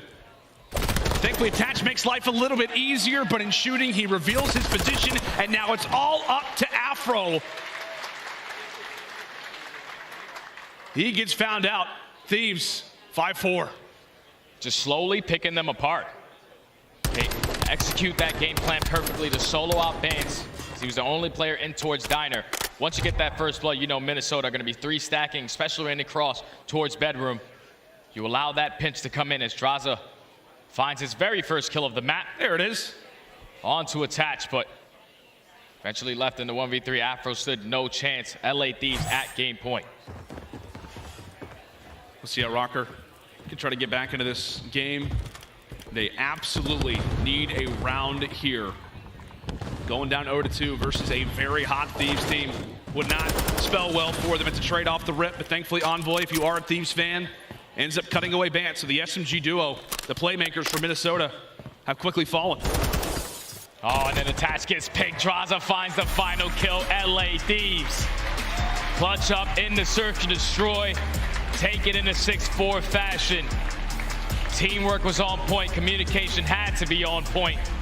They made the mid-round adjustments and they worked out perfectly. Now find themselves in a commanding 2-0 lead. Commanding lead at that there for the Thieves. And how about the game? How about the performance that we have there out of Sam LaRue? Turret-like without question. We know him to be dominant in the hard points, to be dominant in the respawns, but boy, did he have a fantastic map there, Jay. Finishing off 14-4. Also involved in a few different first blood engagements, and that is a huge performance on one side and a massive lack on the other. Rocker, they were banking on that search destroy to go their way. They definitely were, man, because now you find yourself down 0-2 in the series, and you're not going to play an easy team in control. Both of these guys are some of the best that we have in the mode. But for the last 7 in a row on the side of LA Thieves, they have won every single control. So a tall task ahead for Minnesota. Series is far from done, but they don't have an El Cielo control. That's usually the bank. Yeah, that's exactly right. I think so far at this tournament, they've only played El Cielo control. We've been waiting for one team to finally ban that against them, and it's the Thieves who come away and manage to get that fortress through. So a big opportunity here for the Thieves to close it out in 3. Jay, if there's one difference, if there's one thing that happens in this game that allows for it to go Rocker's direction, what does that have to be? Afro. It's got to be Afro. He didn't have the best performance in map number 1, didn't have the best performance in map number 2. He has to turn it around on that fortress. Yeah, without question. Going into this commercial break, I'm sure right now for the coaches of Minnesota Rocker, they're trying to get the boys going, trying to get Afro going. They need the young gun to arrive. If not, this is going to be a fast series, and our grand final is going to start early in just like maybe 30 minutes or so. So we'll see if Rocker can start to answer back in this next control. Make sure and stay with us. Game 3 underway.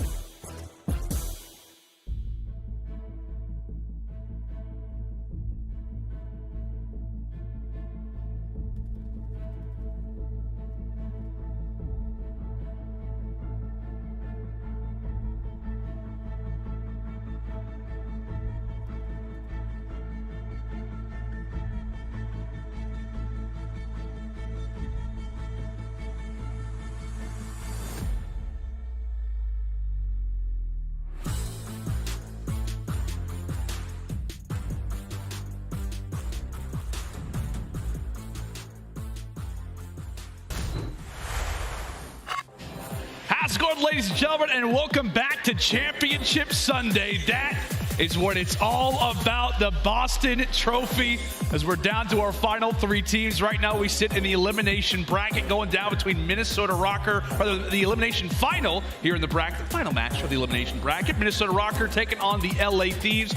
So far, buddy, it has been all LA Thieves. They have continued to keep up this dominant run so far through the lower bracket. I tell you what, man, this is just a team that just seems to be hitting strides in every regard. The crazy thing is like we saw this form of LA Thieves at stage 4 of last year when they got incomplete every single mode. They took over when they started to understand the game the most, and so far in this series they have been doing that. You win rotations on map number 1, Octane goes massive in that map number 2. Nothing can go wrong right now for LA. But the one thing that could, the one thing that we feel like has the opportunity to change things up quite a bit for the LA Thieves, if there's one guy in the Minnesota Rocker, it's got to be Afro. Oh, without question, man. Like I said, not the best performance in map number 1 or map number 2.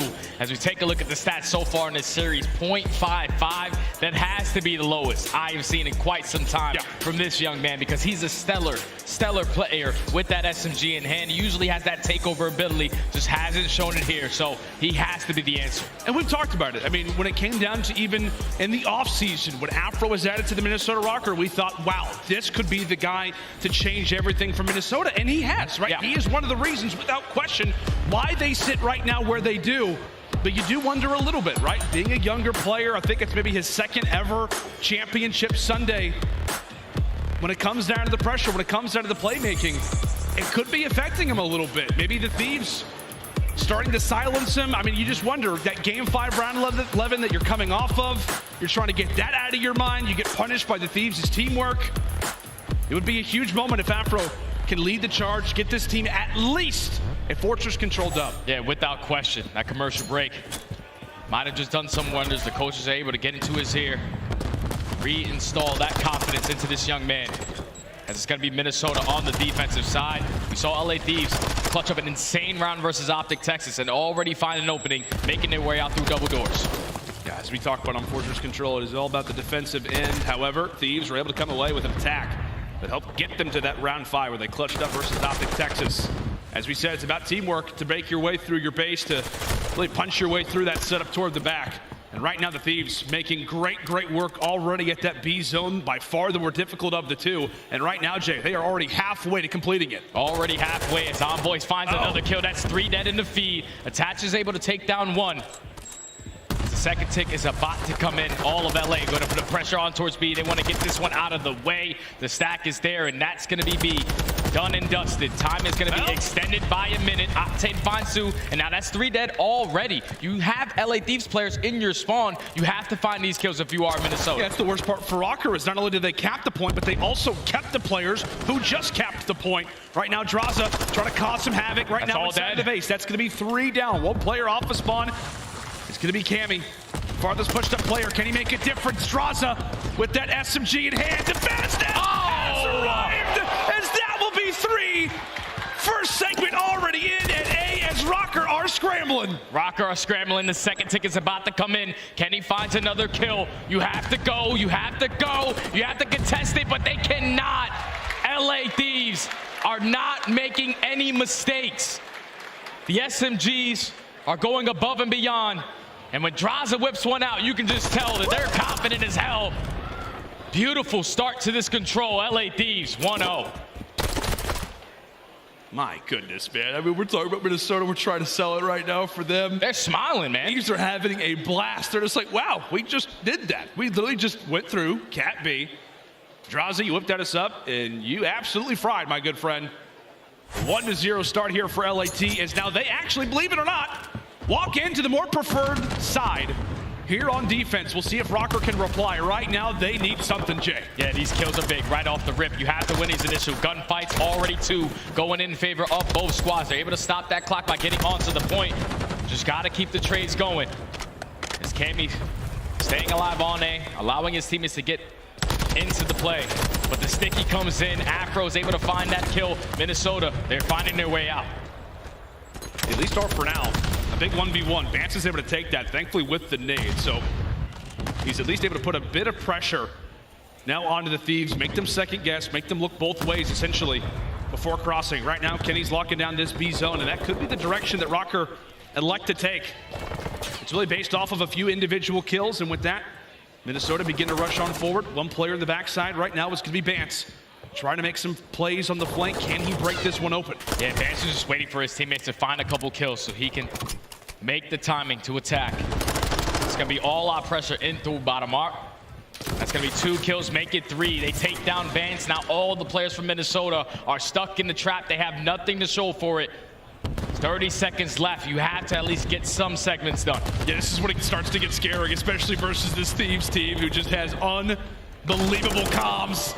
Envoy already, by the way, at 13-4. Rocker, bit of a conga line to the top side of the map, but they begin to fall in stride. It's a shooting gallery right now from the Thieves. Envoy, a heat check, but 5 seconds only remain. That's going to be 3 in the feed. Can Rocker dive onto this point, or will Octane cause some more heartbreak? Oh, there's no time left. Minnesota, they die off of that A zone. And now the Thieves in firm control of this map already. Yeah, so now if you are the Thieves, you can do whatever the hell you want on this attacking round. You're up 6 segments. You keep them to a donut in that department. So going into this attack, they just like to get out towards stables. They like to push out towards B, get that one out of the way, and then allow their SMGs to slay around the map. His Envoy, like you said, having a stellar performance in this control. 15-5, triple positive, 3.0 KD. He's doing it all. He is indeed, my friend, right now. For LAT, as we said, expected them to go for the crazy stuff, to go for the wild plays. Still like to make that initial attack over at B. Right now for Rocker, you got a lot of veterans on this squad. As we said, I know we've got the young gun in Afro, but you got a lot of veterans on this Rocker team. Trying to dig deep. This is definitely the more preferred side for them. When we talk about defense, we'll see if they can dig their heels in, get those shots firing, and finally hold off Thieves for once. Pedraza, he's already snuck his way out. He's just trying to find a kill to open it up for his squad. Takes down the first, Octane finds a second, but they're able to get out through double doors. So now it's on Envoy, the nuisance so far throughout this entire map. He's going to be able to come up behind a couple players, finds the first kill on Zakami, tries to snap onto attach, but cannot find it. Minnesota holding strong, LA Thieves trapped in. At least for the moment, 30 seconds to go. Rocker, they just got to hold. This would be a great defensive win for them, considering that no segments have been grabbed yet for the Thieves. Trying to stop the time. Envoy trying to make some plays over at P1. That gun engagement will go his way. Now it's on Adraza. He's able to drop that one. Nice long range shots coming in from Afro. However, the time is going to be paused. Envoy using every bit of cover that he possibly can as here comes Bance trying to arrive, trying to shut him down. That's going to be 1. Envoy eventually falls. No segment there for Thieves. No segment. So that's good work right there from Minnesota. They're doing exactly what they need to do on the defensive side, but that's going to be 2 kills in favor of the Thieves. They're able to get out once again. If you find another one, you can potentially stop this clock by hopping on that 8 point. So now, LA, they have a lot of map control to work with. That's already 2, make it 3 dead in the feed. They're able to get that first segment already done at A. Could be the entire objective, especially if Envoy's winning fights like that. He is skating right now on Fortress. Give him another one. Now sitting on 4 in a row, 21-9. I was gonna say, he's just basically a silhouette in the sunset now. He's in their base, feeling confident, trying to stay alive, eventually falls. But Jay, his presence is why we have another minute added on to the clock. Maybe the final minute of Rocker's tournament lives. And it's 11-9 in lives remaining, so you have to hold strong if you are Minnesota. You gotta play for these kills. You cannot allow them to get out. As Envoy finds another one, already makes his way into bottom art. That's 3 dead in the feed. Attach has to try to go big. Attach in the perfect position is able to take down 2. Bance with the 3rd. They shut down the push from LA. 35 seconds and only 5 lives remaining on the side of LA. Yep, only a few lives left here for Thieves. As Bance looks to get going, looks to get heated up, making that score line definitely look a bit better, but you're happy with what you saw. I mean, at the end of the day, you are happy with what you saw in that last round for Rocker. At the same time, though, Jake, that's a position where they're supposed to do things like that. Yeah, they're supposed to be able to hold strong on the defensive end. But the only thing now is that they definitely would not have that defense going into round number 5, as LA Thieves have now completed 9 segments. So they have the preferred side, and back-to-back rounds. Minnesota need a miracle. We've seen it happen previously. Yeah. They've had crazier comebacks before, but I mean, we know what the story is, right? Attack, on control. We've seen LA Thieves do it. We've seen it happen a few different times already here in this tournament. What does Rocker need to do, Jay? How do they stay alive right here? It's all about the kills off the rip. You have to find at least a clean 2 to 3 dead, stack one of these points and extend time by a minute, stay alive in the live apartment. Just play your life as the SMGs, roaming around, being nuisances in towards Art, playing for a couple spawn kills, but it's all about these initial fights. Well, attach.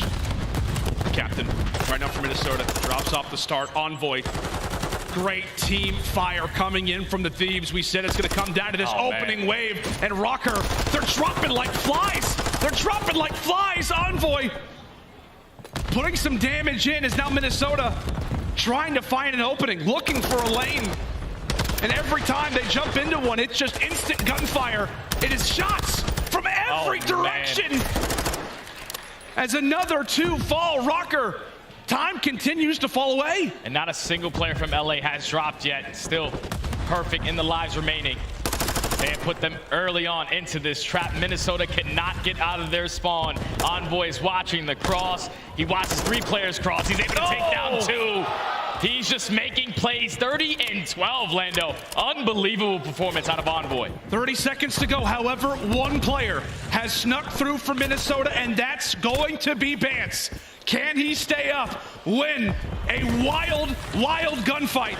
As he's going to have his hands full. 2 members already here for Thieves, waiting for a bit of teammate support. He's got 1 tick through, but he's going to need a heck of a lot more. He's lost a few reinforcements, but Attach is able to find 2. Envoy comes in with the streak, so Attach is gone. Bance, still the sole member alive. 20 seconds left, and he drops. Oh, he drops, and now it's all onto Afro. The farthest player pushed up. He's able to stop the clock, but from the top ropes, Kenny comes flying, able to take him down 10 seconds away from LA. Making it to that grand final. Oh, it looks like it is going to be the Thieves to come away with the 3-0. Is it about to be again? And yes, it will be. The heroic run through the elimination bracket continues. As you can mark it up, now 15-1 in maps. Incredible, incredible job here from the Thieves as they made this series look easy, Jay. They did exactly what was needed. When you come off of an insane series like the way they did versus Optic Texas, momentum is heavily on your side. They came out swinging in that map number 1, made the adjustments, won the rotations. Like I said, Octane's performance in that Search and Destroy was above and beyond. Yeah. It's like everyone took their turn in this series. Map number 1, it was Envoy and Draza. Map number 2, it was Octane. And then Envoy puts a nice little bow on it in that control to close out the series in a clean 3-0. Obviously, on the side of Minnesota, this is a devastating loss. You were one round away from making it to that grand final. You couldn't shake that one off. And unfortunately, you're going to get sent home 3rd overall at Major 2. That's unfortunate for them, man, but a great tournament from them overall. Yeah, that's exactly right. I think you have to absolutely give your props, your flowers over to the Minnesota Rocker. I don't think many people expected them to be here on Championship Sunday, let alone to walk away with the placement that they have. However, you feel for them, right? You feel for them in that last series, how close they were to making it into the finals. They then drop into the elimination bracket and just run in. So one of the historic runs that we've seen this Thieves franchise make previously. As we said, now at 15-1 heading into this final. I feel like it's always LA Thieves making some insane losers bracket run. You can think about past Call of Duties as well. Like, they always know what's needed to make it all the way to the very end. And their teamwork has been stellar ever since they make it to losers. You can't make mistakes or you go home. And they have not made a single one and now find themselves in a final dance with Atlanta. Yeah, that's going to be a fun one, right? We've seen that matchup a few times previously, without a doubt, but that's going to do it for myself and Jay. A dominant win here for the Thieves as they've got themselves a date now with the Atlanta FaZe in the finals. That's going to do it for us. We now send it over to Puckett and the desk. Take it away, guys. Is anyone better than the LA Thieves when it comes to a lower bracket run? I think not. 15-1 after 5 match wins straight. They are looking like they're putting the rest of the league on notice, and there's only 1 match to go if they want to raise that Boston trophy. We got Maven on the desk here, and Maven, we thought we'd be seeing a lot more games. The Rockers showing potential in that game 1, but you can't stop Sam LaRue and the rest of his crew. I didn't think it was going to be that many games because I really think, like, Joe and I talked about this at the beginning of the year with how it went for Thieves last year. Like, they're a team that wants to play in a system. When it starts to click for them, it takes a little bit of time. When it starts to click, they are a terrifying force. I'm not saying they're there yet, like the end of last year for them, but, bro, they're getting there. They are getting close to being a nightmare for everybody, bro. Yeah. LA Thieves win again. Let's take a look at one of those winning moments. This is Control, and this is one of the early rounds, though, but they come out and they set the tone, Ant. Yeah, I mean, it's beautiful. It's an initial offensive round. Like, they just make plays. And, you know, we talk about the fundamentals on the side of LA Thieves, how good they are, and what was holding them back throughout Major 1 of some individual performances. Well, now you're getting kills like this. Like, Draza's coming out and just taking over games. Envoy has a crazy performance. 3-piece here out of Draza to start things off. They're able to capture that B point instantly, and then he gets the 3K, backs up with the stack, and they get A to win an offense off the rip and set the tone here on Fortress Control. Once this happens, like, not only are you up 2-0 in the series, you want an offense on Fortress, the series is done at that point. Right. No one was talking about Kenny and Envoy being threats in the SMG roles. Do you got to take notice after this series? Oh, absolutely. You know, Envoy's called that Dark Prince for a reason, and he's one of those players that once he's going, he is very, very difficult to slow down. And the fact that Kenny was holding right there with him, Kenny was a player we highlighted that, you know, he wasn't feeling well. He gets back into the league, and he didn't put up the performance that he wanted to, and he was like, I want you guys to watch out for me. I know I can do better, and I will do better, and he's done that for this run from the LA Thieves. Well, what's weird for me is, like, I thought that click was going to happen. Like, I really thought the team was going to get towards this point. I didn't think this would be the event because the stuff leading into it. Like, you didn't have practice with your full team really much at all going into this. So for that, I'm a little bit shocked, but here we are. They earn your scuffed play of the game. Let's take a look at it. It comes from the old man Octane, and here he is pulling off another search and destroy ace. We've seen a number of them throughout his career. This was a big time to do it, Ali. Walk me through this play. I mean, it's just the way he plays top plat right here, right? He gets a kill that, and 9 times out of 10, usually you don't win that, and then he just plays his life from there on out. Throughout this entire search and destroy, Octane was just incredible. I mean, you let the man drop 14 kills, and that's not even his strongest game mode. So I think this is terrifying, especially as a backbone for LA Thieves, and Sam is definitely a player that gets overlooked sometimes just because of how solid and consistent that he is in these games. We showed a lot of love to the LA Thieves, but we also have to say goodbye to the Rocker. They are now out in 3rd place. They get the bronze medal for this one. Nameless, I feel like they showed us a lot, especially in the winners bracket run they made. 100%. I mean, this is a Rocker team that, you know, up until the midway point of the qualifying stage, we were like wondering if they should make a roster change. Like, what do they need to do? Well, they turned it around tremendously. The search and destroy coming into this event has been way better. One of the backbones of this Rocker franchise. And then Bance also, like, he's been dominating, like, was having an MVP performance throughout this tournament. They just ran into a really hot LA Thieves. Man, it's tough when you're down there and you drop down to that loser's bracket. Look at Thieves' run. They were on fire. Rocker definitely have a good foundation to build upon. We got to take a look at the bracket one more time because that finals match is coming up. Will FaZe take the full 40 minutes and ice out the Thieves, or is this match going to start early? Don't worry, we got all kinds of content ready for you, and of course, we've got a ton of highlights to go through after the break. Before we get there, quick reminder, there's some sick gear in Call of Duty right now, Maven, and the fans at home, they can have some right now. Get in on some of this action. Do it. It's a wonderful idea. I love it. Look at that. That's super heat. I like the name of it. That is sexy. You know, I'm all for dub skins. I've been grinding all the titles within Warzone, DMZ, multiplayer. I want it all. Give me it all, Chris. All the skins, all the time. Maven will be joining us as we come back. Don't go anywhere. One match to go from Boston. It's Major 2. We'll be right back.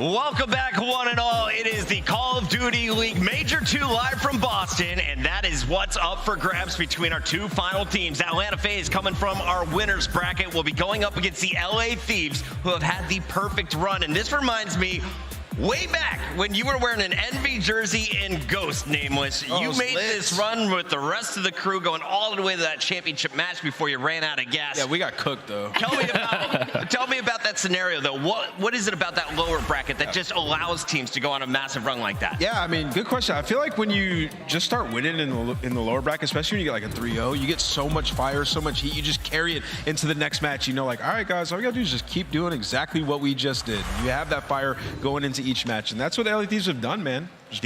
Thieves have made it 5 straight. They have been crushing their way through with a 15-1 record. But before we get to that matchup, we got to welcome Tun back to the desk here. And Tun, we had so many epic moments this week. It started with one of the most epic opening days that we have seen in a winners round 1, where 19 of 20 possible maps were played. Yeah, and the ones that weren't played were obviously during my series. Everybody else is getting game 5s, but it was really, really cool to see what was an amazing day to kick off our major here in Boston. That was a rude 3-1 from Toronto, but looking through it, I mean, Optic Texas versus LA Thieves, that was the matchup we saw just a few minutes ago, or an hour or so ago.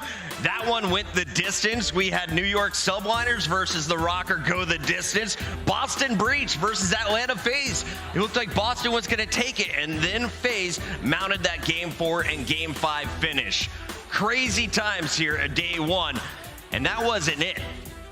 Tons of excitement, especially this crowd, Allie. Yeah, the crowd throughout the entire weekend has been amazing, and I think what's caught me mostly by surprise was there seemed to be support for just about every single squad that headed up onto that stage. The crowd may have leaned a little bit towards the boos for some of them, but regardless, they were getting loud for all of our players. Yeah, it's been an incredible weekend, Puckett, honestly. And also, like, I spent the first 2 days, obviously I was sick and I was watching, but the love on Twitter and in the chat has been unreal. We've had peak viewership the last couple of days, people showing love from all over the world, man, and the crowd here has been awesome. One of the best venues we've ever had, to be honest, in the way that it's set up. I've been enjoying every second. Yeah, people were saying that this game was kind of quiet last year. I don't believe it, man. We are getting loud, and it continued. We saw a full day of 3-0s on Saturday, the opposite of our Thursday, where it was a 15-0 finish. All of their teams closing it out. That was insane. Throughout the entire day, it's funny because none of us were like, oh, it's going to be another 3-0, it's going to be another. Like, we never even predicted it to go to that point. And Twitter, it was not a right side of the stage curse. I know everybody very quickly was like, oh no, the right side of the stage is cursed. Technically, the Boston Breach did get their first 3 on the left side of the stage. So unfortunately, no curses this event. The story of the weekend, though, has to be the LA Thieves. They barely got that 8th seed to get into the winners bracket. They didn't win their opening winners bracket match, but that set them up for the run against the number 9 Mutineers, the first victim to fall 3-0, and after that, so many teams followed them. Yeah, the Thieves have absolutely looked lights out, and I think the one that got a lot of people believing was the game against Subliners. When they come out 3-0, our current champions from Raleigh, that was what set the pace up very, very nicely to continue the run. And not only that, dude, they beat our number 1, 2, and 3 seeds in this tournament. That's actually insane. Wow. They beat Subliners, they beat Ultra, they beat Optic, they beat Rocker now, so they got one more in their path, right? And it feels like everybody on Thieves is just in full form right now, which is terrifying, Puckett. Great tournament for the LA Thieves, but a disappointing finish for some of our other top dogs. The Seattle Surge versus the Subliners. That was the battle for the Raleigh Trophy. Both teams bombing out. They don't go as far as they were hoping. Seattle Surge, they were shut down early. They're going to finish 9th through 12th. Meanwhile, the Subliners go out in our top 8. And this story right here is so interesting because Seattle Surge, obviously, after that lost to the New York Subliners in Major 1, had a really bad Major 2 qualifier. So we didn't have too much expectations for them heading into Major 2. But on the flip side, New York seemed to have gotten better after that Major 1 win during our qualifier. So for them to come out and fall so early in the fashion that they did, it's definitely super heartbreaking. That was one of the greatest series. If you missed it, LA Thieves versus Subliners. Go back and watch it. And watch the end of this one. Boston Breach versus Seattle. Everyone was worried if Boston would go to a Game 5, but Mac, the cruise missile. That is friendly fire, man. Taken out 2. It gives Boston that Game 4, and Boston survived to a day 3. I know, just like Boston sports, man. Just some crazy stuff saving them each time. Rough finish for Seattle, but Boston feeding off of that energy. Finally, they were taken out by Optic Texas, and we had a chance to catch up with some of the players. Here's a bit of a listen-in with some of their teamwork. Chow together. 3, 2, 1, chow. Two steamers. Two more front. Two more front. Nice. Top ups. Side the nerd. Popping it. Going for it. He's crossing. Corner. Crossing. I'm proud. Good replay, guys, too. Nice kid. First mount. Jesus. Honestly, that just felt like a testament of what was happening for the London Royal Ravens. Nothing going their way here in Major 2 from the qualifiers to now just frustration. We expect some things to maybe change before Major 3, but the LA Thieves, they went with a similar play, and they're finding massive success now with Kenny back in the lineup. Yeah, they're looking fantastic, the LA Thieves, and I think it's just the momentum we've talked about, the losers bracket side of things, just keeps on rolling.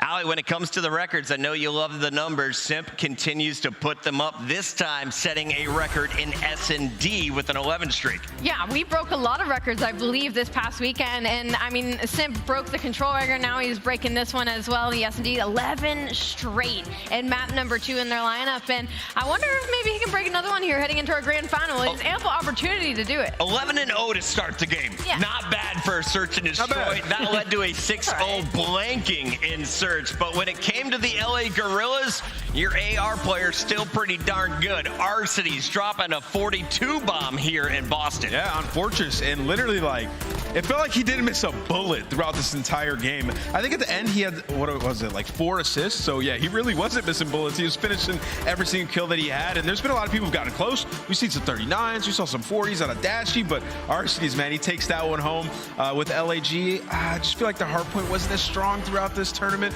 but we'll see if they can build upon it going forward. I know they got their heads held high. And of course, there was some big news broken today. It caught a lot of people off guard, including myself, as Methods decided this was the end of his run as a main AR. He's going to follow kind of the footsteps of Scump just a few weeks ago, saying, I've got enough wins. It's time for me to walk away. Here's how he addressed the crowd after his final match.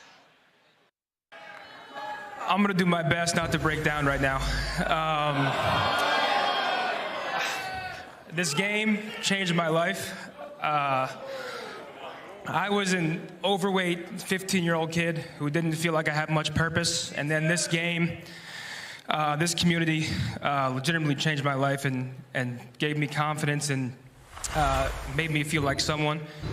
I have my family here today, so I can't think of a better way to say goodbye than on this stage in front of my family. They've made so many sacrifices for me. I mean, my dad was driving me to tournaments anywhere and everywhere. My mom, she flew to Chicago with me for my first ever tournament and sat in full-time content now. I think ever since I got a taste of that, my mind has always wandered into what I can make that, and I hope to have your guys' support over there in the streams. Before I walk off, I want to thank the Boston Breach for giving me an opportunity when nobody really believed in me. I saw how much hard work they put into this event, and thank you. And they put a lot of blood, sweat, and tears in this event, and they gave me a home. I was with the owners for Thanksgiving because logistically it didn't make sense to go home for Thanksgiving. So these guys here are family. I will always be a part of the Boston Breach in spirit. So the future is green. I love you guys. Thank you guys so much. Enjoy the games. Thank you. Thank you. Thank you very much, guys. Better days ahead for Methods. And Ton, we didn't get your reaction, but you were in the green room. Everyone was talking about this moment. What did Methods show you throughout his career? You go all the way back to Black Ops 2 with this guy. I was sitting ready to cast over the game, and I was like focused, pumped up, ready to go, and then just emotional. It was just like, oh my God, we're locked in for this cast. But Methods, honestly, he's just one of the nicest guys as well, and put up so many big numbers, so many entertaining moments as well. Just a cornerstone of the college. By the way, the man didn't have any notes. He just went up there and winged it with that speech. So if anyone needs a best man, I know a guy you should be calling. We got to show you the bracket one more time, and then I'm told the players are almost ready. So let's take a look at where we are at, because there's just one match to go. Nameless, walk me through this road for Atlanta FaZe. Yeah, I mean, Atlanta FaZe, they've just come in. They've done what they needed to do, right? Game 5 versus Boston Breach. They take them down. Then we have Toronto Ultra with a statement victory there. The most dominant win of that day, even though they were all 3-0s. They make a statement moving into the Rocker match where they steal both Search and Destroys to get the Game 5 victory. Now they have a date with the world champions in the final. Chat, we're going to give you an extra 2 minutes to get your predictions in right now. Let us know, who do you think is walking away with the Boston Trophy? The grand finals of the Boston Major 2 kicks off when we return.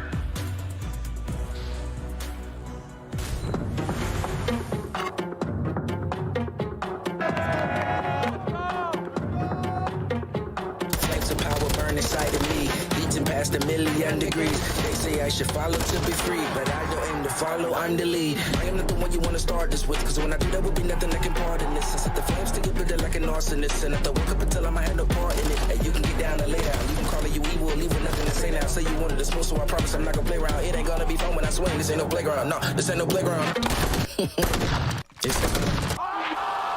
Oh, you said you wanted to win, well, this the right fight. Pray for when the darkness comes, turn on your nightlight. Well, you should have brought you a gun, cause we don't like knives. Since the power went to my head, haven't been quite right. Flames are burning, things are churning, knees are bending, ankles burning. I'm the teacher, you should learn it. I'm the judge, and here's your verdict. This is hell, and you deserve it. I'm feeling charged up, I'm feeling charged up. Keeping my guard up, you cannot stop us. I'm feeling charged up, I'm feeling charged up. I'm feeling charged up, I'm feeling charged up. Man, I cannot pretend the road is not tough. They trying to slow me down, they ain't pee with speed bumps. Constant on my mind, the ones I do love, they counting on me now. Too late to give up. Lace my shoes up, I'm tired though, you should know. My race can't be rushed, my rivals, they will fold. When they see me come out, I bet that they gon' start running. I'm a stone to a giant, I ain't afraid of nothing. Grit in my left hand, vengeance in my right. Go straight up both, I ain't wasting no time. Fight for what's mine, you know it's only right. But I have it bad by the end of the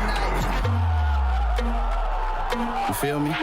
I'm feeling charged up. I'm a battery on full percentage. I got the green light. Keeping my guard up. I will not stumble no straight when they threaten my life. You cannot stop us. A force to be reckoned with. I don't recommend you try. I'm feeling charged up. Energized. I know my passion and purpose gon' take me higher. I'm feeling charged up. I'm feeling charged up. Keeping my guard up. You cannot stop us. I'm feeling charged up. I'm feeling charged up. I'm feeling charged up. I'm feeling charged up.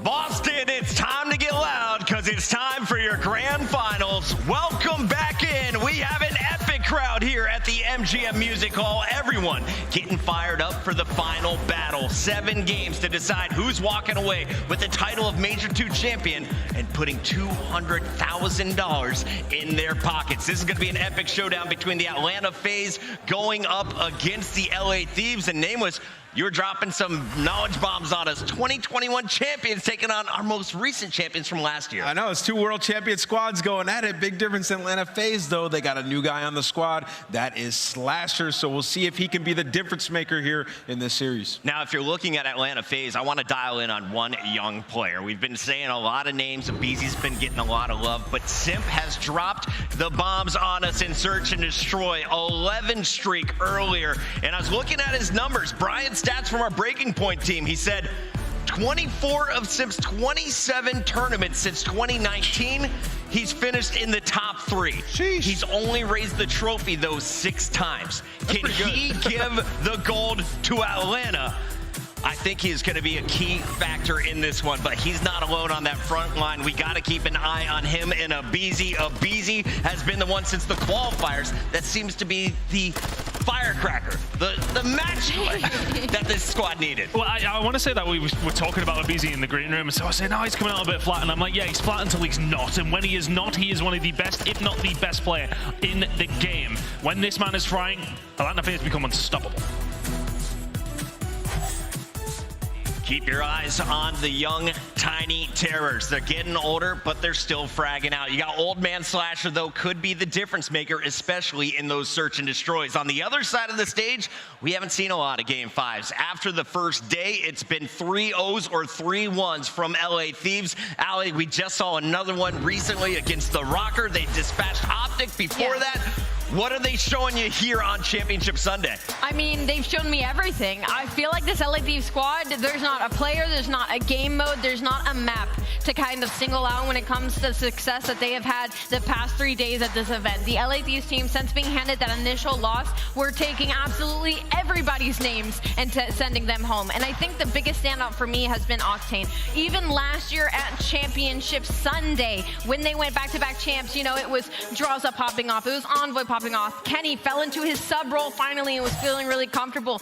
I think for me, Octane has been so consistent, but this event has been like MVP level for me right now. If they take this series on stage right now, he has been dropping the numbers on some of these maps and hitting some of the most insane routes for this team. So the LA Thieves look terrifying. Grand finals are no longer a best of 5. It's a best of 7, Nameless. How's this one playing out? Break it down for me for anyone new to the Call of Duty League. I mean, it's a best of 7, right? It's an extended series. I mean, we don't have any bracket reset or anything like that. You can see here, though, there are some bans that do come into place. FaZe going to go ahead and get rid of that Fortress Hardpoint, and LA Thieves going to get rid of that Hydro. I think it makes sense on both sides of things. I mean, obviously, FaZe don't want to take it to Fortress, want to play a little bit more strategic maps. I see you got your hand up. Tell what you want to say. Embassy Session Story had to go if you are the Thieves. You do not want to see that from the side of Atlanta. FaZe are ridiculously good at it. Although we did see a decent performance from them up against Optic, you do not want to play FaZe on that map. This middle side of the section, though, our 3-night stay hotel is pretty good. I feel like we haven't seen too much Mercado out of either of these sides, but to find ourselves in that map back-to-back again, LA, it's probably their stronger search and destroy map right now, but both these teams, they're going to battle it out. This is going to go forever. 5 straight wins for LA Thieves. Atlanta has made it 3, and that was a 3-2 against Boston Breach, the 3-0 against Toronto, our number 2 seed, and then, of course, the Game 5 clutch against the Minnesota Rocker. We have one more match to go, and it's time to get the predictions here on the desk. I want to root for Atlanta FaZe, but how can you not root for the squad that has been nearly flawless in the lower bracket? I think LA Thieves continued their run right here. I'm going to agree with you. I think they do as well. 15 out of 16 maps over their losers bracket run tells a really big story. Ali, is the curse lifted from Atlanta? Do they finally take home a trophy here in 2023? I want it to be lifted so bad, and I am 3 for 3 on my breaking point, and I have Atlanta. I phased up this morning for the grand final, but the Thieves have changed my mind. I have to be going red. Bro, y'all keep doing this, right? Picking against Atlanta FaZe. I'm telling you, they're going to come in here. They're in the finals. They're winning this time around. Cue the coffin dance music. Atlanta FaZe are taking this championship. They're coming and getting it done. Players need an extra minute, so let's take a look at a few bonus numbers here. Ton, which one jumps out to you first? We're going to be comparing some of the players here, and I think, well, we've got some enormous performances. Hardpoint, though, on Sundays, not the best here for FaZe. We're going to see a few of them in this best of 7. I mean, that's notoriously been their biggest issue is coming to Sundays. I mean, they have been making finals. They have been going very far in tournaments because they're a very good team. But since that Cold War season, we haven't had that clutch-up ability from them. They haven't been able to do it when it matters. But today is a good chance to try and right that wrong. Players are ready. No more talking from the desk. Let's get it over to the stage with Blaze. What's up, Boston? What a weekend it has been here at the MGM Music Hall, where we started with 12 awesome teams in a room of amazing fans, where we were on a quest to find the best squad out there. But with only 2 teams remaining, it's time to get this one going. The first to the stage, coming from the South, looking to end that championship drought, it's Atlanta. 100 racks up in my safe. I've been dreaming of pulling up in that Wraith. Check the stats, I ain't got too much to say. I got Gucci on my belt, but my pants sag. Wouldn't be surprised if my biggest hater made a fan page. You taking orders from your boss, you man-made. Grown at getting touched up by the handshake. Don't think you hear me right, let me clear my throat. 100 racks up in my safe. I've been dreaming of pulling up in that Wraith. Check the stats, I ain't got too much to say.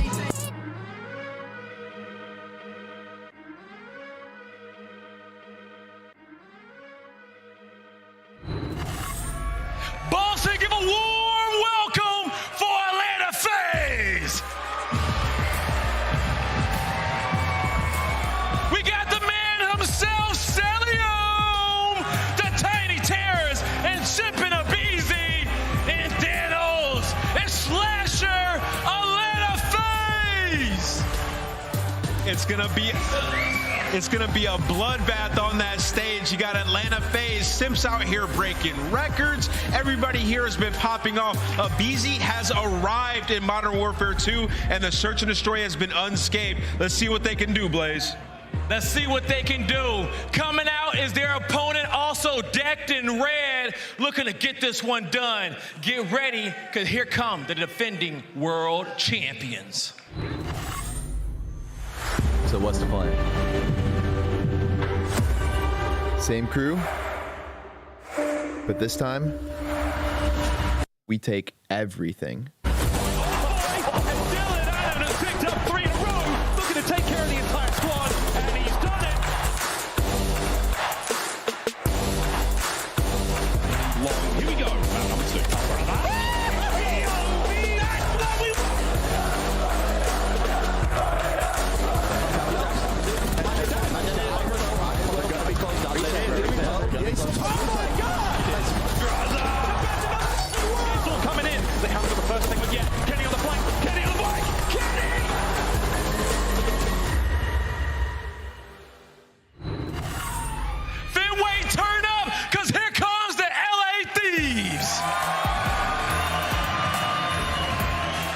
Show some love for Envoy, Kenny, Draza, and Octane, the LA Thieves. Let's run it up.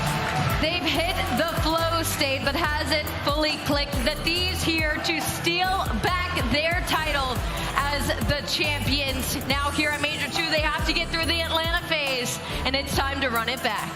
Yes, it is. Boston, y'all ready to go? One more time. Boston, are you guys ready to go? Miles Chance, take us away. All right, let's get this show on the road. Time to get the grand finals underway. And Chance, what a better way to do it? Two red teams. They've got such a storied history, a rivalry against each other, and now a lower bracket run, but on the other side of Slasher. I mean, you know, you ended it at Vanguard. These guys playing back-to-back, so they're very well storied. But if you bring up Slasher, it's all about those losers bracket runs. LA Thieves been coming in since round one. Slasher, though, he's responsible for two of the best losers runs we've had of all time, including last year, where he made the comeback to beat the team he's now currently on. But he's no stranger, and it's not just that. Even back at like CWL Seattle, good old CWL days, from like top 20 to win the entire thing. So he's responsible for two of them. Now he's trying to shut down LA Thieves from joining, well, his own group. Let's find out if he can do it. It's going to be a long and exciting series. Ladies and gents, wherever you're comfortable, wherever you are in the world. Skirt! Come on, Boston! Let's get it on the road! I think honestly, one of my favorite parts about being back on Twitch is when you see the Scourge just go flying through in a moment like this. Always fun, and it is a fun map we are going to be starting on. Both of these teams love them some Mercado Hardpoint, and it is going to be just a, I don't know, slugfest back and forth because the maps we have for both of these teams, they've been on point throughout this major. They've loved everything that they have played on. Both of these teams looking nearly unstoppable. But there can only be one. Let's get into it. LA Thieves coming in very, very hot in this loser bracket run. They will be the white arrows on the minimap. Atlanta FaZe, they will be in red. And already off to a decent start. Both teams trading efficiently. No one quite able to make it into the hard point. Envoy, the man on the bottom side of the minimap, he is the most important player right now. This is so much emphasis just on the bottom side of the map. LA Thieves trying to keep everything nice and contained. They're taking things nice and slow. And while Octane gets traded, right now you have everything covered on the map. It looks like Atlanta are trying to break through the left side, but they're getting picked apart along the way. Nice little 3 down in the feed there for the Thieves. Run up the score just a little bit, and again, nice and secure on that rotation. We go from a little bit to a lot of it quite soon, as they've held on to P1 very efficiently. Our first hard point here on Mercado Las Almas. Many more to come. Second now above on the minimap.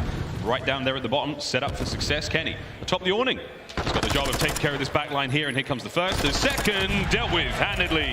LA Thieves hold the line, hard points there. Easy raise. There was a nice dead yelled in the comms as well. So LA Thieves, I mean, they've been going on a tear. This is their third match they have had today. They have all of the momentum and just trying to carry that energy through. Sally, you know, he's in the back alley, but Atlanta FaZe, they're trying to hit this hill from every single angle. For the moment, though, Thieves, they got it covered. Doing what they can. LaRue from up top on a 3 spree right now. Spots a few more, takes care of another. He is ripping his way through the members of Atlanta FaZe. Zoes Draza downstairs on a force spree of his own. Crazy stuff. And this is a dagger. There is 30 seconds left on this hill, and Atlanta are already forced to rotate. And this is just time for LA Thieves, not just to collect, but be able to set themselves up on the rotation. And you got Octane, maybe Subtane on a 5. He's looking for the cruise, and he's not going to get it, at least not just yet, but still more time to go for the rotation. Well, that would have been it, and it almost was a race between he and Draza. Who could get it first? Draza, though, still in the running.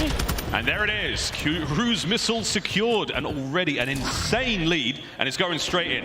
And how good is his comms? Because number one actually just spawned behind Octane, so can he make the turn in time? That is not the case. So Atlanta FaZe stable initially. They got the trophies, and they're going to be good on the hold so far. LA Thieves, they got to do it with their guns. Yep, two very small openings there in the warehouse, able to get those through. Not able to land it this time. And now FaZe in the hard point with that time. Slowly but surely ticking forward. Selling on the inside. Good shots. Octane's going to get that open lane now for his boys to work with. Forward they go. Can Abizi hold it? No, he's stunned up. He's in trouble. Here comes Slasher from upstairs. Good work onto the first. It's a clean 3 down now for the LA Thieves. And what a way to stabilize the game for Atlanta. Now Celia maybe trying to be the guy to make the pinch, but he gets found out, so no easy rotations here for Atlanta, but you get the full 60. You get right back in the game, and for both Abizi and Slasher, they're on sprees of their own, and they have 3 bodies down by the cantina looking to break these spawns, but Thieves keep it under lock and key. The rotation will be theirs. Slasher on a 4 right now. Oh, damn. Loses it there. Draza ends that spree, takes care of business. Bomb side of the minimap once again. Next up points up. Envoy massive. Wow! 3 in the feed. The last man's there. Is he going to square up and go for it? Unbelievable shots. Envoy versus the world in this moment. They got to get past him again. And hey, Slasher and this stun are able to get it done. But now Kenny has easy directions to look. The nade is not going to help FaZe on this break. It's going to slow him down that much more. You get one good try, especially without the extra man. Here we go. Octane trying to hold this one down. In the barbershop we go. Crazy work out of Octane to Draza to find those goals. Celium somehow finds the last one. Envoy there immediately. Takes care of business. 20 seconds left here on the barbershop. 12 and 8 overall there from Envoy. Outstanding stuff, but FaZe slowly but surely getting back into this one. Rotations down. They've got control of it. The only section of the map Atlanta have had success on. This is where they got to get it done again. Difference for LA Thieves, though, they don't have to get inside this building. You don't have to challenge Slasher just yet if you don't want to. Stun doesn't connect, but they're squaring up. It's the triple coming through. Slasher reads the scattered push and enough to get it done because Simp and Cell are there for the cleanups. This map, or at least this side of it, has been Atlanta's. FaZe decimate the LA Thieves on the push there. Now the quick turn, Octane still gets it. Hardpoint though, soaking up that time is Abizi. 6 and 11, no problem though. He's looking at almost a minute of hardpoint time. This is an important fight to Envoy now, who pushes his way towards the hill. And dude, Octane gets one random spawn where he actually spawns in between the pinch, and that's the only reason LA Thieves are able to get inside, and they are making the best of that situation. Simp though looking for a couple trades, and he hasn't gotten traded just yet. Beat down fight wins it, and Atlanta are gonna be good for the scrap. Fisticuffs there with Draza comes out on top. We'll see if there's a round 2 later on in the series. For now, it's Slasher eating all sorts of dangerous things being thrown his way. Hardpoint about to move once again. Top side of the cantina now though. Atlanta FaZe, they are set up for it. Here come the Thieves. Many of them on the outside here of the building. And Abizi downstairs wins his first, selling on the outside as well. Good work, great hold. 2 members of Thieves left. Yeah, that stun didn't make a bit of difference, and well, that's the first player for Atlanta. Falling, Draza trying to pierce the setup himself. Can only pick up 2, but now you have the opening. His teammates now putting on the pressure. 5 and 6, Envoy and Kenny working together, trying to find their way up top. It's so hard to get upstairs. There's a few ways in. You can climb through the stairwell, up through that open window, or that far right-hand side where Abizi is right now. So far, perfect work from Atlanta FaZe. The comeback is certainly on, and we could be looking at a lead change. I mean, they just shut it all down. Atlanta FaZe struggled early on, but they have had 3 good hills where almost all of them have been perfect holds. And, well, still 20 seconds worth of scrap time to fight for, but Slasher is going to be the one to take it. Welcome to the finals. Talk about a man that doesn't want a loser's bracket run to go the other direction. He opens up his game 16 and 8. Looking to get streaks now. 1 more is all he needs. Lead firmly in the hands now, Atlanta FaZe. They are swinging. Eyes towards Nu though. A streak here would be very handy indeed. Open parking lot. Not a whole lot of cover to hide behind. Oh my, Envoy, will you be his next victim? Ooh, run son. Hard points up. LA Thieves in control. Here come FaZe. Oh, his teammates are getting picked apart. Slasher did, though, just secure the cruise missile, which, unfortunately for him, might have to try to invest straight away, but he's getting chowed and tagged up. The comms there from LA Thieves to hunt him down when he's one shot. They are on point, trying to run up the hill of their own. And Atlanta FaZe, they do have a bit of a split, so there's the opportunity, but you have to make it coordinated. Lead change. LA Thieves now in the driver's seat. Here comes the cruise. I'm not sure if this is going to find a lot. There's plenty of trophies out and about. And there it is. Off the top of the surface, Octane in the feed, absolutely rolling things. Kills coming through. Now you got Octane. Well, he was one kill away from the streak of his own, but he ends up getting dropped right there. FaZe able to make the break on this old time. FaZe making the break, looking to get the lead back. Let's see how things are going with a quick listen in with Atlanta FaZe. Coming. One shot, we get up. Nice, good up. Deep then. Put him in the deep in here. They can be dark. I can get time. Deep on me. Deep on me. I have a trophy in UMC. I got two. I don't see anything gate. Kenny's deep. Please. I have blue and gate. I have blue and gate. I have all of blue and gate. Here. I have dark right now. I'm starting. Dark. On the up, boys. I'm setting up. I'm cut on you, weak. Haircut, absolute. I'm watching, bro. Yoben, 2. I need you. One Yoben. Cut down. Nice. Watch that one. One could be gate on me. I'm watching your gate. I'm watching gate. I'm watching yellow van, right? Yellow van, one shot. I'm watching gate. I'm watching L. I want that. Nice. He's probably gonna be cut on. Another one gate. Nice. Homer Kenny. Homer mid. He's like Pocky. He went towards Barber Chuck. Barber Chuck weak.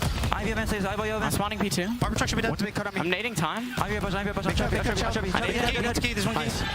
Yoben, dead. Barber Chuck. Let's go. I'm running. He's going out. I made sure. I want absolute dead. I think pocket, okay? I can watch your Barber side. I'm trying to watch it. I don't see anything mid. Atlanta FaZe now in firm control of the map. They've got a bit of a lead to work with now, but that's P2 all theirs. And this is moment of the game right here. If Atlanta FaZe can hold on, they're going to be in prime position to get the win. Thieves, though, they got the pinch cooked up. Cellium holding it together. Stay alive. Slasher's got the boys covered from upstairs. Now on the point, Draza wins another big one. Trades it down. You're over 200 points now for FaZe. Keep control of that bottom side of the map, and you're all good. Well, you got to putting on the pressure. 2 players coming in through tunnel, 2 pinching through the left, but getting picked apart along the way. It's the ARs right there showing up for Atlanta. Simshop has been comfortable inside the hill. Only has 1 kill to actually get, but the good news for Thieves, at least you forced it to do. The bad news, look at those spawns. It's all FaZe all day. Pitches now on for the LA Thieves. Can they get there in time? Got to deal some damage now, and it's got to be decisive. Cellium! Med doesn't win the fight. Draza stays it. Abizi gets brought down as well. And when you look at that, I mean, Atlanta FaZe spawn up at the new time for absolutely no reason, but Thieves clear them out, and you get inside of 10 first, you get players up top, and you can absolutely make this a full 60 hole. Here we go. FaZe now winding up for the break. Envoy upstairs, Octane down low. They are armed up. Trophies are in position. I say it, just died. Here we go. FaZe has to be clean. 2 kills in the feed already. Envoy. Oh, he finds at least one. Another on the outside. Slasher gets it. Oh my God. They're still going. They're still fighting. Thieves not out yet. Every Vasnev in the game could be in that man's hands, and with 30 seconds to go, Thieves obviously can't win it. They're looking for that next set of kills to start to make moves, but Atlanta FaZe trying to keep it secure. A very long way to go, and Octane for the moment is by himself, and if I'm Atlanta, I hunt this man down. I get rid of him as quick as he can. They're trying. Barbershop's up, nades, attacks, everything being thrown in there. Can Kenny find his way through the back line as well? Slips through, Slasher. He let that one go. He's in! Finds the kills. Slasher, the immediate turn. Kenny, oh my word. Oh my God, he kills another. Still though, FaZe are in position. Envoy's got to go big. And all those kills, but only 1 player actually spawns out. Only 7 seconds to go. The contest is not yet in. LA Thieves, they gotta fly. They gotta fly. Go, go, go. 2 seconds. Here comes a big one. The stick lands, but it doesn't take care of business. Cellium dies. Thieves are still in it. They're still going, but it is desperation hours. Atlanta FaZe groove up together. It is all for making this push. Through the parking lot, they're going to remember where they parked after this one. A memorable hit. The terrorists through the front. The guns are up. Octane's finding the kills. He's running out. He's picked up a tack off the floor. 3 down again. Can he make the play? I mean, Slasher last man standing. They don't want him alive, and they're going to take him down out of nowhere. No way. LA Thieves. They just got it done. No way. They hold it down. It's done. It's another 2-second hardpoint game. There's something special in the air here in Boston. That's not a bad start to the series. And the practice on the YYs are built different. That play from Envoy runs out of ammo, sneaks a Vaznev off the ground, YYs into the snap for the third kill just to save 10. And then the YY master himself, Kenny, on the old hill, sees Slasher go up top, jumps past him, gets the kill. 180 Slasher, 180 Cell, dishes out extra damage, and somehow just sets his team up for success. I mean, those are monster plays that they're just not replicatable. Absurdly difficult to pull off. And I mean, it was what, 230 to 170, something along those lines for Atlanta FaZe. That is as good as it could possibly get. And that is why is our scuff play of the game. Here's the final few moments from that insane Hardpoint. What a way to get the grand finals underway. Atlanta FaZe had a sensational comeback chance, an unbelievable run. Keep an eye on that score. And I think maybe this is where, originating this from Slasher's perspective, actually, where Kenny backs him out. Okay, we're actually after that, so we missed some of the goods, but we see all the kills for the actual break. And I mean, it's nades backing down Octane, it's nades that are actually killing Celium, but once you get to this situation for Atlanta, it's just so difficult. No pinches are gonna be able to get set up. You're getting picked apart when you're running through the middle of the map, and LA Thieves just had everything covered. And these entry gunfights on the point as well, so well coordinated. Envoy went on a tear in the final few hills. Insane. He's one of the more cerebral players in the league. We tip his judgment and his decision making, but we often forget how disgusting the man is with a weapon. Yeah, man has the strap as well. The gunny is definitely not going to be shied away from. So 10 out of 10 on mechanics, 10 out of 10 on the heads up plays. Even dealing with the fact that Atlanta on that like P2 to P3 rotation, when all of Atlanta for no reason spawned up inside of 10, almost getting the guarantee. Thieves dealt with that adversity. I mean, big money play after big money play, and that is just to kick off the grand finals. It's a best of 7 that we are paying attention to, and if it goes anything like that, we're in for a good time. 2-second differential once again there. Incredible work from both teams.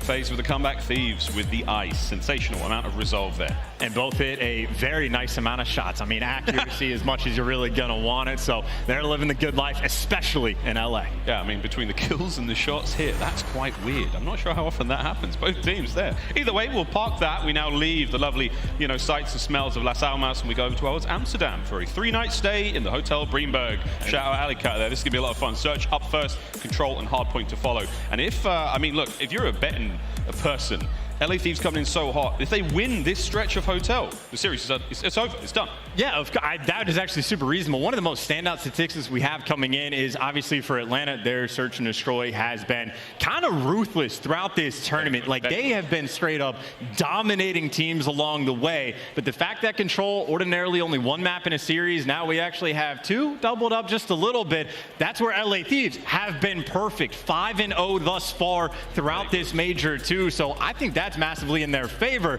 And if they manage to start like breaking Atlanta FaZe down on S&D, absolutely is going to put them over the edge. So search and destroy needs to be the bread and butter game mode still for Atlanta. FaZe have to fight through a very hot Thieves again. Los Angeles have come swinging out of the lower bracket here into the grand finals, scorching hot, and so far not skipped a beat. If they keep it going here in the search and destroy, this series gets very dicey indeed for Atlanta FaZe. Now, through the entire Vanguard season, bar one event, they got second place every single time. They got third apart from that. An absolute travesty if this happens again. And that second place could be very punishing as well, because obviously LA Thieves scorching hot, 16 of the last 17 maps. I mean, honest to God, that is one of the more absurd runs we've had, especially when the level of competition is this high. The LA Thieves at this point, they've beaten basically half of the CDL. They 3-0'd almost half of the CDL at this point. So these guys, I mean, they hit their form already. We were expecting it maybe to take an extra stage or two, but this early on in the year, these guys looking ferocious across all game modes, playing with all the confidence, smiles across the stage, vibes at an all-time high. LA Thieves as good as it gets, but the good news, I would say, for Atlanta, search and destroy has been perfect. I'm almost tired of talking about how good a BZ is at the First Bloods, but shocker, best in the game right now at First Blood throughout the major by a mile. And even Simp right next to him, if it wasn't for BZ, Simp would be that guy in the First Bloods, in the search and destroy. And those two together, that dynamic, terrifying duo, nearly unstoppable. And then, of course, Celium right behind him has a 1.8. search and destroy KD. So LA Thieves, they might have the edge right now in this series. They might have won 16 of their last 17, but Atlanta FaZe very much ready to bounce back, and especially with a 4-man hit towards B. Well, that's all 4 players going towards a single bomb site. Envoy is going to sense something's up. Here it comes. Takes 0-1. I was waiting for it, but he couldn't get it done. His teammates are in position, though. Simp gets the pair of them. With that, an open bomb site now by the kitchen. And that's that dynamic, man. Even when a Beezy's falls, Simp is just as good, if not better, at the first buzz as well. Just doesn't have to do it ordinarily. And now for the break on this site. Good luck with the 2v3 retake. Oh, Octane's already gone. Slasher takes care of that. Kenny alone, nothing. It's a perfect opener from FaZe. And there's simply nothing you can do. Atlanta FaZe, when they get to snake inside a kitchen, no one's going to be able to break that down. So Simp basically just wins in the round, able to collect 3. And again, even throughout this tournament, the number of times like where Simp opens up a game with an ace or the big play, when a BZ falters, he picks it up instantly. Atlanta FaZe have not lost a step. One of the sort of recurring traits here of the Boston 2 major is that no search and destroy lead is safe. Nothing is sacred. Everything can be taken away from you. So whatever happens in the first sort of 4 rounds of this search and destroy, don't worry, ladies and gents. It could all change on a dime. 3-0 so far from Simp after that wonderful opener. Now looks to be another B-bomb site hit, but this time LA Thieves. And it's a BZ that gets to deal with it though, and he's stunned and tagged up, but that just means he can call to his teammates where the pressure is going to be, and no one's actually rotating to back to help a BZ in this moment. He's going to have to do it all by himself. Well, let's see what he's got. Tags are in, can't get anything done. Here comes Celium, finds himself 1. Softens up those attackers just enough. Here comes the rest of the reinforcements now for Atlanta FaZe. Across the map they fly. And telling him he's going to be shooting through walls when Simp is piercing through the middle. And now if you're LA Thieves, you are not feeling safe. You know, you've put yourself in a pinch, and Kenny trying to get out with the play and able to deliver. Kenny dolphin diving away, and this is dead silence across the board. Simp has not yet been able to hunt him down. He heard the nade though. He may have seen his shoulder be thrown there. Octane's the next target for Simp, looking to get his 5th kill in a row, but Kenny might just be able to make a move over towards the A-bomb. That's kill number 5. Can Simp get it done? It's a 2v1. And I think Octane's dead silence literally just ran out, and Kenny, well, now he has to chase, but no dead silence. And Slasher spotted him as well. Atlanta, they got the intel, 20 seconds to work with, and almost nowhere to go. Kenny is doing the best he possibly can. 15 seconds, here comes the opening fire, and that is kill number 6 in a row for Simp. And Simp, again, is the guy that is making the play. Celium gets the trade from the failed first blood of a BZ, just because LA Thieves overwhelmed, but 2 rounds, Simp is 6-0, already has a cruise, and he's the man that made the solo play through the middle of the map and found that extra entry to put LA Thieves in the pinch. Simp right now having a nice little bailout search and destroy performance. See what they do now on offense here in round number 3. He's doing a lot, man. He's doing it all for the team. Including taking the bomb. Cruise missile in the back pocket as well. Here we go. And we're going back to B. Well, this might just be like homework being done. If they're going back towards B, they might just send a BZ in first and almost go for the exact same strat. But LA Thieves are the ones mixing things up. This time, they took the fight to Atlanta. And unfortunate about the team kill, but you still have the man advantage. Up by 1. Celium and Slasher, they are separate, poles apart right now for the LA Thieves. It could be easy pickings unless they get a little bit antsy. Now they know the bomb's down there in the restaurant. Yeah, you have to, right? Both the SMGs are the players you kill. You set this up and play it like it's a hard point. And now they got to go retrieve that bomb. Draza, guns up. Oh my, lets it slide for just a moment. Easy kills. Now Celium. The Ubermensch in the 1v3. Well, it'll be a minute and a half basically before he gets in the mix, but I just love the play call coming out of LA, right? 2 rounds don't go your way, but you just try to punch them in the mouth and shut them down. Team kill doesn't make a difference, and Thieves get a confident and overwhelming bounce back. And I think that's the type of round that Atlanta are going to have to be concerned about, right? That aggression towards B only worked once. Going to have to start pulling new tricks out of the bag. Yeah, you're very confident after that round if you're the LA Thieves. You know, you make the perfect read on that hit towards B. The restaurant kills were all great. The setup was solid. What do you do now, though? Atlanta FaZe, again, a very deep playbook. And it's also based on whether or not you have trophies available, right? Because if you're working towards the A site, you know the crews will be in the back pocket, so you have to be particular about where you choose to go. And if you don't want to worry about the crews, maybe towards B, but they're playing picks or playing 4 picks. The 4-man split setup. And it looks like FaZe, they've read it. Oh, and BZ guns it. Can he get another no? Draz is there for the trade. 3v3, here comes the bit of a protracted battle. Then Octane, he's got 1 HP left. If you cough on him, he's dead. Well, no one else has been sent in. LA Thieves, again, playing for picks, happy to keep the pace slow. And Kenny, he's crept his way up the map, but look at the errors from Atlanta FaZe. They are very concerned about mid. And if shots are ringing out, they know where Kenny's here. He just dolphin dives across, and I don't even know if he got spotted. He didn't. He doesn't make a sound. Dead silence. Unable to get this far, and he wins the fight. That's a big win. That's the A-bomb site now open, and Simp's dead. No crews. Yeah, one thing Kenny never lacks is confidence. Literally just diving across for those chows, and no bomb plan just yet either. They're trying to get the information. They spot one man inside a luggage. So they have all the information, and they send Kenny in to hunt them all down. 1v3 for Cell. 1v3. LA Thieves moving with purpose. Tags are there. And here comes the Anaconda squeeze. The Thieves get back in it.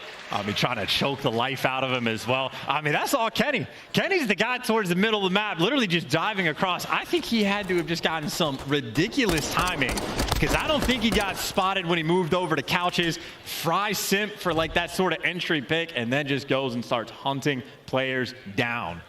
If you're dealing with the crews, it's very important to control that pace. And in that round, Thieves are on point. And now back for Atlanta on the offensives. They've been 2 for 2 with trying to be aggressive towards that B site. I think this might be the round where they maybe not mix things up. Old Faithful. And the rock, paper, scissors world, we call this the avalanche. 3 rocks in a row, 3 beads in a row. And Envoy, he's like, no way, man. No way they go back again. Well, let's find out. Here they come. This time, Envoy's a little bit more prepared. Nade lands just perfectly. Takes care of some HP. Oh, boy. Kenny now on the flank, gets involved. Celium, is he going to go toe-to-toe with Kenny? Pops it. Here comes the fight. Kenny, though, brings a nade. Doesn't take care of Cell. Oh, and Cell's able to get out 1 HP. He's getting chased for the moment. Draza looking to hunt him down. How good are your reads? Cell's just a little bit better. So sneaky. And now Octane, always in these situations, another 1v2. Oh, he's got to move a little faster than this. There you go. Great work, Atlanta FaZe. The old avalanche drowns out the LA Thieves. They take the lead. And that's just like, I mean, even honestly, like an avalanche. This is the trades back and forth, back and forth. Cell is the guy that's able to get out 1 HP, reposition, and catch Draza. In a game with 2 teams that have been on point, like they have been this entire tournament, it's the little things that are the difference maker. Cell was able to pick it up in that round. 3-2 FaZe. Okay, quite rowdy here in Boston. Will it be rowdy in this round? LA Thieves now bomb in hand. Looks like we might be teetering a little bit more towards that A-bomb side of the map this time. Draza, the solo man, the island, over towards B. And here we go. All sorts get thrown at this bar. Oh, Sims Challenge as well. Yeah, Sims Challenge had the dead silence popped and got the first blood. Octane does respond, but now you're at an open site and you know these FaZe players are behind you. Oh, not only they're behind you, they're on the flank as well. I'm not sure if they spotted him out, but here comes Octane versus Simp. It's a big win for Simp. It's 2 on the round. He's going to fly forward just under a minute to go. Envoy. Hey, he's challenge. Slasher, though, 1v2, very capable because he's able to play aggressive on this. Oh, my. Oh, my. Here comes the fight. Takes care of both. Oh, my God. Slasher rips and tears his way through the LA Thieves. Snapped on him with the snapback. Nice little 1v2, and what a big round to get. Could have been tied up, but FaZe much more comfortable with that 4-2 advantage. And what a moment. I think Octane, by the way, actually was able to get his first kill, but I know Simp twice now has just heard Octane stomping around and got him just off the sound cues alone. So Simp feeling great. Slasher after that, maybe feeling just a little bit better. And for the first time on offense, FaZe is mixing things up. LA Thieves, they read it, but they still take a player or 2 down with them. The bedroom riddled with bullets now. Not the Egyptian super cotton count. Yeah, that's right. Here comes pressure. LA Thieves not giving this one up just yet. And it's the playmaker, Simp versus Envoy on the middle of the map, and Simp is able to deliver again so many of these rounds. When the life count is even up, Simp is the guy out there making the play. And now you have to split if you're on LA Thieves. 1 man for either bomb site. You know where Draza is at. And I think they're just waiting to catch a player off guard. They're expecting Kenny to be forced to make a play, and Simp again. He's the guy battling with Kenny in this area. Playing with your food. You got Slasher for the help that Simp doesn't need. That's the play call. Let Simp do everything. Problem is, though, Atlanta FaZe haven't moved too much. They're waiting to find Draza. Where is he? Dead silence activated. They don't know where he is. They can't hear him. And oh my God, what a play this is. What a play from Simp. If in doubt, lay prone. Let him fly by. Map point. I mean, this is truly just like feeding all the information to Simp. Send him down the middle of the map. Let him make the solo plays. His dead silence plays have been perfect this entire game. 12-4 right now. Triple positive. And I'm telling you, Simp this entire tournament has been different. Chris Lair, one of the most impressive individual players we have seen in Call of Duty. His debut into the professional scene, unforgettable. Looking to add another trophy to the cabinet this event. Can they do it? In the CDL alone, 24 total tournaments. He's been top 3 in 17 of them. I'm not going to do the maths. Here we go. Cell, he will be the first man into the fray here. Trophy's going to keep him safe and sound. Here comes the reinforcement. Simp lands a decent amount of damage there, but not enough to get the kills. It is a very solid engagement towards the middle of the map here. The bomb has been planted. Here we go. And this is perfect for LA Thieves because they got 2 players pushed out on either side. Simp trying to break him down on the flank, but long term, you're running out of time. Not going to use this cruise missile. And even if you called it out, I don't even know what you say to your teammates. This is so much time being wasted just for the flank. Atlanta FaZe, they have to collapse at the perfect moment, and it's looking like they're not going to be able to get it done. 2v4, Simp's going to do what he can from the top of the bar side. Here goes the fight against Draza.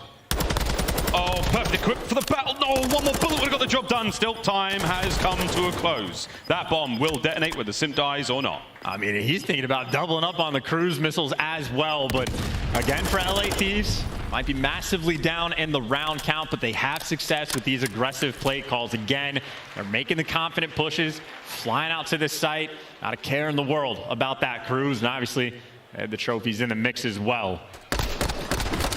Difficult one to get for LA Thieves, still a long way to go. And for Atlanta, I think I might be going back to that B site. I know Envoy's been on point with the first bloods, but I think God trusts Abizi and Simp to take care of business. It all depends. How loudly will they go? If they have dead silence, so they're ready, FaZe might be able to make that run. Simp will have it momentarily. The rest of his team, though, we'll see. This is going to be the cruise missile round for sure. Here we go. He's going to get his iPad out. He loves his iPad. There it is. All right, here we go. Cruise is up. Who can we find?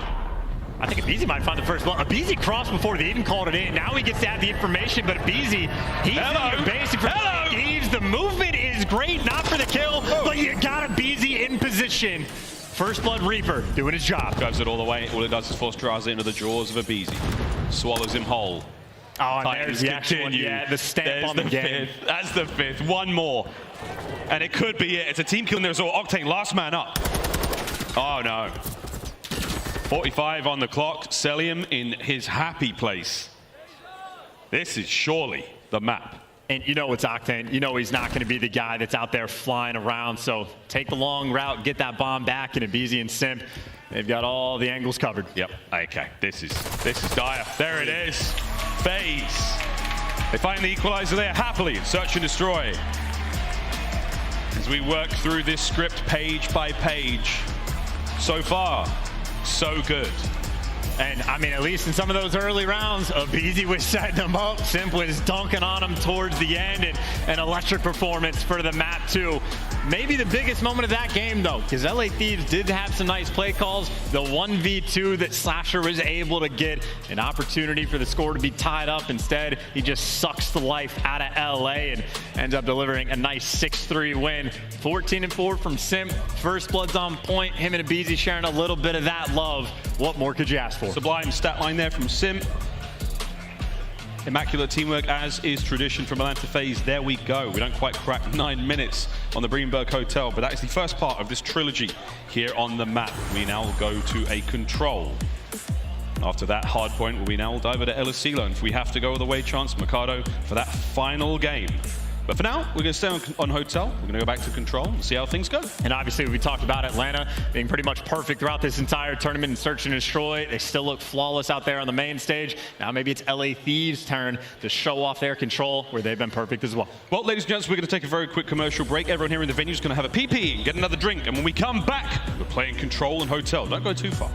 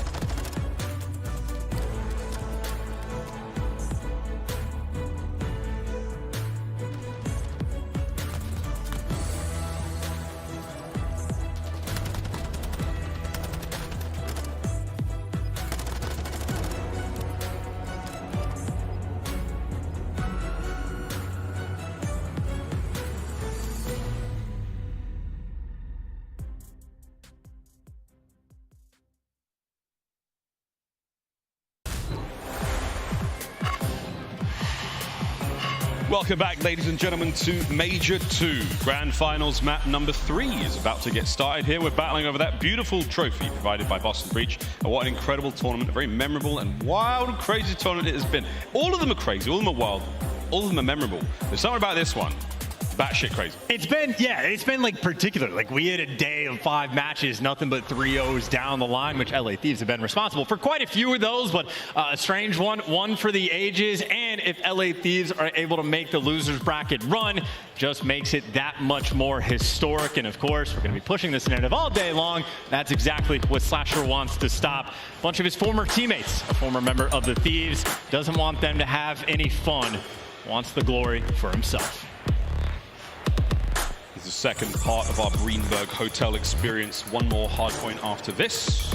For now, Control. An interesting mode for both teams, but thus far at the major chance, it's been all LA Thieves. Haven't dropped a single one yet. And it even goes back like prior to the major as well. LA Thieves have won 8 controls in a row, but you did see the records. You saw the offense and defense incredibly comparable between these two teams. A first blood fight between these two has been present on this map the entire time, but looks like Atlanta FaZe nice and secure for the moment on offense.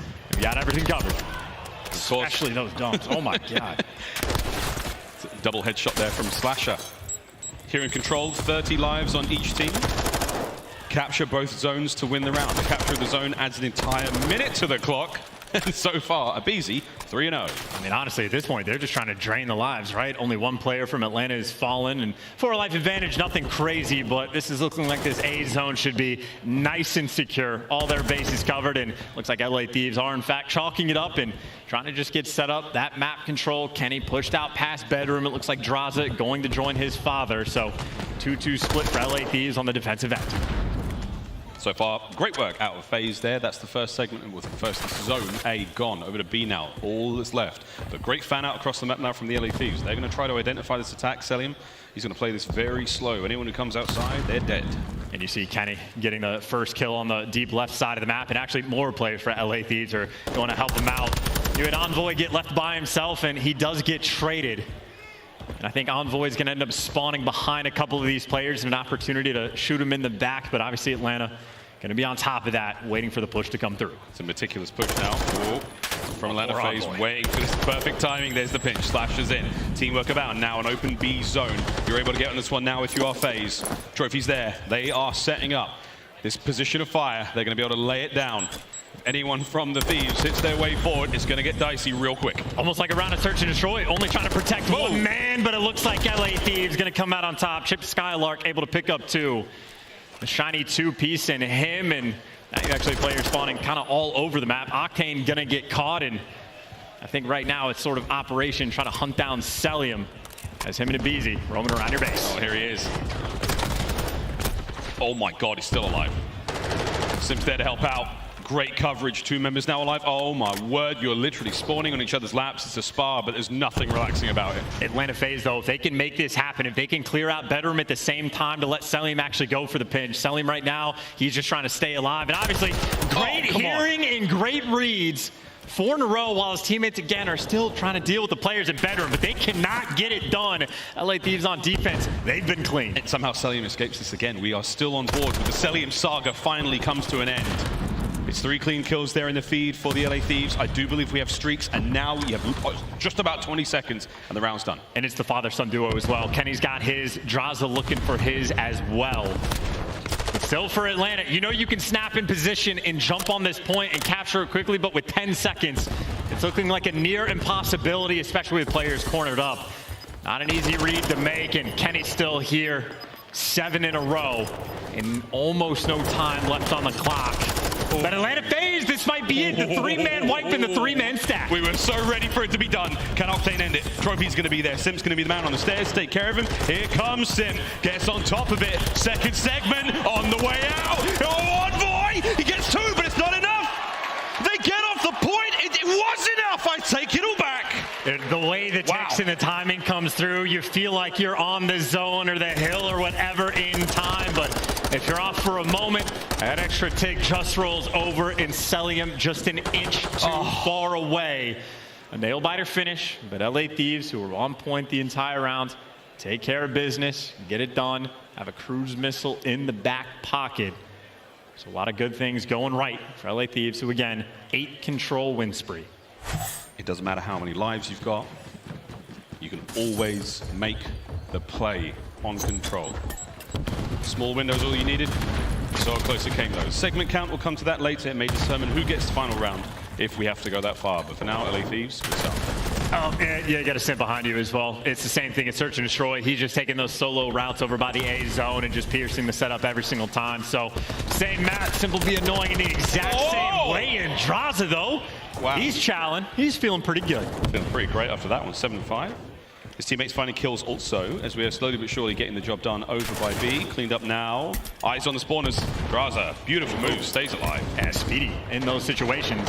Able to get out, and he is getting hunted, and just doing a little dance to keep things alive. Only one player on the zone right now, so Thieves, they're playing to just get these kills and keep Kenny safe. Progress, though, helps. They will not lose that if the player falls off the point. Draza there, great coverage. Abizi finds himself too. Back on towards the A zone, you now go. Counterattack now from FaZe. Trying to get these boys up. He's going to stack this one up, hopefully get rid of this. You are slowly running out of time, and that's the problem. Second segment done. Well, Atlanta FaZe, they're going to fight it, though. Yeah, Octane's going to fall. Both of the tears able to pick up 2, and that's a 4 spree for Abizi. And if you try to go to the B zone, Selim's already there. Selim's picking up kills. And with 40 seconds left, you're at least not going to be comfortable if you're LA. Go right back to the A zone, probably going to hit a triple stack and make sure you keep it secure. Success over there at a minute to the clock, just under a minute and 40 for the Thieves to work with. A little bit of time added to the clock. Now, slowly but surely, all you have to do for Atlanta FaZe, keep him back. Kenny's going to try to soften up these defenders with this cruise missile. Let's see how it goes. He's going to curve it, bend it. What will it land? Impact, no joy. Here comes the hit on the ground. I do love the extra angles that these players are working with, and maybe for Draza, he's got the trophy, but he's got to worry about almost every direction. But so far, so good. The map has sort of been flipped on its head, and now it's about the timing because you're in a pinch. But they dealt with it. You clear out your spawn. Now it's just a Abizi from the front. Abizi for the front. Guns are up. He finds 1. He's moving. He's grooving. He gets 2, and he cleans them up. And that's going to be the second segment of B. Safe. Wow, FaZe, good defense. Damn, trying to kill Abizi is not a fun thing to do. Same thing with Selly. Get away 1 HP, and that could have been the moment where you win the round on offense. Instead, now it might be worst case scenario. You got an Abizi in your bed. You got Simp in the back spawn. None of this is fun to deal with. None of this is fun to deal with. 50 seconds. FaZe are holding it down. Draza wins the fight on the outside. That's another avenue now of attack to work with for the LA Thieves. Will they be able to flush Selim out now? He's in the bedroom at 11-4, and that is where the magic happens on this map. Well, he kicked open that door, so Envoy gets to go hunting. The stun's going to connect, but Envoy trying to look for that entry. He's able to deliver. Abizi's looking for him, but gets the trade. That's number 5. Good job there. We're looking at the second segment. Oh, nearly! Sim gets in just at the right time. Finds 2. Can he get a 3rd? No way! Oh! He was aiming for the trophy, I presume. 25 on the clock. No, he was aiming for Draza. This is a matchup we have seen quite a few times, and if you take a ring from him, Simp is not going to forget. Oh.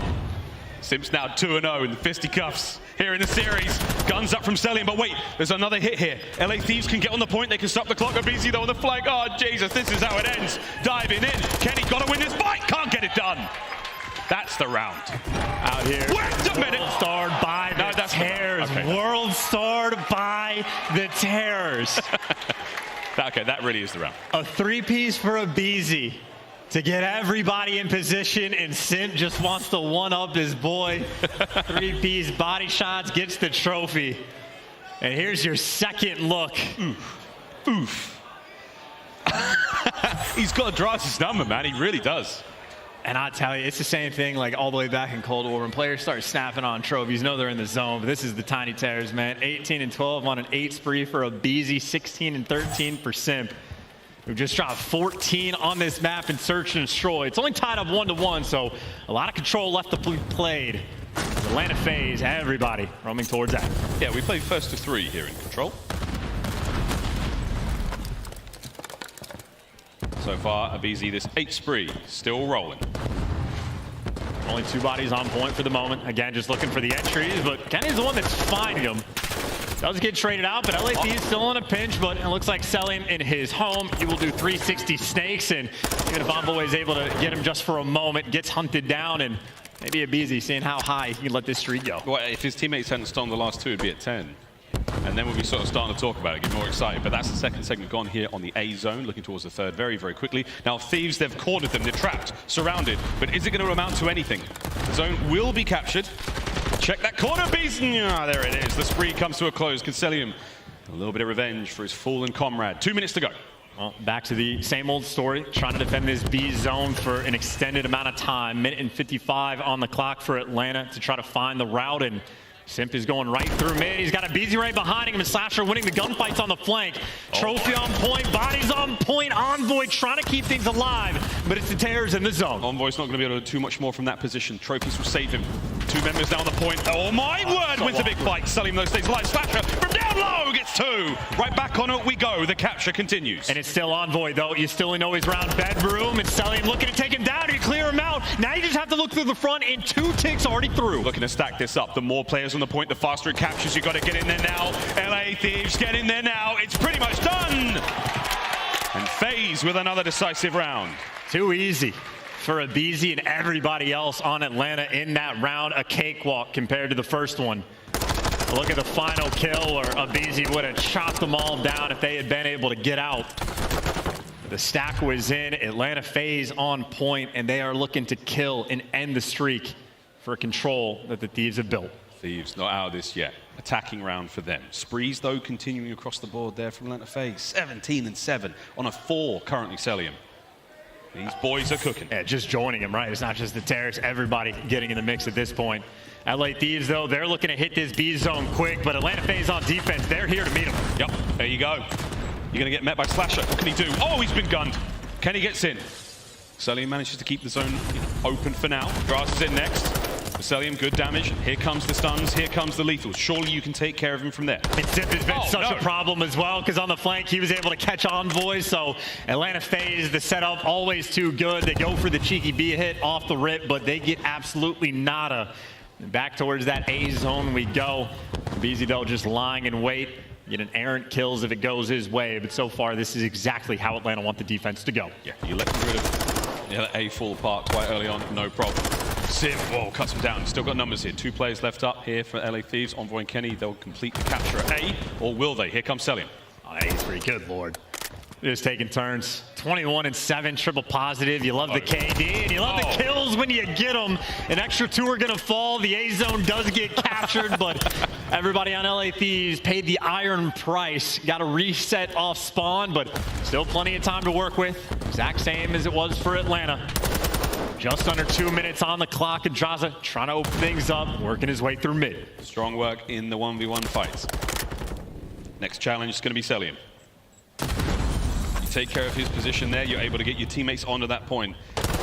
Oh, good work against Abizi the second there as he slithers his way into the feed. 17 to 17 all together. Can he change that? Yeah, you can do a face down in that moment. Draza is spinning in circles, and unfortunate for him, couldn't quite read the spot of Abizi, but at least this time he shut him down. Oh! No highlight reel for Abizi. You still got the pressure through the front. Now it's Simp on the flank. That's going to be the man to read. Kenny's able to take him down, and now Octane, the human turret, gets to post up. He looks left, he looks right, and he crosses the street at exactly the correct time. Now 2 of them on the point. Here we go. Octane and Envoy capturing the point at B. First segment gone. Second one halfway through. Anyone here to slow this down? Envoy trying to push the front line forward. Can't get it done. Simp's there. Reinforcement from FaZe coming in. And the Cruise. That clears the field. Well, back on the point. This is nearly the second tick through, but Octane by himself. He's waiting for the reinforcement. Trying to dance and stay alive. You at least get the trades, and a team kill comes through for Atlanta. The next one lands for Envoy. Slasher's the last man standing. It's a freebie. Got to stay alive at the point. Get the capture done. Slasher's got to go big. Can he get anything out of this Envoy coverage? Abizi dives in. Gets 1 and 1 only. We go to a final round. I feel like nearly every single one of these rounds has been settled based on gunfights between like Envoy and one of the Terrors. Because it was 2 different moments towards the end, this being the first where he shuts Abizi down and sets him up, and even towards the end, Envoy gets the trade. If you can test and contend with the SMGs of Atlanta, you're gonna have a good time just to force that round 5. And they've traded offenses and defenses, so this one could go either way. What phase? They managed to capture more segments. They have got defense. I think, anyway. Crazy. I don't know, bro. Let's just get into this one. Here we go. Final round here in the control. I think we've seen A hits, we've seen B hits, and now working their way through mid, but maybe just a quick roto over towards this A zone. And again, you take down Sip, you're gonna feel a little bit more relaxed on the map. 2 players on the zone for the moment. Octane's got mid-map covered. Him and Draza putting on the work, and you actually have pressure on the B zone as well, so that's where Draza was. He does get taken down, and you see they're looking for the moment. They're trying to like set up the push through the flank, and if they ever get a clean wipe, they would go and jump on that B zone. It can be risky though, because you have less bodies over towards A, and it opens up the door for Atlanta to try to defend this point. As the gunfights resume back to the 50-50, it looks like LA Thieves able to keep things under control. Not about to be 50-50 for long. Simp is absolutely murdering. Oh, what the hell? It ends. The trades are there. Simp with a ridiculous 3-piece. Back onto the A zone we go though. Draza slowly but surely getting this one done. Reinforcements arrive in the form of Octane, and A should go. It should. Here come FaZe. Well, Salium already got the first 2, so you're going to be set up in a pinch. They're going to clean house again, and they're leaving Slasher over towards bedroom. Atlanta FaZe right now applying all of the pressure. They're trying to just stuff them out. Ooh, nearly gets Octane as well. Tags are there. Octane flying in. LaRue with 2 on towards A. We now go. They're going to make him earn it, man. Atlanta FaZe are fighting tooth and nail on defense. I mean, there has not been a moment in this game where the Thieves have been able to relax in. That moment is not coming anytime soon. Atlanta FaZe a full spread across the board, and more importantly right now, a 6-life lead. Atlanta FaZe right now doing it all. Trying. Envoy keeps his teammate safe on the approach now towards the next point. Simp's a little too twisted. Nearly lets his teammate have it there. 19 lives for FaZe remaining. 1:20 on the clock. Here we go. Simp playing it slow and sensible. Envoy winning a big one now. Can he stay alive? No, Abizi's there with the coverage. You still have streaks to play with. And you have to kill Abizi in this spot. This is the man behind enemy lines. This is going to be the guy that is a nuisance in your base, and that disruption continues. He's on the 3 spree, and LA Thieves not even grouped up together. It is spread across the map. Simp towards mid, able to make those solo plays. And the ARs right now stagnant for Atlanta. Same thing for LA Thieves. They're just trying to find the tears because Simp's going on the flank, and Abizi, he's found his corner. It's the final minute. Here we go.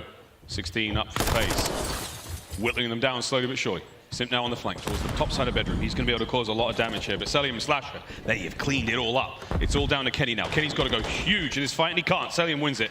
Tremendous work. All 4 down. 6 lives right now for LA Thieves. Not a lot to work with and not a lot of time. They're trying to orchestrate the perfect push, and if they're not cleaning out bedroom, they're trying to jump on the zone and just have every gun looking in a different direction, and this is going to make it that much more difficult. Well, the final 20 seconds. Here we go. Abizi streaks are coming in. Will he be able to net anything with it? No, he does not. Here we go. Pressure onto the point. Kills from LA Thieves. They're getting closer and closer to the point. Abizi, though, from behind. Catches out 1. You do get on the point for now. Less than 10 to go. And they've cleared out their base, so they know everybody else is coming off spawn. You got to worry about mid. You got to worry about the front. Here comes the hit. Abizi, everything being thrown at them. He wins the single fight. There it is. Trades are done. It's down. Can Octane get on the point, stay alive? He does win a fight. Selium's up next. I mean, 2v8. What can you do? You got the trophy, but that's the only good news. Bad news, Octane is by himself. The 8th spree. Snapped. All things must come to an end, as that spree in control is now over for the LA Thieves. Final round victory there from Atlanta FaZe pushes them up by 1 here in the series. Great looks the whole way through, and that is sort of the name of the game. You can make the argument for a best of 7. Control wins championships. They are that much more important. There's 2 hard points, 2 controls.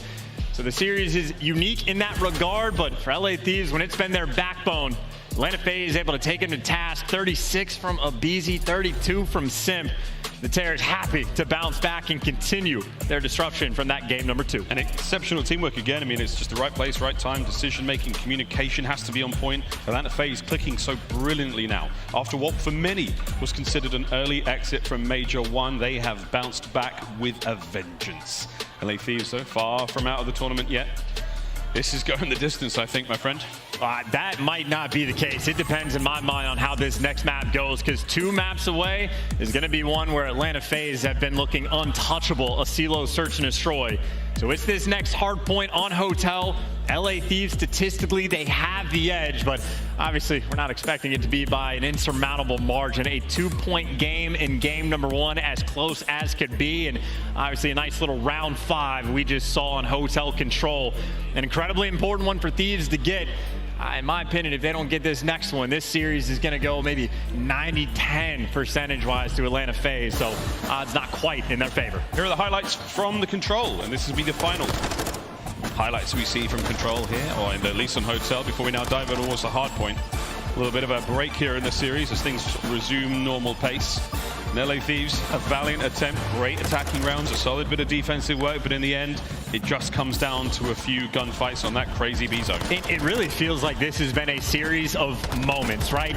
Even on that first Mercado Hardpoint, we had the moments we saw where the Envoy and Kenny 3 pieces that they were able to pick up to break down the setups. The moments that we saw on the map too, were all the crazy sprees from Simp, the 1v2 from Slasher, and then the moments of this game, well, we're watching them now. It's when Abizi going solos, break your setup. It's when Envoy's finally able to shut him down is where the Thieves have success, but more of those moments. Here's the next 3-piece from Simp. Atlanta FaZe just creating just a little bit extra and putting that team over the edge. I mean, everything is damn near dead even between these two squads with how well they've been performing throughout this major.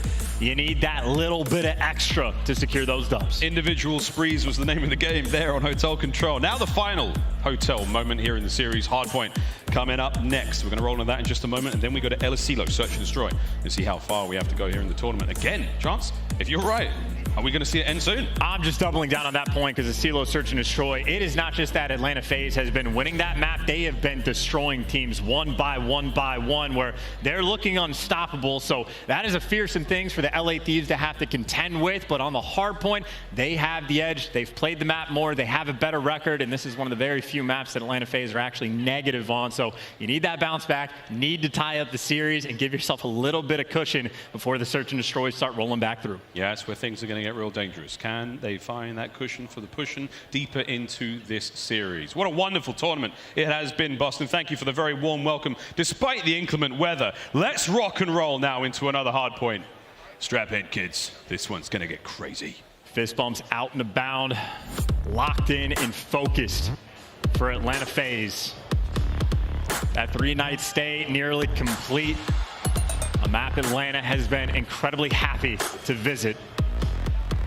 And they'll be starting on the side where they get to the hill just a little bit quicker.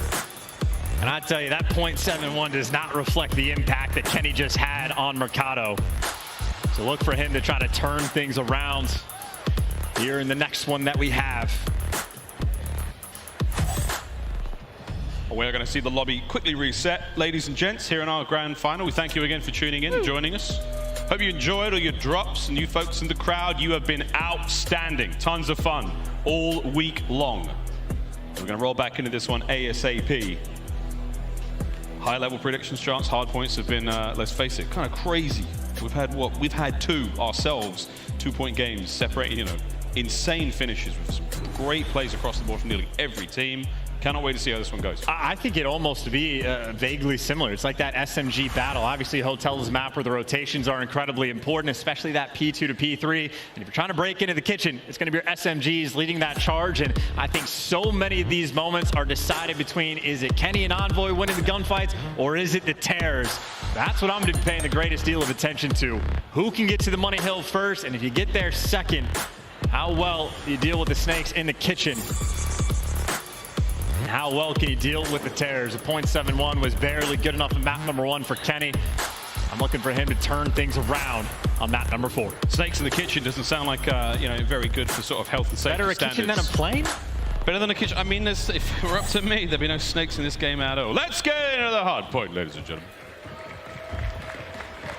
First and foremost, though, you're right, FaZe. They spawned that bit close to the 2-2 spread now from the LA Thieves. Looking for kills, looking for the breaks. They do have that map side 4P2, but for now, that's it. That's what you want. Clean them up, get them off the point, stop the flow. And then it's the Terrors. I mean, you try to stop it all, but they're the ones that show up with the extra kill in the feed. So sizable start right now for Atlanta. Getting a pretty decent chunk of time, but Draza looking at Pounce. Kenny and Envoy picking up a couple kills, and they've at least made sure to keep those right side spawns. Back to Beezy, get him out of the hill and maybe get some time of your own. It took a long time to make it happen, and maybe Cell doesn't want it to happen for very long as him and Sim destroy everybody. Right back to square one in a dominant P1. Atlanta have not lost their step. Now silently, they will sneak their way across the Terrors in tandem, and now on the other side of the map, Slasher will be the first man in. Brought down. Great work there. LA Thieves don't let any of the shenanigans take place. Selling the last man up.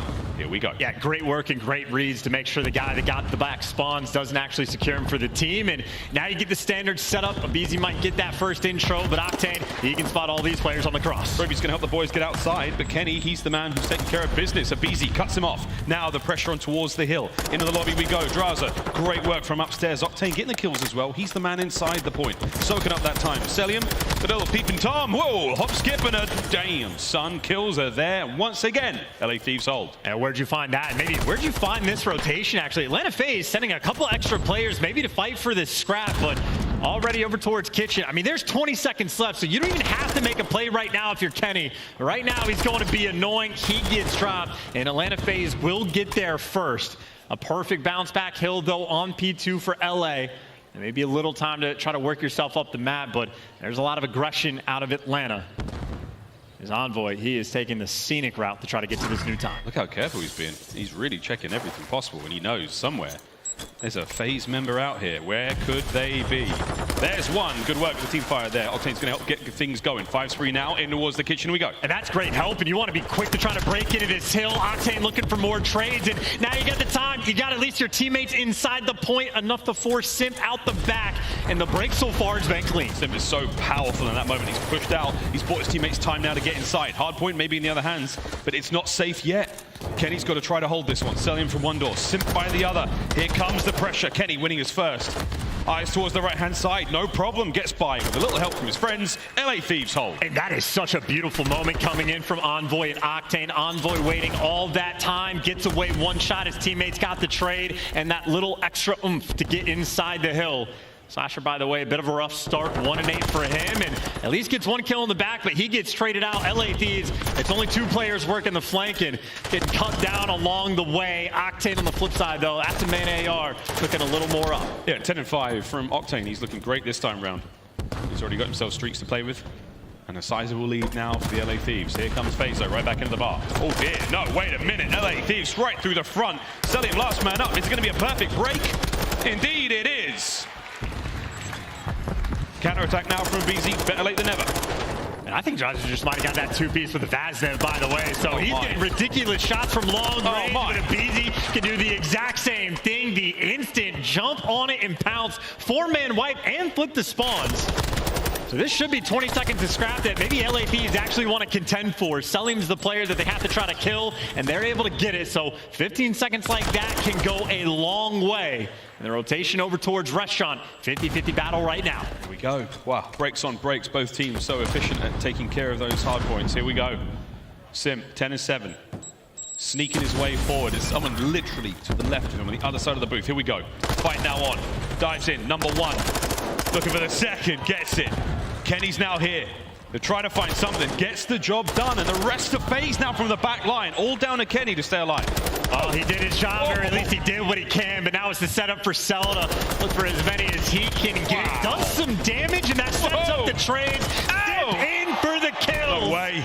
Wait a minute. Better not give him all 4. Don't give him all 4. Surely not. 15-8 Sim. Unbelievable work. Hardpoint firmly in the hands of FaZe. And that's just that lethal threat of Celium, man. He just does all that damage. Sim gets sent in for the kill.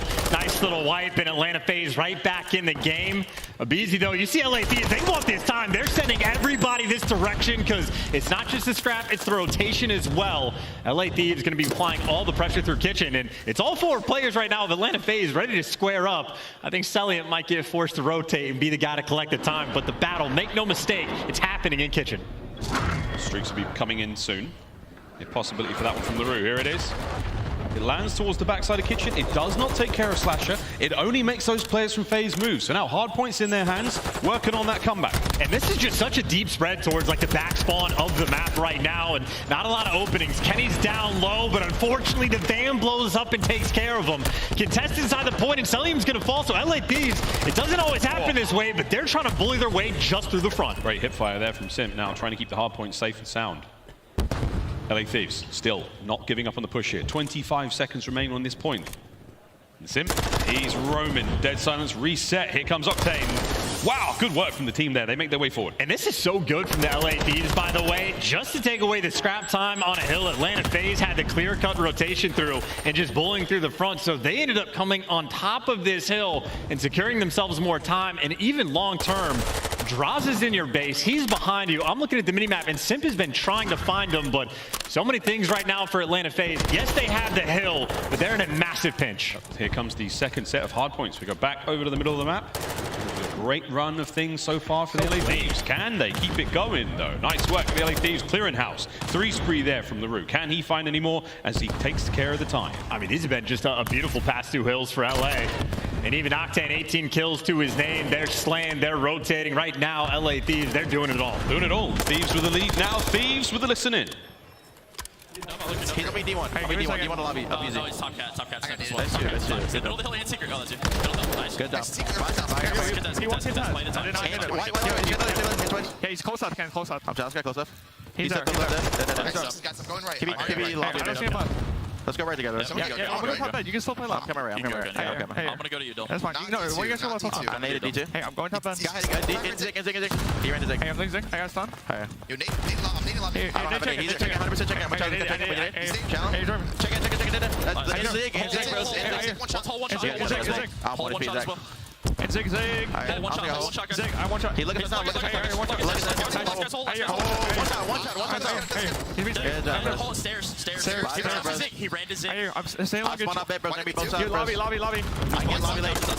I got Zig. Lobby dead. Nice. Lobby one shot. D1 good. Play hole after. Yep, could be white. He's white. Fire goes. I go here. Absolutely. Maybe Zig 2 probably. Lobby. Zig. Nice. Backshot not challenge me. Perimeter. That's good. That's good. Fire goes. Double. I'll go there. I spawn bottom bed. I spawn back over. Where is he coming? Austin could be the back. I spawn low. I'm coming. Hearthstone like contest spot. Hey, player kills. Trying to. Hey, I'm here with you. Austin, he Nice. One was contest. Another one freezer probably. I'm all over, bro. He can be my side door.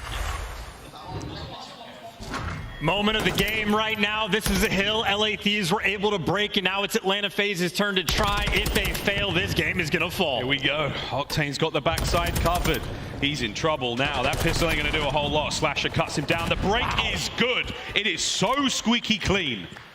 FaZe are in. That is not an easy thing to do, and they just walk through like it was nothing. But now they also have to hold on because a couple players fall. It's only Sim by himself in the point, and Kenny is out here challing and frying just to take the time right back. Hunting selling him down as well. FaZe, reinforcements are here. The cavalry has arrived, but is it going to amount to much? Kenny, find a corner, pick one, lay down, hope for the best. Less than 20 seconds to go here. FaZe, you have to stop the bleeding. Oh my God, Kenny's looking to fry. Oh my. Trying to set up his teammate right now, and Draza able to get the next. All this time matters. Draza can do it too. Gets the kill in Kitchen and all that extra time to LA. 230 to 177, and they have the rotation. The road down. This is the bar. We're up. FaZe holding it down for now. Kenny gets in. That's a clean kill. Can he hold on and help with a break? His teammate's there. Draza finds another one. Can't get any more. Simp and Slasher now fly forward. Have they got the numbers? No. Octane, the guns are up. It's done. It's 10 seconds. Take care of him now. It's all down to Celium. Loses the fight. The final 5. And the LA Thieves. Whoa, wait a minute. There we go. They level up the series once again. We go back and forth here in the grand finals. Able to strike back on Hotel. LA Thieves, honestly, just clinical. taking care of business, great rotations. That first like P3 break that they had was absolutely class, and even though the second one around got a little bit mixy, took it right back and had a great game down the line. Octane flipping things up, 27 and 18. Had a lot of damage to back it up as well, and I think the most pressure the ARs of Atlanta FaZe have felt this entire series. Yeah, crazy stuff. Well, there we go. Tied up 2-2 here in our grand finals. We bid adieu now to Hotel.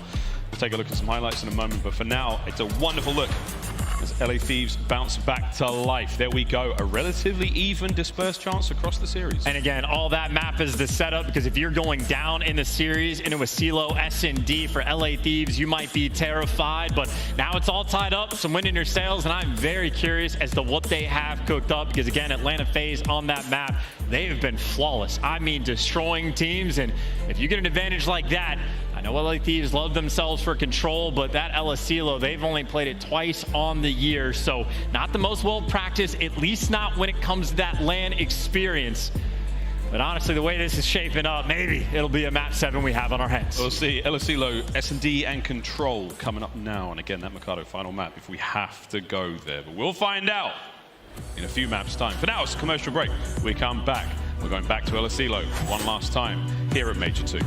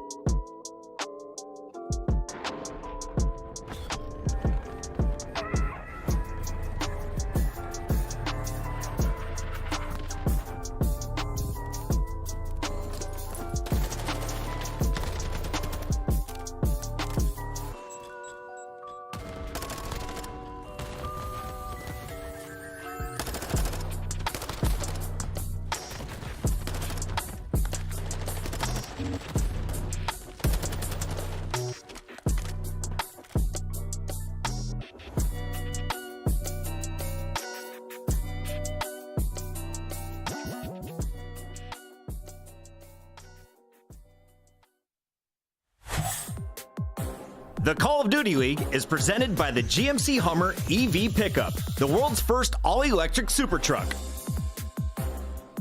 Upgrade your game with the Scuff, the official controller of the Call of Duty League.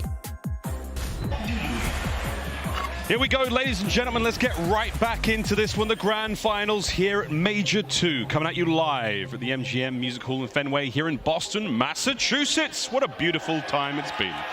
I tell you what, it's been very, very pretty indeed. This kill spree from Sim, another ridiculously high spree from the Young Demon. I mean, the guy's, dropping 14 in searches, going on 11 sprees in searches. Him and aBeZy have run this game mode, and obviously you got to pay attention to the map. It's El Asilo that this is on. It's El Asilo we're going back to. And when I say thrashing teams, it's not like they're thrashing teams at the bottom of the league. They did this to Toronto Ultra. I mean, they are terrifying. Maybe some good news on the side of LA. You know the game plan's going to be. The Terrors are going to run down low. You got the ARs posted up, watching either side. Selim is going to be maximally up, doing weird things with a pistol. Can't deal with that. Really nothing you could do. So you know what's going to happen. The question is, can you execute the game plan? And again, I know aBeZy is the First Blood Reaper, but 10-3 on the opening duels. Like, what a crazy team that Simp is the guy that's planting your bombs. Yeah, I mean, it sounds strange. And I love what you said about it. Seems like that should be unacceptable. I mean, look, get a guy that can do it all. I'm sure he can dance. I'm sure he's a wonderful painter. But for now, the only thing that really matters is how damn good he is at Call of Duty. He and his team now sitting at 2-2 here in our grand finals. El Asilo, search and destroy. Let's get it. Not only the jack of all trades in Call of Duty, but also the master. Literally at everything. Simp is utterly godlike, has been since he burst onto the scene, and him and aBeZy will be leading the charge to this 8 bomb. Envoy wants to be here, but Envoy will see an early death already. First blood. They stuck to the script, no improvising needed here. aBeZy first blood. Slow and steady approach, again combing the halls of El Asilo now. Many nooks, many crannies on the approach to that A bomb site. B, not as popular, it's in the great outdoors. And right now, we're gonna get on in towards A, and here comes the plant. Yeah, just getting to work. Terrors doubled up inside. Not a fun thing to try to deal with for LA. They're trying to set up the pinch, and Kenny at least gets an entry. You know, both of them are going to be back-to-back, and aBeZy too quick on the chow. He does get traded for the 2v2. 2v2, though. Plenty of time still to go here. FaZe have backed right on up. They're playing upstairs. They're going to be keeping an eye on that bomb from the safety of the balcony. Draza now has to try to get upstairs, clear out that top spot. 25 to go. Selim, he's repositioned, roaming the halls. Oh dear, he caught an ankle. Not quite enough. Slasher, pistol, nut. Draza's there with a Vaznev. And Selim, this is it. 1v2. Can he deliver? There's the first. Octane, he knows where he's at. He's got him stunned. He's got him naded. Now you just got to gun him down. And after round, however you dress it up. FaZe strike first. And that is a bit of a misstep for LA too, because there's opportunities maybe to try to defuse that bomb, because it was not planted for the typical clutch spot. So LA, they were looking to clear out the AR to the top building, but instead Selim found his home inside. And another 1v2. Another explanation is why FaZe are so dangerous. Everybody can clutch. Any given moment, yeah, any of them. And do something unspeakable to your favorite player. Here we go, round 2. LA Thieves will be on offense, bomb in hand. We'll see if they go straight in towards A. And again, not a whole lot of dead silence available, so this could be quite a leery round. Let's see how things go. There's on the inside, ARs on the wings. Slasher maybe going to get soloed out. That might be the clay call for LA, and they're making moves, and that's going to be the case. Slasher gets first blooded, but of course aBeZy ready for the trade. Yeah, behind door number 1 there's aBeZy. Kenny on the upside. Silently now, we will swoop across El Asilo. That bomb's still in the hands of Kenny, and he's going the long way around towards A, but he's now in. Will anyone spot this one out? aBeZy still roaming around, eyes on B. They're having to do their due diligence and make sure that all angles are covered. And dead silence just now running out for Kenny, so gonna have to slow down the pace, but 45 seconds left on the clock, not a lot to play with, and you see the spot aBeZy's put himself in. Keep in mind, he does have attack in this situation, so not a typical thing, but behind enemy lines. Oh no. aBeZy's used to that. Yeah, here he goes. That's great work. Bomb carrier now down. It fall directly in the middle of the map there. Oh, good work out of Draza. The trades are on point though. It's now a 1v1. Selim versus Octane. We're running it back. Just like it was in round 1. More pressure on Octane, though. He's got to grab the bomb, and let's see how good Celium's hearing is. Well, good news for Octane, had dead silence popped. But I think for Celium right now, as soon as the bomb goes down, he's just going to try to trap him in. Yeah, here he goes. Bomb planted. Octane. Nowhere is safe. So he just runs straight out. No, you're not safe! We told you, Sam! You're not safe anywhere in there. Just leave. Vacate the premises. Celium. It doesn't give him a slither of hope. Oh, man. I mean, it's a nerve-wracking thing, I have to imagine, where you're a 1v1 and you feel like you don't want to make any noise and the other guy just starts shooting at you from nowhere. You're like, that's just brand new. You think you can chow, but then you just run into a pre-aim and an unconventional round, but conventional for Celium. 3-0 start. 2 clutches in a row. Atlanta FaZe, their destruction continues. Seems quite simple, though. It's like, I can't see him. I can't hear him. I know. I'll feel him out. Bullets all over the place. Hit markers get the job done. It's just so annoying to play against. I can only pray it never happens to me. Might do unranked coming up on the 15th. Here we go. A lot of pressure on this flank right now for LA. Toying with the idea, but no dead silence popped, and I think that might have been a hard read to try to catch a player on Atlanta off guard. Again with the tack right now for Avizi, so a little bit more difficult to fly. And does get out with his life, so nice little reset on the round. 55 seconds, plenty of time to work with. But Kenny has found his corner. Kenny's got a corner. It's a good one. Gets one out of the light. Gives himself the ability now to pop dead silence. He can use that to move relatively freely across the map, as long as it's not Celium, whose many senses tingle all the time. Now it's a 2v4. And they're just a collapse right now. You got the bomb down. You got the storm in sight. It's AR's last man standing, and he kills Cell as well, so great news on that front. No clutches in this one. You know where Slasher's going to be. Slasher able to connect on the first, but naded, stunned, tagged up, shot through a wall. LA Thieves get one on the board. Good comms, good lines of sight there from the LA Thieves. And again, you sort of sing hallelujah as soon as you see Celium appear in the kill feed on the right side for you. Good work there from LA. Get themselves back into this. It's very, very easy for Elasilo to spiral out of control. And I do like the idea that LA Thieves brought on offense for round 1, right? Isolate Slasher, get some nades out, you trap them out when it goes over towards the tower. So I think Slasher might be making an adjustment, and I think Thieves, without the success in that round, have to go a little bit deeper into the game plan. But we'll see what they do. We know they're going to have an idea. Typical fan here from FaZe, 2 through the middle. Terror's on the wings. This time it's actually the opposite. Straz is in. There's the first sip. Oh my God, he gets 2. How? Well, Octane get the kill as well, but now this is sort of like the part 2 of the plan. If Slasher loves to play the spot, do you make the read? They do. Falls into their lap, but last man standing in a terrifying sight. Surely he can't clutch 3. Everyone moving silently now. Bar Celium here in this 1v2. And 50 seconds is a long time, but both members of the LA Thieves, they will silently plant this bomb. Celium, we have given you your flowers. We have given you all the praise in the world. Let's see what you're made of here. Oh, and they know now. He threw the nade from up top. You know where he's at. Envoy waiting for him to drop. Immediate reposition now. Octane's going to try to cover him from the window. Envoy may be the hitman. He is the insurance plan right now. As soon as Celium hits the ground, here's the gunfight. Wins the first!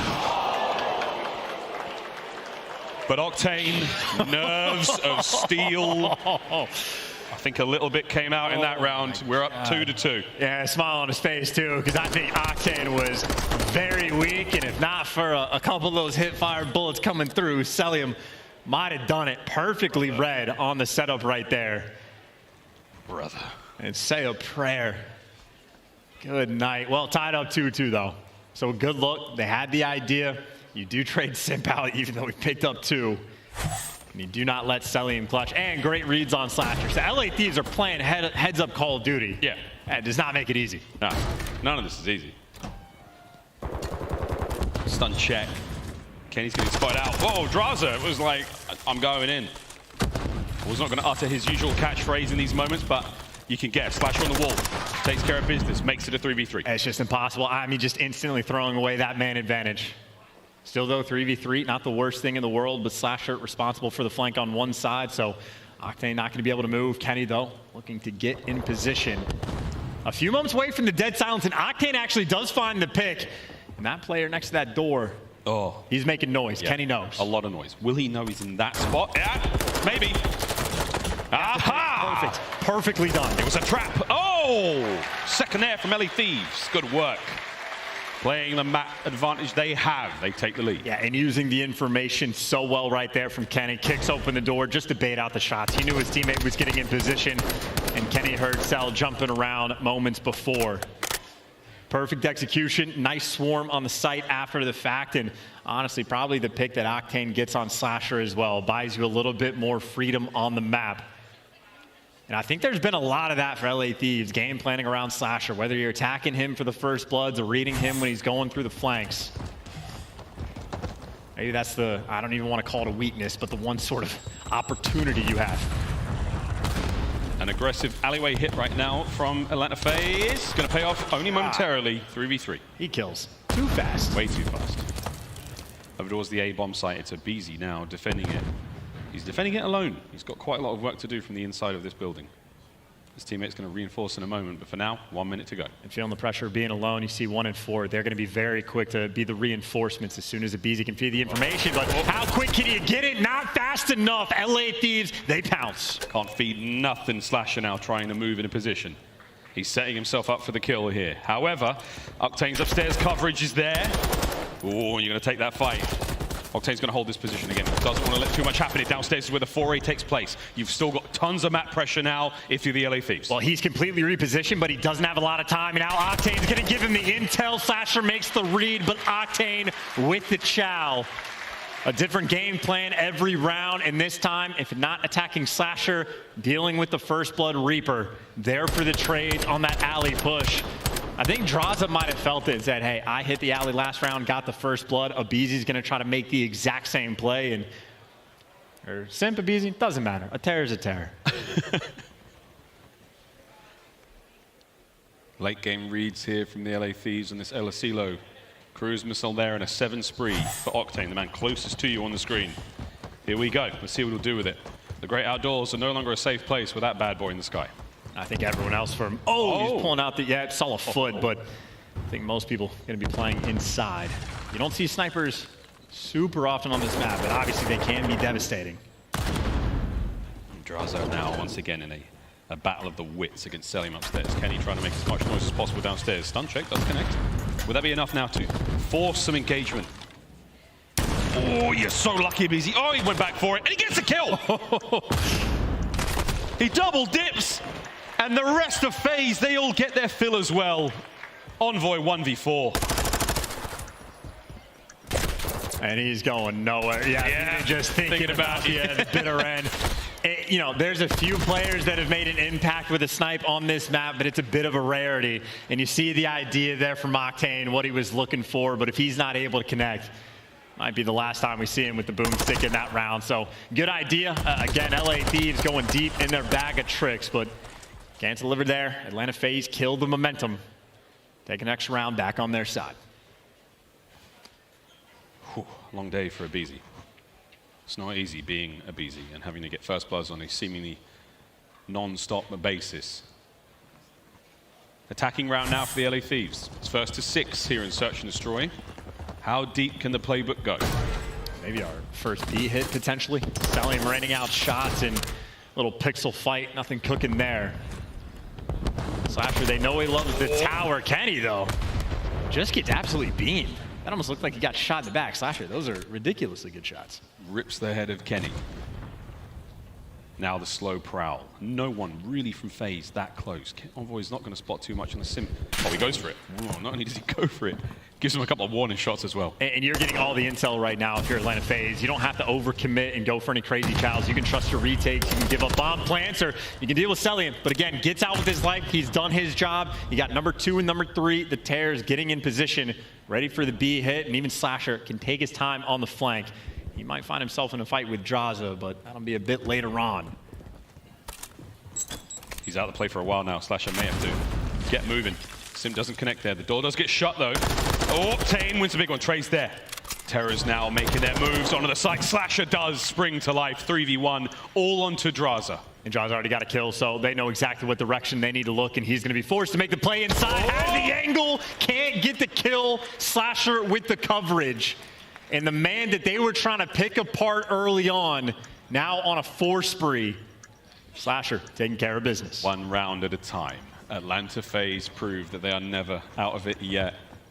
Will the Dead Silence finish up? Maybe get back to it a little bit sooner? Takes 7.5 seconds to defuse the bomb here in Search and Destroy, so you've got plenty of time to let that meter build up. Shown on the top side of the screen right now. That's Atlanta FaZe. They are reaping the rewards. And the player who defuses the bomb gets a nice chunk as well, so that is going to set them up beautifully for the next round. We're all tied up 4-4. And still one of the best contests that any team has been able to deliver on this map against Atlanta FaZe. So I'm looking forward to the game plan for this next one because LA Thieves, deep bag of tricks, been very creative in these rounds. They need something a little bit extra on defense for Atlanta FaZe. It'll be expected. Play for picks, double up the tears inside round A. Leave the ARs for both flanks. Heavy stack on the inside right now from the LA Thieves, not letting anyone get through. Ouch. Not only the sign, but Abizi's ears. We're going to start to run out of things to throw at each other soon, lads. You're going to have to bring the guns and the knives to the fight. And Draza, he's going to eat that one. Will that be the sign? Will that be the call to action right now for FaZe? Well, they know there's at least one player inside. It's on multiple. Envoy though goes for the challenge, rips ahead and flies at him. That was the round 1 strat, this time done perfectly. Slasher in a 1v4, and Slasher just wants an extra kill if he can get it. Envoy will play this so patiently. A masterclass. Dylan Hannon there, outstanding play. 3 on the round, now map point, LA Thieves. And I'm telling you, it's that battle. It's been that all series. Envoy versus one of the Terrors in a first blood fight. You know it's against Abizi. Round 1, Abizi takes him down. The round is easy for Atlanta after that. This time, Envoy just makes the play.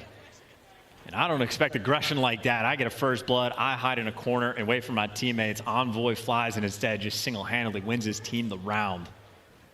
Big plays and 1 round away from being the first team all weekend to take a search off FaZe. It's only fair. FaZe took the control of Thieves. And Octane. That's his favorite 4-league club. Something's going on here. Here come the streaks. Going to force everyone from FaZe to the inside of the map. Kenny, will you read this? Yeah. Oh my God, nearly happened. Streaks now forced to the Ven side. Will that be enough for Thieves to spring to life? That first blood helps a ton. FaZe are being aggressive though. I mean, they are making moves. They're trying to take the fight to LA. Everybody in position. The flank is there. Slasher, he's got the intel, but Dead Silence just ran out. Oh, he's going to make a little bit of noise though.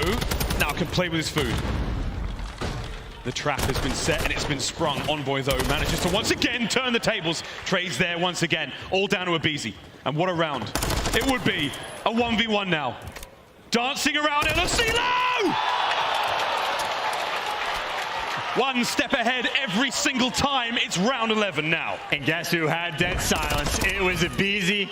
He can hear it coming. That's the, oh, he's right behind me. He just dropped down. He looks for the chow, but he only finds death. If it's not for the clutches, Celium had a 1v2. Celium wins a 1v1, and now Abizi clutches this one. Add it to the pile. Atlanta FaZe. Maybe impossible to put down on this map, but it's around 11. It's Atlanta FaZe on the attack. And if it ain't broke, you don't have to fix it, but now it's 3 players inside. What are we talking about? Ending that spree. Atlanta FaZe. Think again, it's not over yet. And this is no time wasted. They're already pouncing on it. They got the stuns out, they got the nades to back him down, and this is a quick bomb plan, 4v4. Here we go. Square up in the final round. Thieves lining up here for the hit. Going directly towards the bomb site. They're going to play an aggressive trade battle here. Sim versus Envoy here, and it's madness. Nades are down. He tries to take one with him. Celium, though, gets the job done, 3v2. They got the extra nades. Now you got Abizi on a 4. He's going to be inside. The bomb, only 20 seconds left. They're trying to make the play. You see what's happening, but Atlanta FaZe read it like a book, and they're gonna get it done. It's not over yet. LaRue's finished, cleaned up FaZe. The search and destroy spree stays alive, and what a pair of rounds it was. The clutch from Abizi. Brilliant teamwork once again. tournament point. And the type of round 11 that'll put a big old smile on Mbos' face. Aggressive. You get the bomb down instantly. It's just the aggressive play call in the final round. Like, they've been taking it slow every single time. Using their tacks, using their nades, feeling out the round. This time, just go out, punch them in the mouth. I mean, I think that was legit 20 seconds by the time they got that bomb planted. LA Thieves forced to react, and it got a little bit dicey, a little bit mixy, but in those clutch moments, time and time again, Atlanta FaZe able to come out on top. Just sensational work from them. They've managed to secure search and destroy, and they have put themselves on tournament point. One more map is all FaZe need to end the spree of bad luck they have had here in majors. And we know what the setup is going to be as we can re-look at some of these clutches that these players on FaZe are able to deliver. And not just clutches, near clutches as well, where Octane has left one shot in that moment. I mean, this is just almost like a gauntlet example of how difficult Atlanta FaZe are to put down. Even when you have the advantage in these rounds, it's not easy. Even when you have the round count lead, it's not easy. Even Minnesota Rocker earlier feeling the pain of the Atlanta FaZe comeback and search and destroy. But we know what the setup is for these final two maps. You have LA Thieves, who until Atlanta were able to take them down, we're on an 8 spree in control. We're going to a control for our next map. But of course, that final one, search and destroy, where Atlanta FaZe has still been perfect. So it's map point right now for Atlanta in an incredibly comfortable position. One more map to execute. And what a poetic finish this may be. Atlanta FaZe, not only to win the major, they have to defeat the LA Thieves on the mode that they have remained undefeated in for so long. And if we do get that final map, it'll be the same thing for the LA Thieves. Defeat the map and mode that FaZe have been so untouchable on. It's time to do better than you've ever done before, teams. Here we go, into another control. And make no mistake, Atlanta FaZe have revenge on their mind. Final two majors, we saw it Vanguard. LA Thieves beat them twice at each of the majors, one of which in the grand finals for a ring. Don't forget about those body shots from Sim. That is something he is surely not going to forget. But it's LSCLO, and for Atlanta FaZe, a 1-3 record on this map throughout the year. It has not been their finest in the game mode for LA Thieves that it absolutely was. And maybe a long time coming. A lot of second places that these guys felt throughout Vanguard. They're looking to get back on top. All the way back to the Cold War, all the way back to the 80s. Crazy, man. That's crazy. FaZe have yet to hoist a trophy since then. Is today the day?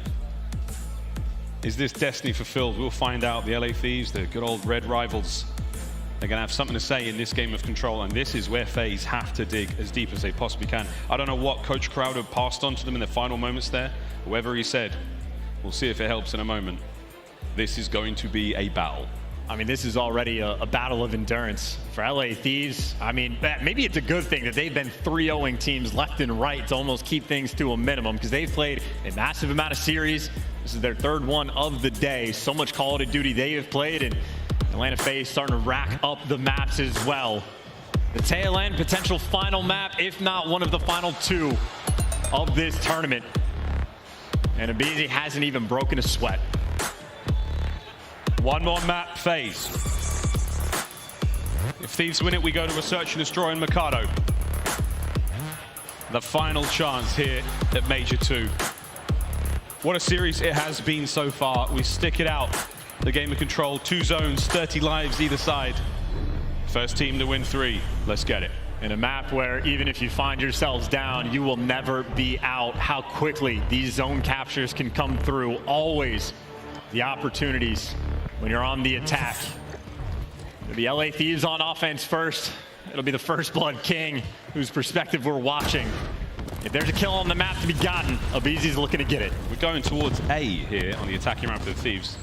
Abizi reads it. Hello, gets first. Can't get any more out of it though. Good kills either way. Slasher at the top side of the map here by the pylon. He's going to have great coverage.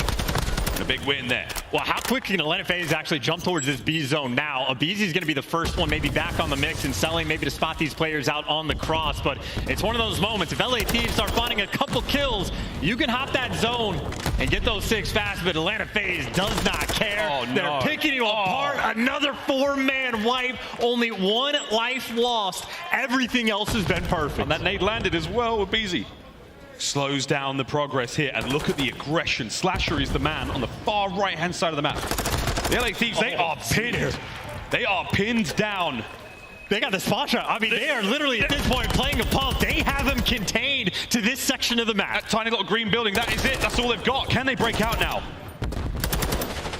And there we go. They're still pinned in. Octane's doing what he can, but this is a fiendish trap out of Atlanta FaZe. This is suffocating. There is not a lot of air to breathe, and even if you make your way through the field, maybe the stun is going to help because you get past Abizi. And finally, some sort of semblance of an opening, of a couple kills, of a stack on that B zone. 15.7 seconds, 3 members now of the LA Thieves on it. First segment, long gone. Second one on the way out.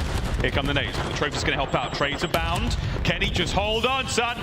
Hold on, stay alive. Second segment taken care of. And don't take that chow either. Maybe should have watched your back because Kenny's going to fall. And Envoy, it's the same direction. The pressure's always there. And only 10 seconds to go. LA Thieves so far away. And they just got bullied in round number 1. FaZe take the lead. An absolute whooping on El Asilo. We haven't seen that trap executed that well thus far in MW2. And it's scary to know that it's looked that easy. I mean, just getting tossed up like that, not a fun one, especially with who was it in the final moments of BZ, shooting 2 players in the back. LA Thieves just caught a little bit off guard, falling a little bit flat. And around where Kenny starts off 0-5, never falling in or respawn, not able to collect. Now Atlanta FaZe's turn to attack. LA Thieves, they want the response. I don't know if they're going to get it. Inside of the warehouse is where we're going to see most of the action here again. A looking to be a bit more popping. Can Kenny get on the board? Celium takes care of Draza on the other side, so that's going to be the top side of the map safe. This makes attacking A that much easier. He got spotted as well. I think they spotted his feet when he was jumping up, but the timing is there for him to at least get one, but you get traded. And a lot more success for Atlanta right now on the attack. Slasher out at the wing, and Draza gonna get picked off. They got all their bases covered, including their base. Celium's so confident, he's wrapping back towards the field side of the map. He trusts his teammates because they got everything covered. 8 points secure. Pressure on the field, and Celium, he's already towards that B zone. Already in. The one-man Celium can push his way forward. Damage control right now for the LA Thieves. Things are starting to get out of hand. You've got yourself 2 minutes to play with here on offense if you're FaZe. Hold the line, LA Thieves. Yeah, a nice catch, though, to not let anything slip on by. Extra couple kills to go your way. And maybe LA Thieves trying to think about setting up a little spawn trap of their own. Octane motor mouth in the comms. Knows the players are above them. Knows they're at the back door. Atlanta FaZe trying to get the strike. He's there on the inside of the rec room, shaking it for dollar bills by the pole over there now. He's going to get on out. Get things moving towards that field side. FaZe trying to find that one opening, trying to find that window, and this might be it. Well, they found Octane on the front. You also have players working the flank, so this is a well-coordinated push. Slashers behind enemy lines. They're trying to basically trap them right now, even when Atlanta FaZe are attacking. Slasher's taking his sweet time to get into the fight, but when he does, it is going to sting. Here he comes from the hillside. Spots one. There's the cleanups. Kenny's next. The damage dealt, not the kill. His teammates are on the point. This is synchronized savagery out of FaZe. They are in. It's just easy right now for Slasher. Your cutoff man knows to look above his teammates. It's easy. The second tick nearly through. Octane forced to go for difficult chows, and you shoot him out of the sky. Slasher right now is just keep shooting. 10-2. Having all the fun in the world. You're looking towards the end of the round unless someone can get in there and stop it. Can anyone be there? No. Atlanta FaZe. Tournament point right now. And LA Thieves look like they have run out of steam. Celium bouncing on the main stage with a smile on his face. Slasher, the new man on the roster. When it was nothing but second and third places all of last year, they wanted an upgrade. And in this game, Slasher looking to prove his worth on a 4 spree right now. The man that got himself in position. Looking to be back on top. at this very major last season at the Vanguard year. Slasher hoisted the first trophy for a long time. Can he help FaZe find theirs? One round is all they need. And the BZ into the mix, he certainly goes. Kenny caught unaware. Octane, you better run. Here comes a BZ. What the hell, son? Physics in this game are crazy. Yeah, with force like that, you know BZ's gonna shred. He's kicking bodies into a different dimension. Man, shooting rockets as well. Envoy able to get a kill. BZ still down low. That's a 3 spree, but at least he gets traded. So much pressure on this B zone for LA. We're onto the B zone for now. Selim, though, look at him. Top left-hand side of the minimap. He's being all kinds of sneaky. You do manage to get those players off the point. Kenny wins the fight on the inside. We're all good for now. Slasher, top the party. Gets another big win, 12-3. Yeah, finally back in the mix, but maybe gonna get hunted down. Kenny was looking for the chase, but he can't find it just yet, and Abizi's there for the trades. So much pressure still on this B zone, though. At least you're not stuck in your spawn. Thieves, a lot of pressure, but that does not make it easy, and here comes Slasher again. Maybe the next one in line is gonna be Octane. No way. Doesn't make the read, but Octane let him pass because his teammates are going towards that A zone. We're running out of time. We are running out of time in 20 seconds. FaZe are your champions. They're flying forward. Can anyone now get on this point? Envoy, you have got to stay alive. Win this fight, great. Capture the point. That's the next objective, but this is getting real dire, real fast for the LA Thieves. Desperation hours, and it is just feeling flat. The 2-piece frag grenade, though, from Octane keeps your life alive, but 11 seconds left on the clock. It's only 2 men on the point. You gotta be perfect. FaZe can feel it. FaZe can feel everything just falling into their lap. They're starting to roll forward. Unstoppable confidence right now. One man left, Kenny. Stay alive. Envoy comes in, and Kenny is still clinging to life. He's got to finish the capture here. FaZe, they have arrived. One more kill could seal it. They're just gonna kill everyone along the way. This is it for FaZe. Wait a minute. Get the job done. No. 2-piece for Slasher. 16-6, and that time is ticking. Slasher holding it down. 5 seconds as the guns are still red hot. We've checked the forecast. The drought has ended. It has been an entire title since Atlanta FaZe lifted a trophy. Alexa, play We Are the Champions by Queen.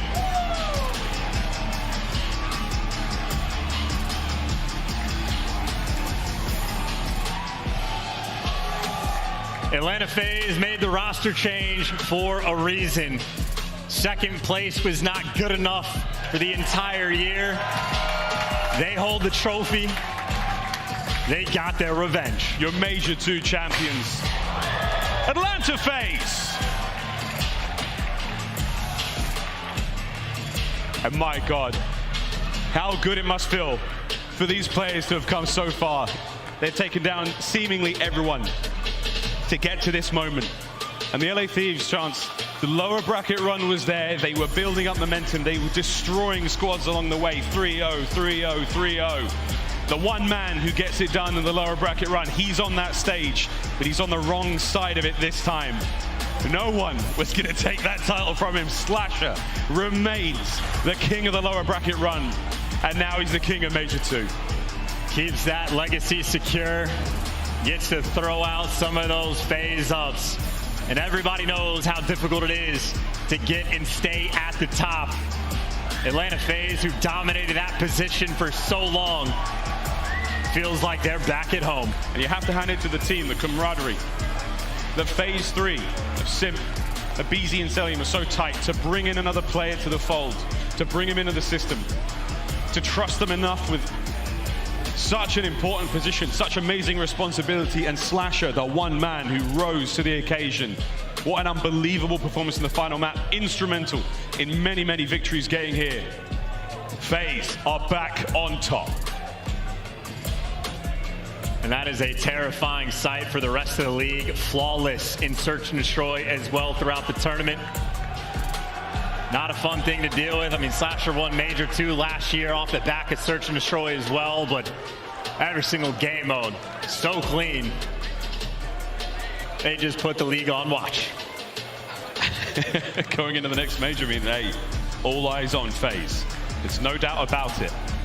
They found the winning formula in search and destroy. Their run continues. They end the spree of the LA Thieves in control with an insanely dominant performance there on El Asilo.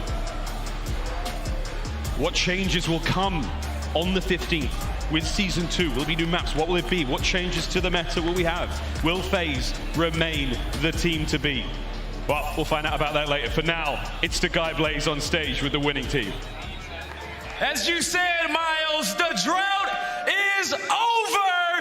Give it up for Atlanta FaZe as they are your Major 1 champions. I'm going to start this one off with MC himself. Celium, what does this win mean for you? Because it has been a while.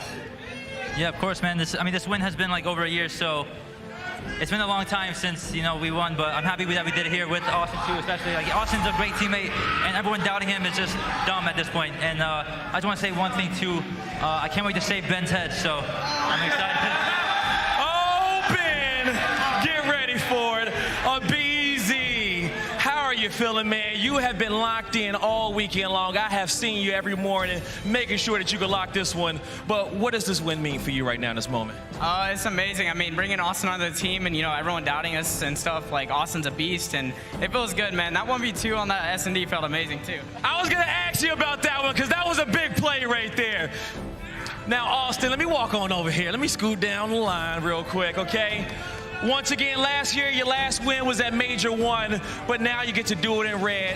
What does this mean for you and, you know, just kind of proving all the doubters wrong and coming back here and being on top? Man, it means a lot, to be honest. Like, these guys giving me the opportunity to play with them obviously was a big thing for me. They believed in me, the whole coaching staff, everyone at Atlanta FaZe. I just want to thank them for, you know, giving me this opportunity, and I'm glad I was able to show out and get one on the board for them. There you go, there you go. Now, while Coach Replays has the mic in his hand, Coach, talk to me about this group of players, okay? You've been with the core 3 for a long time. You've known Slasher for a while. What does this win mean for you and the team, and how did y'all get this one done? I mean, man, this means so much just because, like, this roster, this core 3 has been so just, like, we've been through our ups, we've been through our downs, and, like, through everything right now, like, the amount of work that goes in behind the scenes with this roster specifically has been insane. It was only a matter of time until they're back on top. So I'm so proud, dude. I'm so proud of them. They played so well. I'm glad to have Austin back on this roster, and honestly, this is just an incredible feeling. Awesome, awesome, awesome. Pass the mic on over to Sim. And Sim, before you say something, Boston and Call of Duty fans out there, I want you guys to know that this is your tournament MVP. What does this feel like for you? Because we were just talking, and I asked you, did you feel like you was back in full form, and you said like you was getting there, and you picked the right time to get back? Yeah, I mean, I don't know. I feel like recently, this year, we've been getting back in form, and personally, myself, I know I've been doing a lot of work behind the scenes to really just find my, you know, mode again, build confidence, and I feel like the practice we put in together as a whole, like, helps it. Yep. Just because, I don't know, we're all working on each other, you know, we all love each other, and we're all just here to win, so just thank you guys. There you go. Now, any last thing that you guys want to say out here to the crowd, to everyone who's watching at home, who's been cheering FaZe all weekend? You know, thank you guys, all the fans, everyone here. You guys make COD great. Without you guys, you know, events would suck, so you guys are the best. Thank you guys so much. Pass me that mic, Sim, and you guys have a moment one more time. Boston, give it up for your Major 2 champions.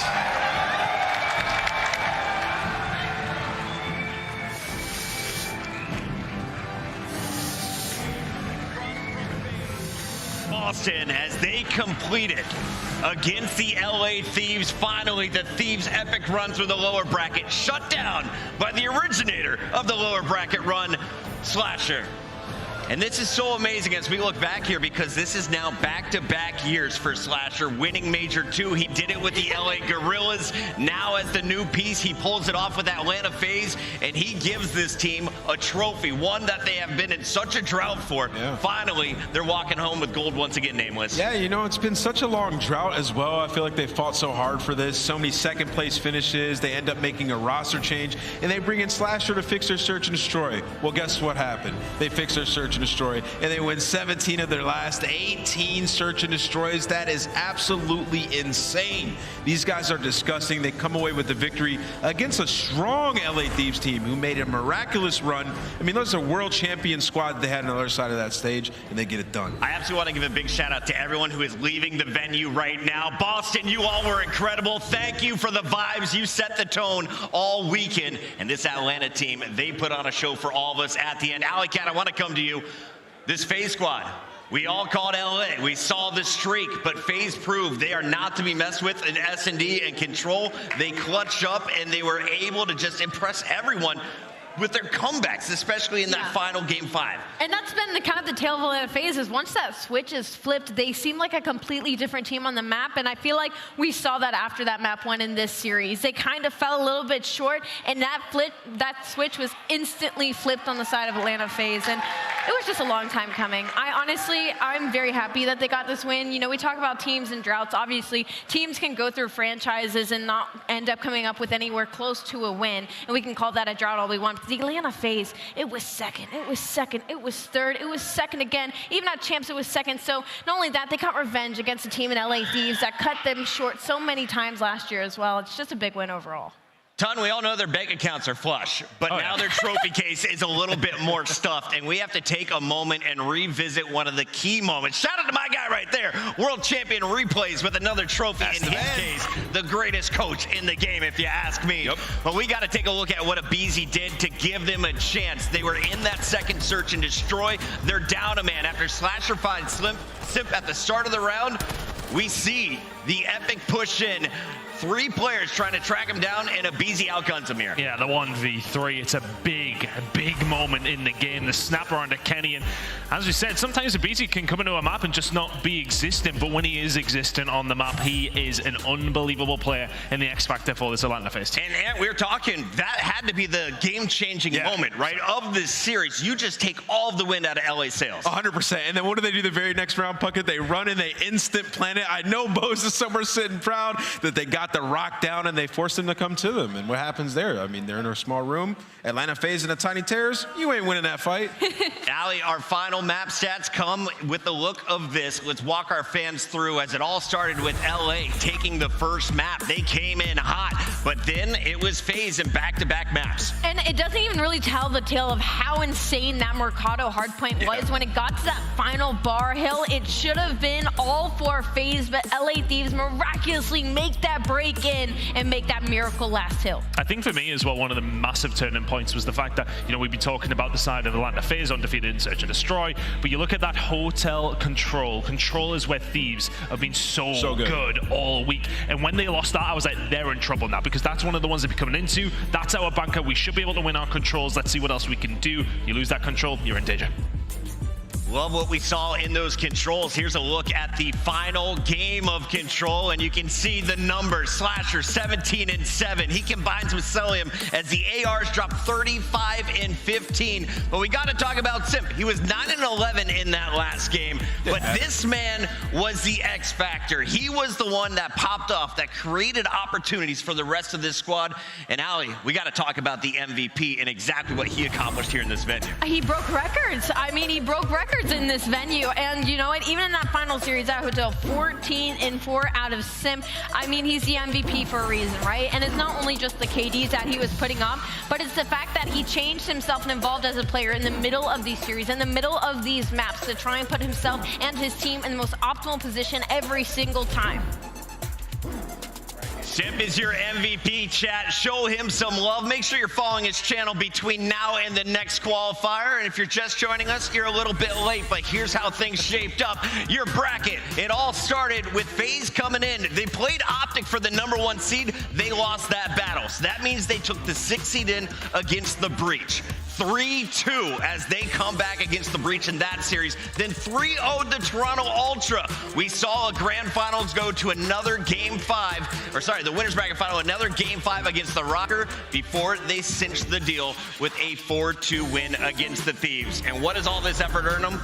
A whole lot of money. $200,000, 65 CDL points, and another trophy in that trophy case, Ant. Yeah, and some points, man. They get that trophy. They get to put that there. They're out of their drought, and those points are going to matter later in the season. Y'all will see as we get to our next stage. Toronto was in that #2 spot. We have the Subliners in our #1 spot overall. Those two teams leave with just 20 points and 10 points, meaning we are going to see quite a bit of shakeup in our overall standings this season. An epic day, an epic evening of action here, and we can't ask for another weekend like this. How do you top a major like this time? I mean, we've had some crazy days during this major, especially considering how we started things off. Then the 5 3-0s in a row was absolutely wild. We've had some crazy games, and I don't know, man, I feel like they're back now. It's a dangerous prospect. Allie, final thoughts on the weekend? It's been record-breaking, and we'll see you guys next time.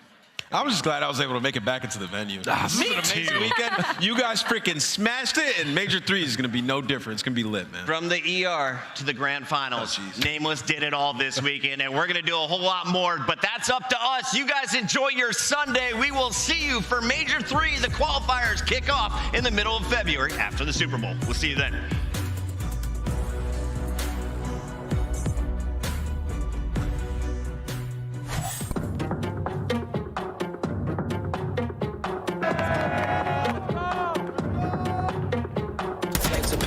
Inside of me, beating past 1,000,000 degrees. They say I should follow to be free, but I don't aim to follow, I'm the lead. I am not the one you want to start this with, cause when I do that will be nothing that can pardon this. I set the flames to get bitter like an arsonist, and I have to wake up until I'm had no part in it. Hey, you can get down and lay down, you can call it you evil, leave with nothing to say now. Say you wanted to smoke, so I promise I'm not gonna play around. It ain't gonna be fun when I swing, this ain't no playground, no, this ain't no playground.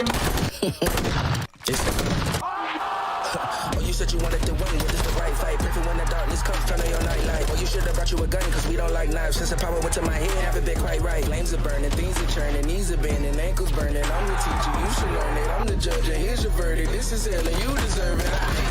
I'm feeling charged up, I'm feeling charged up. Keeping my guard up, you cannot stop us. I'm feeling charged up, I'm feeling charged up. I'm feeling charged up. Man, I cannot pretend the road is not tough. They trying to slow me down, they ain't pee with speed bumps. Constant on my mind, the ones I do love, they counting on me now. Too late to give up. Lace my shoes up, I'm tired though, you should know. My race can't be rushed, my rivals, they will fold. When they see me come out, I bet that they gon' start running. I'm a stone to a giant, I ain't afraid of nothing. Put in my left hand, vengeance in my right. Go straight down both, I ain't wasting no time. Fight for what's mine, you know it's only right. Better have it bad by the end of the night. You feel me? I'm feeling charged up. Battery on full percentage, I got the green light. Keeping my guard up. I will not stumble no straight when they threaten my life. You cannot stop us. A force to be reckoned with, I don't recommend you try. Energized, I know my passion and purpose gon' take me higher. I'm feeling charged up. I'm feeling charged up. Keeping my guard up. You cannot stop us. I'm feeling charged up. I'm feeling charged up. I'm feeling charged up. I'm feeling charged up.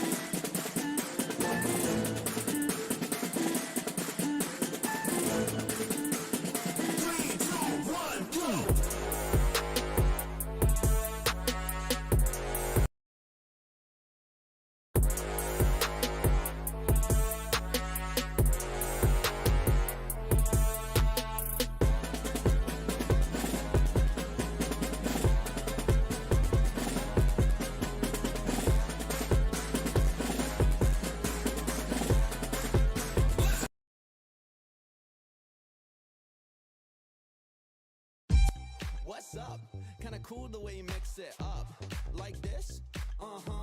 Making everybody be like, holla, konnichiwa, oda, salute. Come on. Been around the world a time or two and never seen anything quite like you. Now you got everybody trying to... If I make a dish, I can make it a business with Squarespace, where I cook up more success, selling cookbooks, classes, and my very own noodle shop. Because if I can make a dish, why not make the next culinary empire?